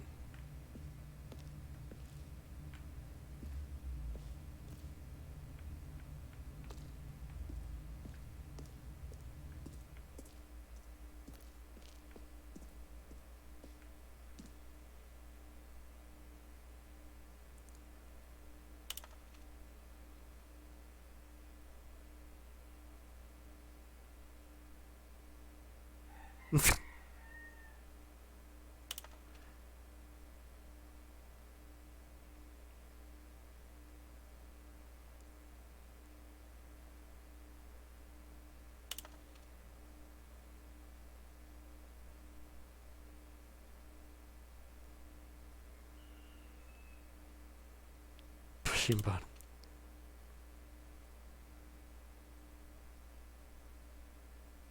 Wang Young 05 at Rediff Mail.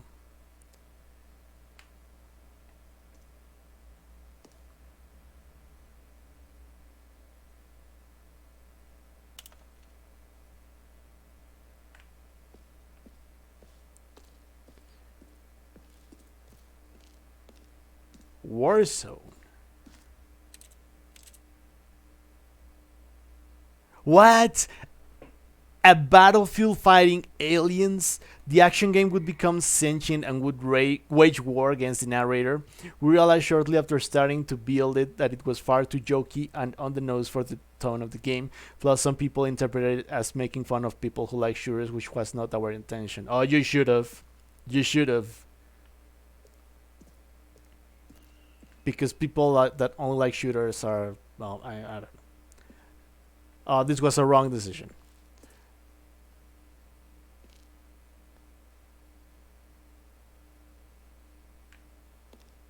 Oh yeah, I already took a look at this. Okay, so how do I get out of here?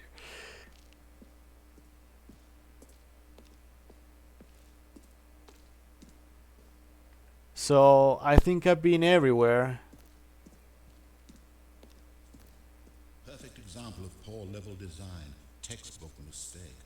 It's the kind of thing you pick up on intuitively if you have even the most fundamental understanding of good and bad. Fundamental understanding of good and bad. So I'm kind of trapped.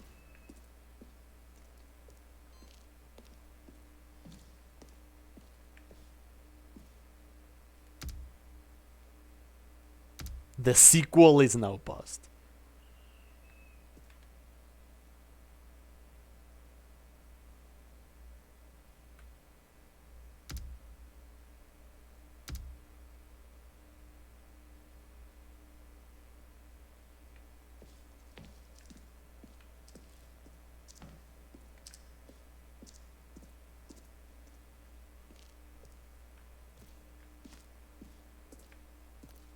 I'm trapped. I'm legitimately trapped. Right? I see no way out.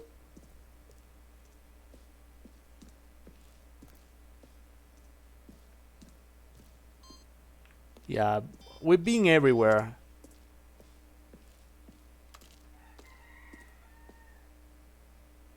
Should I do that?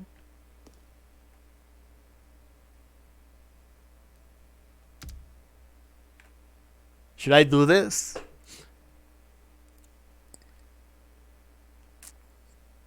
No. Okay.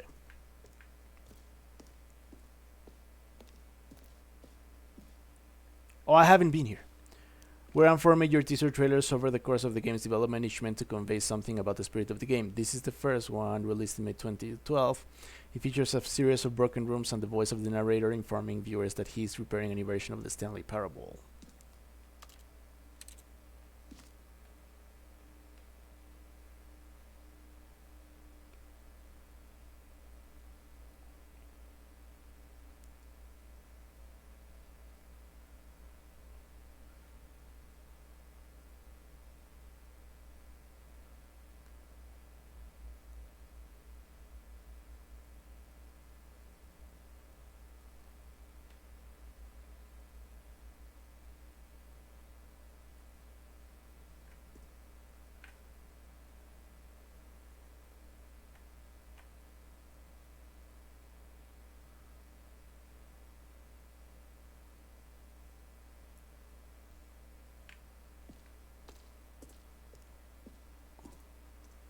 I'm stuck.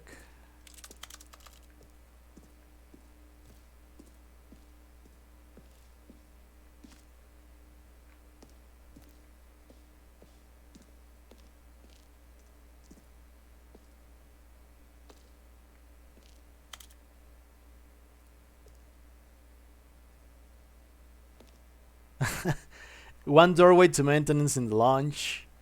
2 doorways to maintenance. 1 doorway to maintenance in the launch and the original back on track option. What about this?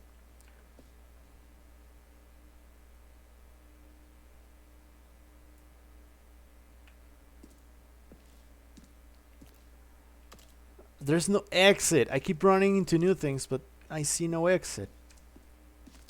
Well, so we've been here. We've been here. That's the trailer.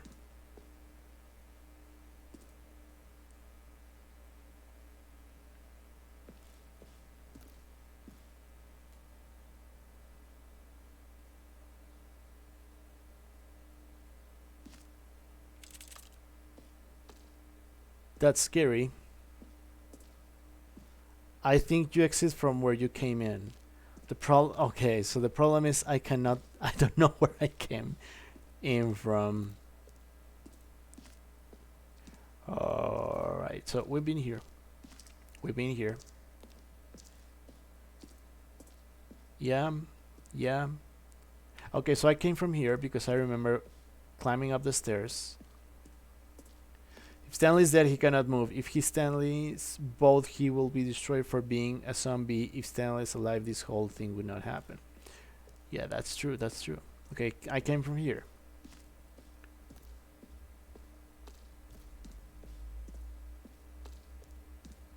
This is where I appeared. This is where the woman dropped me. I think this is the first time I get stuck, which is not bad. Not bad for a 4-hour playthrough so far. But I don't know what else to do. So here's nothing.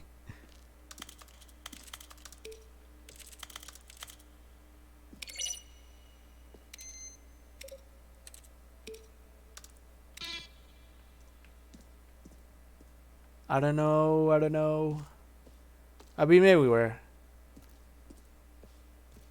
Office clock, I already went there. Boss's office, that's it. That's the unused dialogue.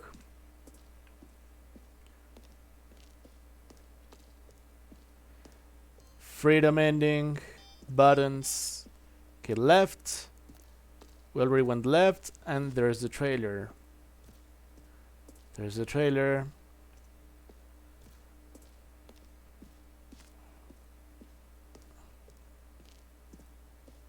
We go right, and then left. We saw the options. We go right. We're back to the telephone.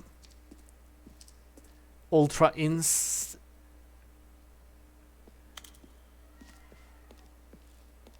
We already explored the war zone, which should have been implemented.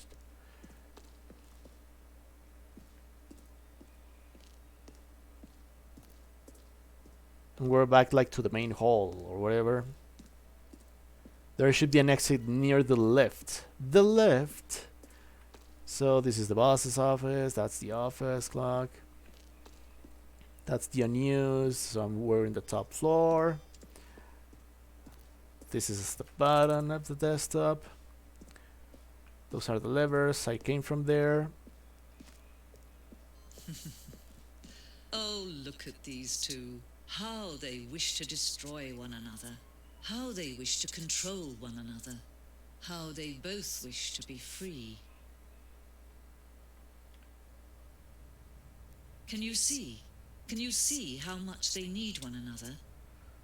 No, perhaps not. Sometimes these things cannot be seen. But listen to me. You can still save these two. You can stop the program before they both fail. Push escape and press quit. There's no other way to beat this game. As long as you move forward, you'll be walking someone else's path. Stop now and it'll be your only true choice. Whatever you do, choose it. Don't let time choose for you. Don't let...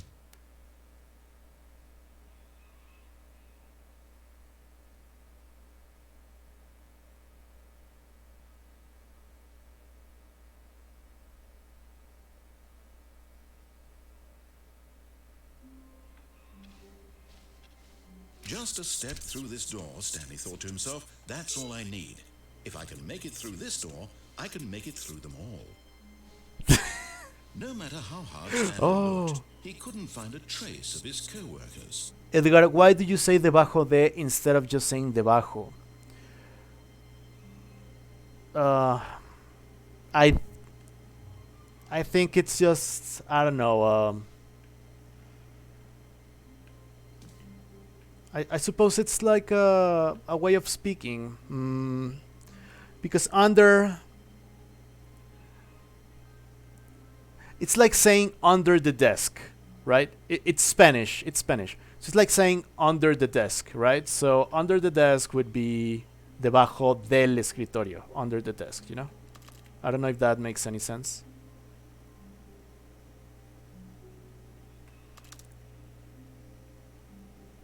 Yeah.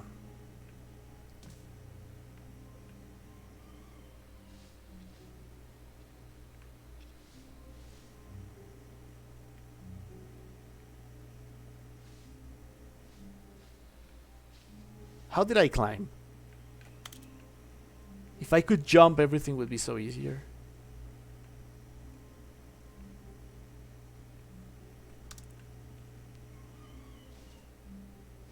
But that doesn't apply to sobre. Yeah, over the desk, sobre el escritorio. You don't say sobre escritorio, you know? Or sobre mesa. It's over the table, sobre la mesa, you know?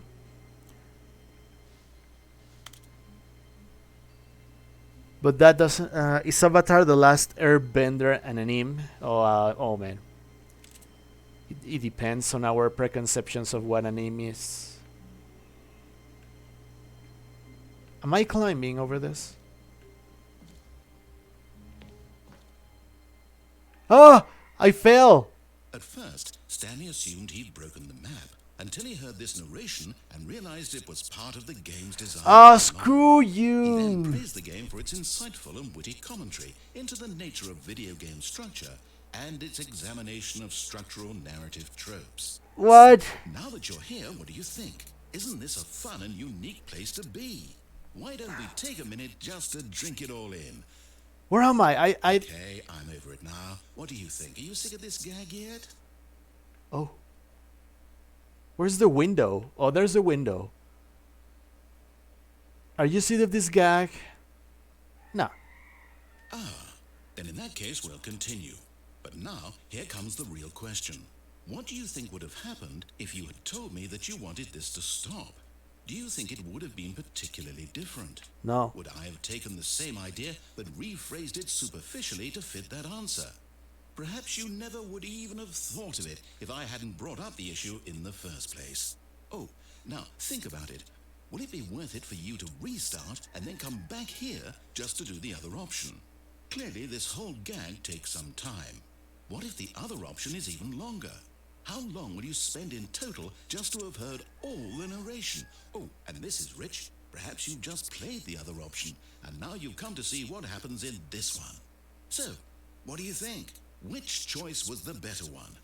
Imagine if you had selected continue on your first playthrough, how tantalizing it would be not knowing what happens when you pick the other option. Indeed, you are one of the lucky ones. Though if the other option is really miserable to listen to, then perhaps you're not. In fact, I'm just going to say that no one who's listening to this is lucky. Well now, I've built up the other options so much that I'm going to stop talking and leave you to your decision whether to come back here, continue with the game, or just sit in this spot forever and ever. Cheers. Oh god. Okay, so I have to return to just press yes. I shocked you got this ending this early. Am I supposed to get endings later than before? I don't know. I just realized I could just. I wonder if you could do this on other spots, because I just saw that I could get over the input computer, so I just I don't know. Wanted to try everything. You find another ending. I didn't think you'd find this. It's actually cryptic. It's kind of Metroid-like. You never got this ending. You saw it in a playthrough. Oh, this is one of the most obscure. So, but you cannot get out of here, right? I mean, I'm supposed to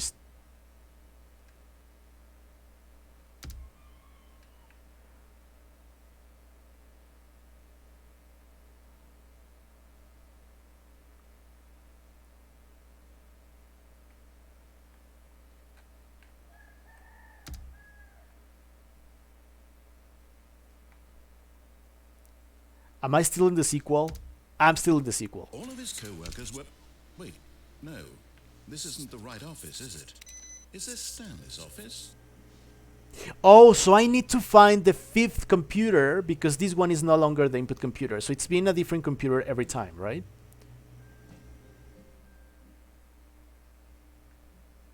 At first, Stanley assumed he'd broken the map until he heard this narration and realized it was part of the game's design all along.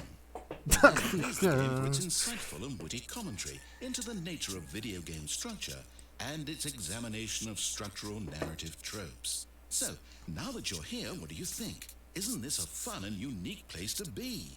Why don't we take a minute just to drink it all in? Okay, I'm over it now. What do you think? Are you sick of this gag yet? Yes. Well, I don't know how to say this politely, but you could literally just hit escape and restart the game any old time you want. Like, right now. You could have done it just then. Now would also be an appropriate time to quit. Any of these points and so many, many more, all of them are appropriate. I'm enjoying what seems to be an internal conflict going on where you are literally unable to act on your own desires to restart the game. So, just to push the envelope, I'm going to try and make this as miserable as possible and see how long you can maintain. There once was a man named Stanley, who people considered so manly. But the truth must be told, he was not very old and was quite particularly gangly. What Stanley liked most was buttons. He pushed them like some kind of glutton. He did it all day in a meaningful way, but his brain had long ceased to function. Which is why he is in this parable and lives an existence quite terrible. And if you are not strong and keep playing along, you too will become quite unbearable. You too will become quite unbearable.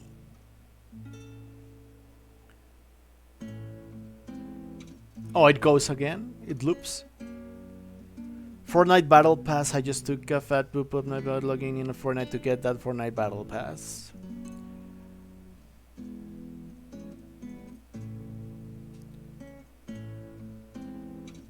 Can I sing my heart out? Okay, this goes on forever, right?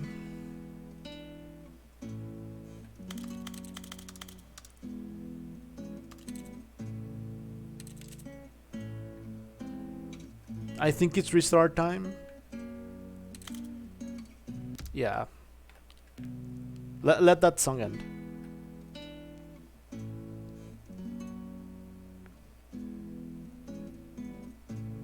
If it loops, I'll restart.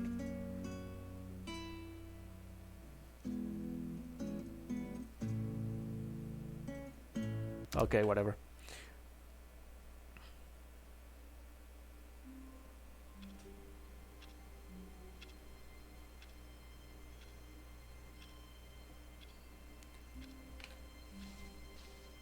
All of his co-workers were gone. What could it mean? Stanley decided to go to the meeting room. Perhaps he had simply missed a memo. I need to find the No matter fifth how computer. hard Stanley looked, he couldn't find a trace of his co-workers. I really need to find the fifth computer. I need a final input.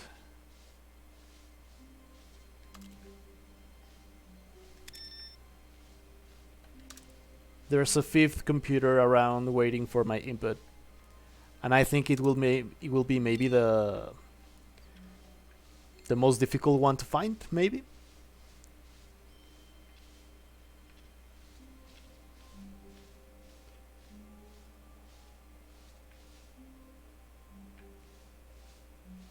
When Stanley came to a set of 2 open doors, he entered the door on his left.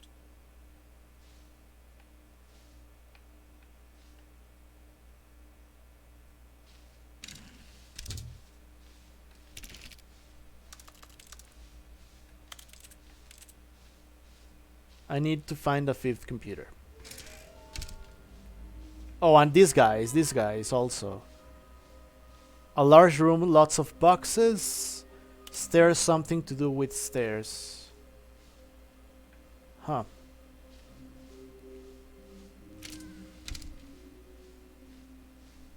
Coming to a staircase, Stanley walked upstairs to his boss's office. I don't think that there are no But Stanley computers just down couldn't here. do it.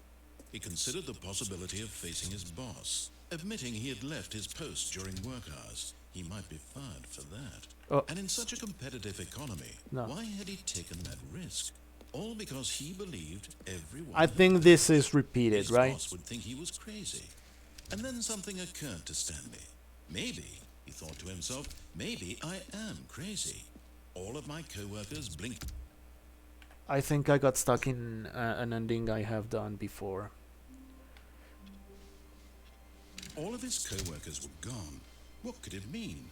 Stanley decided to go to the meeting room. Perhaps he had simply missed a memo. I need that fifth computer. I pressed 5 Stanley came to a inputs. set of 2 open doors. This was not the correct way to the meeting room, and Stanley knew it perfectly well. Perhaps he wanted to stop by the employee lounge first, just to admire it. It was okay. It was okay. But eager to get back to business, Stanley took the first open door on his left.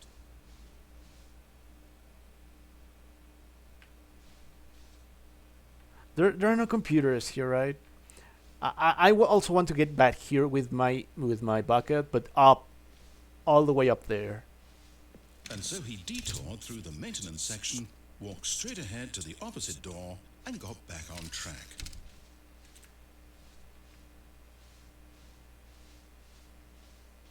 Where could that be?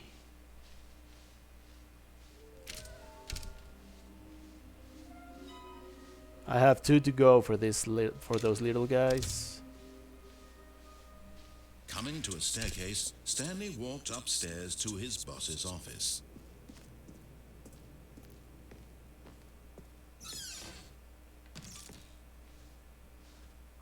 Because the boss knows that what the boss says goes. If the boss has suffered losses, then that's what the boss chose. Close, close, close. Okay, this was the third one.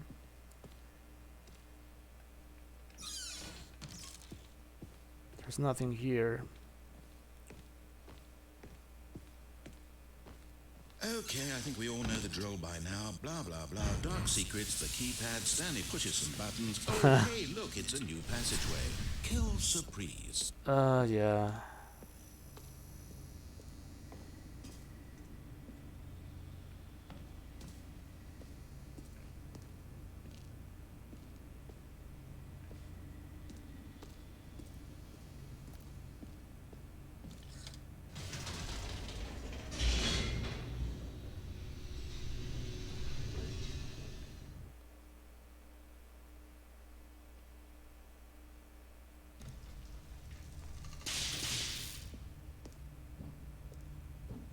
Stanley walked straight ahead through the large door that read Mind Control Facility.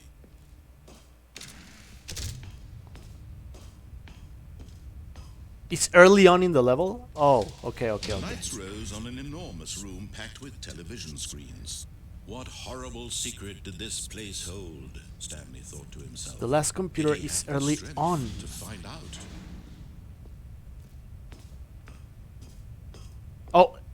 Oh no, in that level, not in this level. So these ones won't do the... no.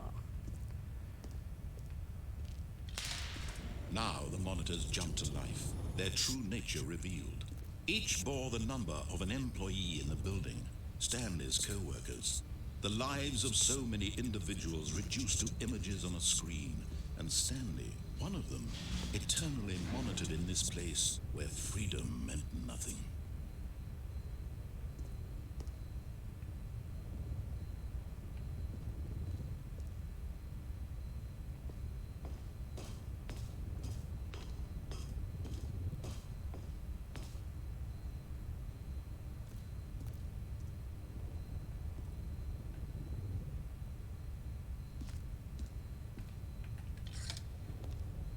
This mind control facility, it was too horrible to believe. It couldn't be true. Had Stanley really been under someone's control all this time? Was this the only reason he was happy with his boring job? That his emotions had been manipulated to accept it blindly?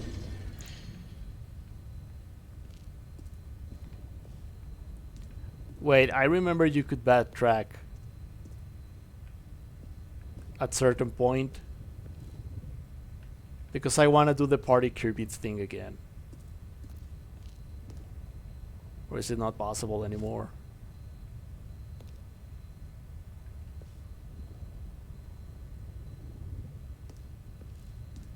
We're supposed to backtrack right here. Right? Oh! So you just have to wait for the thing to open.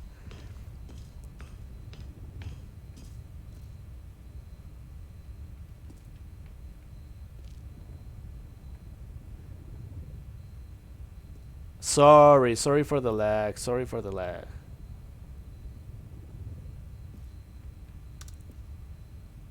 Not the best graphics card, I agree, not the best one.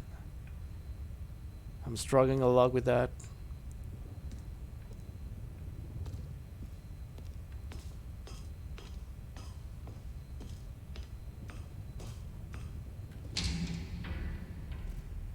Oh man, this is so good. It scared me the first time. Yeah, Party Kirby.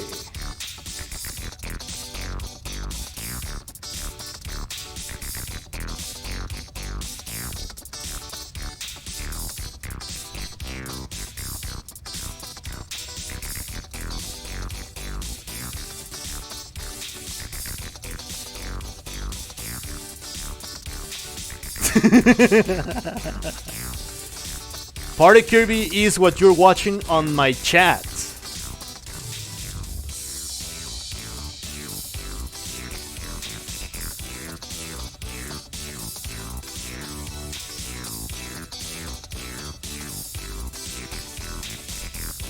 This song is actually catchy.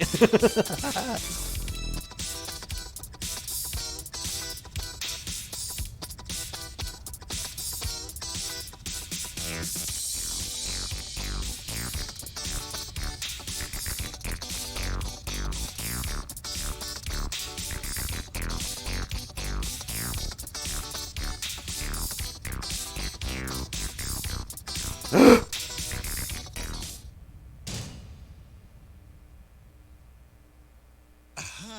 You've made it to the bottom of the mind control facility. Welcome!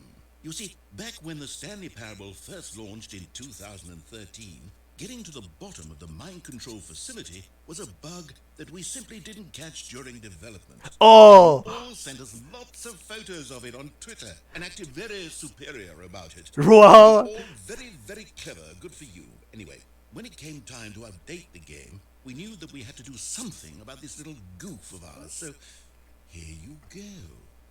New content. You can call it the bottom of the mind control room ending, if that enhances your perception of the value of these updates. Isn't that what you crave? New content? Always more content, more, more. And I'm here to give it to you. I'm here to make it. What's gonna happen? Covered every nook and cranny of the game, secrets and Easter eggs. How about this? We wrote a new piece of music just for this section. I do like climbing on It's a desks. secret that's just for you. That's how special you are. We call this track "Good Job You've Made It to the Bottom of the Mind Control Facility. Well done."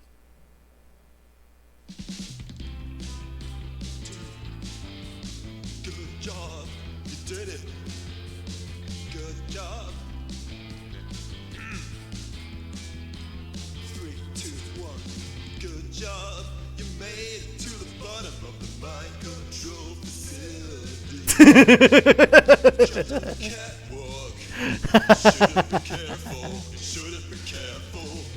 It used to be a bug, but now it's an ending. Now it's an ending? This is an ending. I believe in your ability to cross this barrier and chase your dreams. But railings don't mean anything. Good job, you did it. Good job, you did it. It's like two secrets in one. Good job, you did it. Good job, you did it. Good job, you did it. Good job, you did it. Good job, you did it.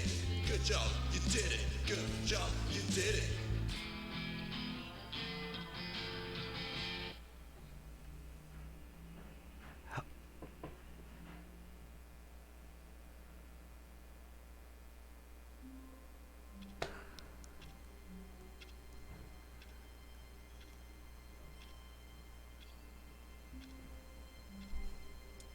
I love the fact that that was a bug.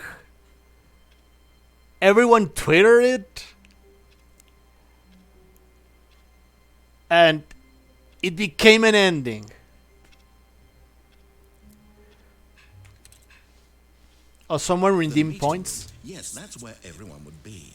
Stanley just needed to get to the meeting room, and from then on, he would never be alone ever again. We're okay. Early on in the level.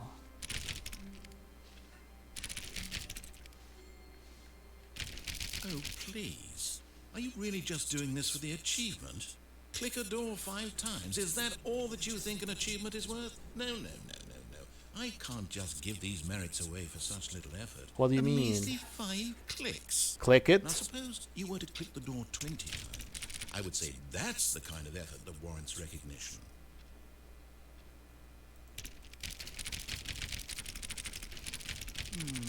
I have to say, I'm still not feeling the satisfaction of witnessing true effort for a noble cause. Perhaps 50 clicks will do it. Yes, almost certainly 50 clicks.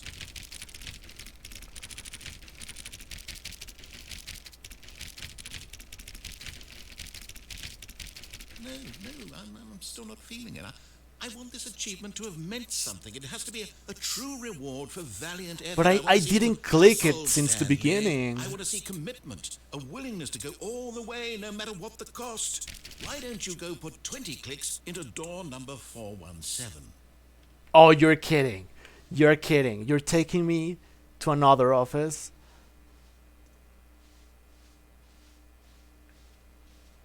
I'm also looking for the No, this is not the one. This is not the one either. 417? Oh, can I just put the action button. Oh, great. Now, go click Ah, a few times on door 437. 437.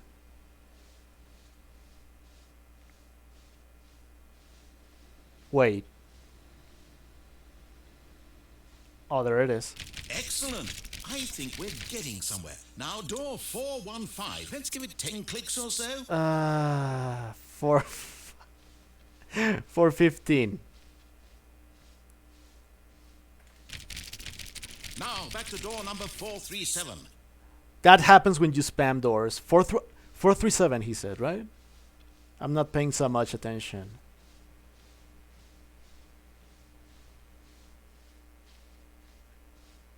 Let's see. How about you click on, well, I don't know, the copy machine.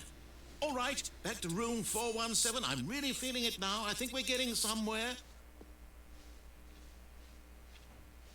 Oh, what's that video? Is that the video that... Okay, now go climb on employee 419's desk. Oh, I love climbing on desks. Where's 419? No, it's 418, 419. Yes, this is great. You're putting it all on the line, Stanley. I like that. All right, let's keep it up. Go give me a few clicks on door 416.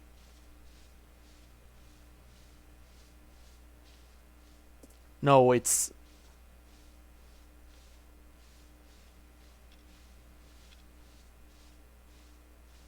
We've almost got it. Now the copy machine, do that one again.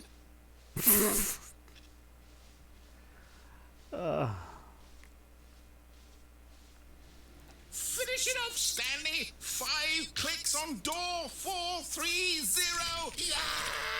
Yes! We did it! Oh, wow. That felt amazing. Oh, you really earned it, Stanley. Nothing could hold you back. Yes, I'm very proud of how far we've come today. Just think, only a few minutes ago, you believed an achievement was worth 5 little clicks. Really now, what were you thinking? Okay, that unlocked actually an achievement, which is called click on the door for 35 times.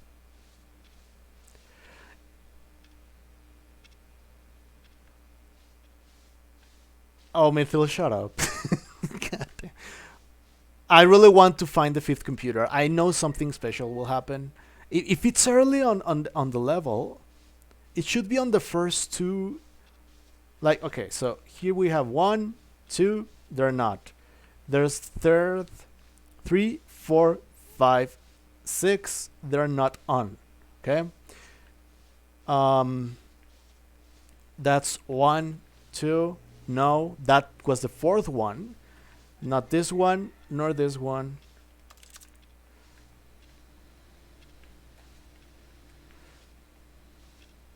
Could it be mine? Oh, I should have checked mine. I should have checked mine. Oh yeah, I never said this, but call me Bread. Oh, I'll call you Bread. Okay, fine, thank you. It is early on in the level. I'm looking at early. Like I am early in the level, right? Maybe it's mine, like my own my computer. It should be my computer.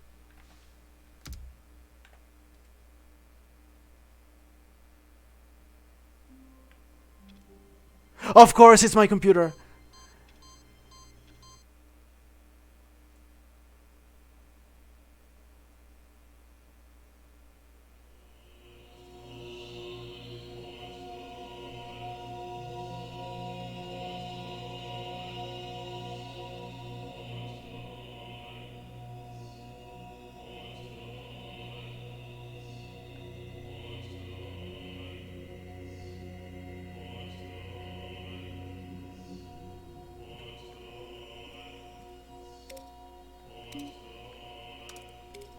No way I have to press all of them.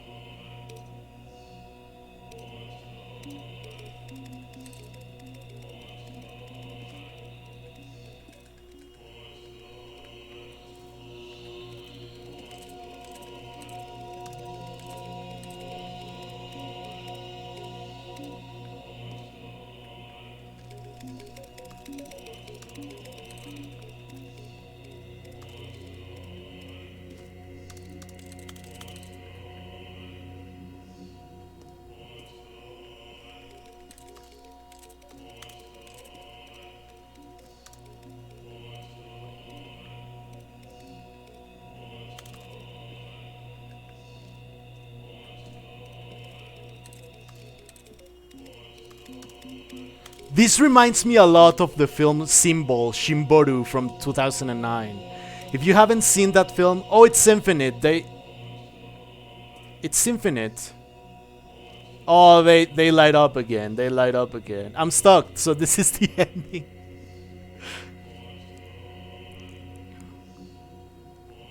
I am in heaven. Uncovering so many secrets in a single run. I did receive help from 7 Persona this time because I was hesitant to find the 5th computer. Get it? It's heaven because buttons and you keep pressing buttons in the game. Yeah, I get it. It's like, oh my god, I can finally press so many buttons. Yeah, heaven. Heaven. Please watch the film Shinboru Symbol from Japan, 2009. Please watch that. It will remind you of this. I actually might suspect that this ending actually takes inspiration from the film.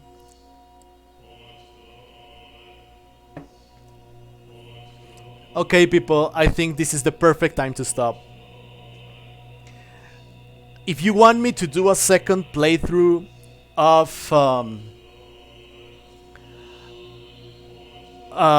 Stanley Parable with all the other possibilities, with total backseating, 100% backseating, we can do that, okay?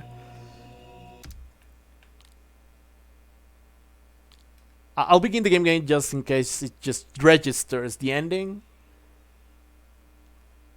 Of course it was my computer. Right. After Stanley Parable, it will be Hollow Knight, as it was said in the Discord.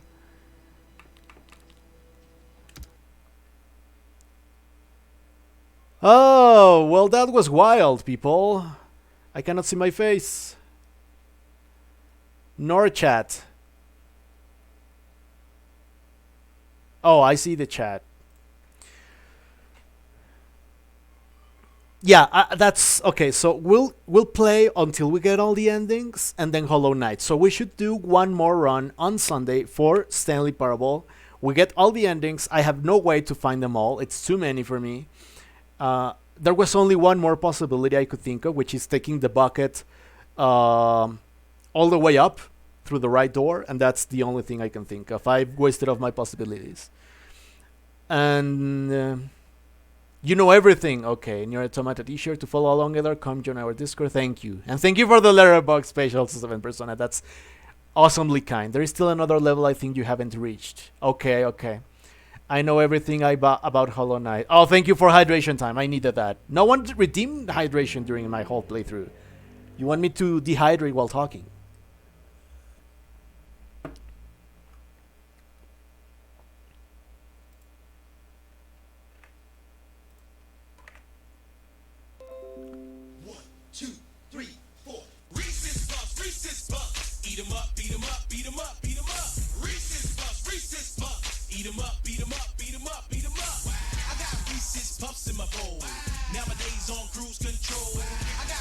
This is sour, please.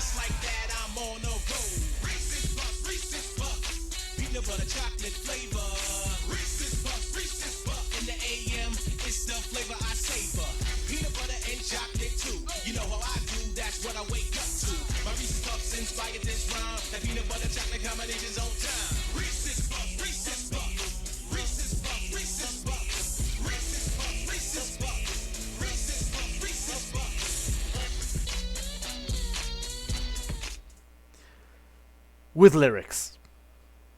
When you're happy, you listen to the music. When you're sad, you understand the lyrics.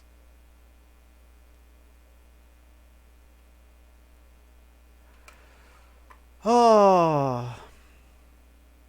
Why does it keep resetting chat? I don't get it. Oh, because my scene doesn't have chat. Now that's fixed. So thank you, Brett, for that. Which one, Mythil? Oh. Which one? Andandun. Fine, gotcha. A flawless Indian masterpiece? Amazing.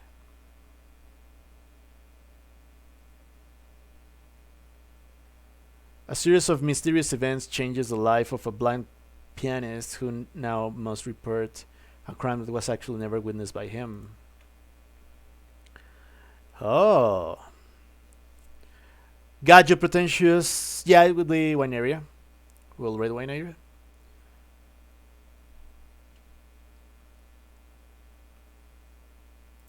Let's go. Okay, so directors. Hey, Ollie, the action is the juice. We had a terrific Stanley Parable stream today. Unfortunately, the lag is amazing, but I hope you guys and gals had fun. I'm so sorry for the lag. I know there were many complaints about that, but I hope it was worth it. I really hope it was worth it.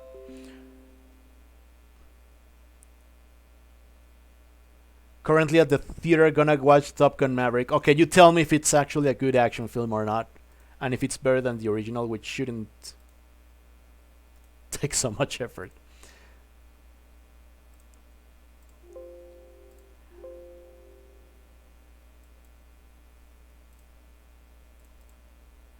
All right. There we go.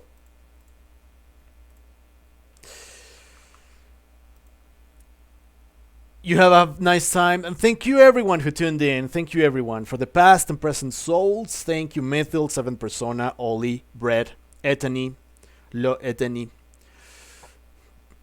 Jamie, of course. Who else do we have? Well, we have Fluff at some point. Kilp. Thank you everyone. Thanks for the party, Kirby's. Oh, I hope you did enjoy the stream, because I cannot fix the lag. I'm saving for another graphics card. It's been my dream for many months, more than 12. Agustin, yeah, he was here asking if the game was great. Thank you for reminding me. That's a based Helena 43 Wiggle Boy. That's a nice one. Okay, so thanks everyone. I'll take pretentious's advice. Steam games.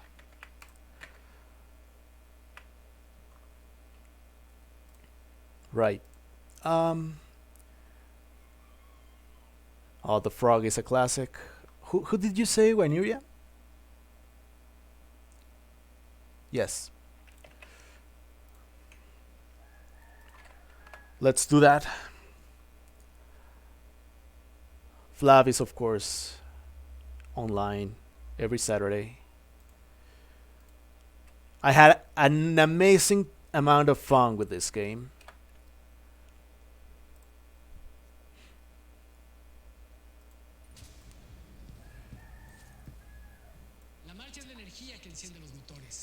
So, people, thank you, everyone. Thanks for actually suggesting this game. I do want to get like all the endings next playthrough, right? So, like the 50 or so. How many did I get? 7 Persona? Do you know how many did I get? Supposedly, I got the most cryptic, right? Which was like going through the window. I kind of wanted to make like a Matrix thing. Oh, Bloodborne. Bloodborne is hardcore. Okay.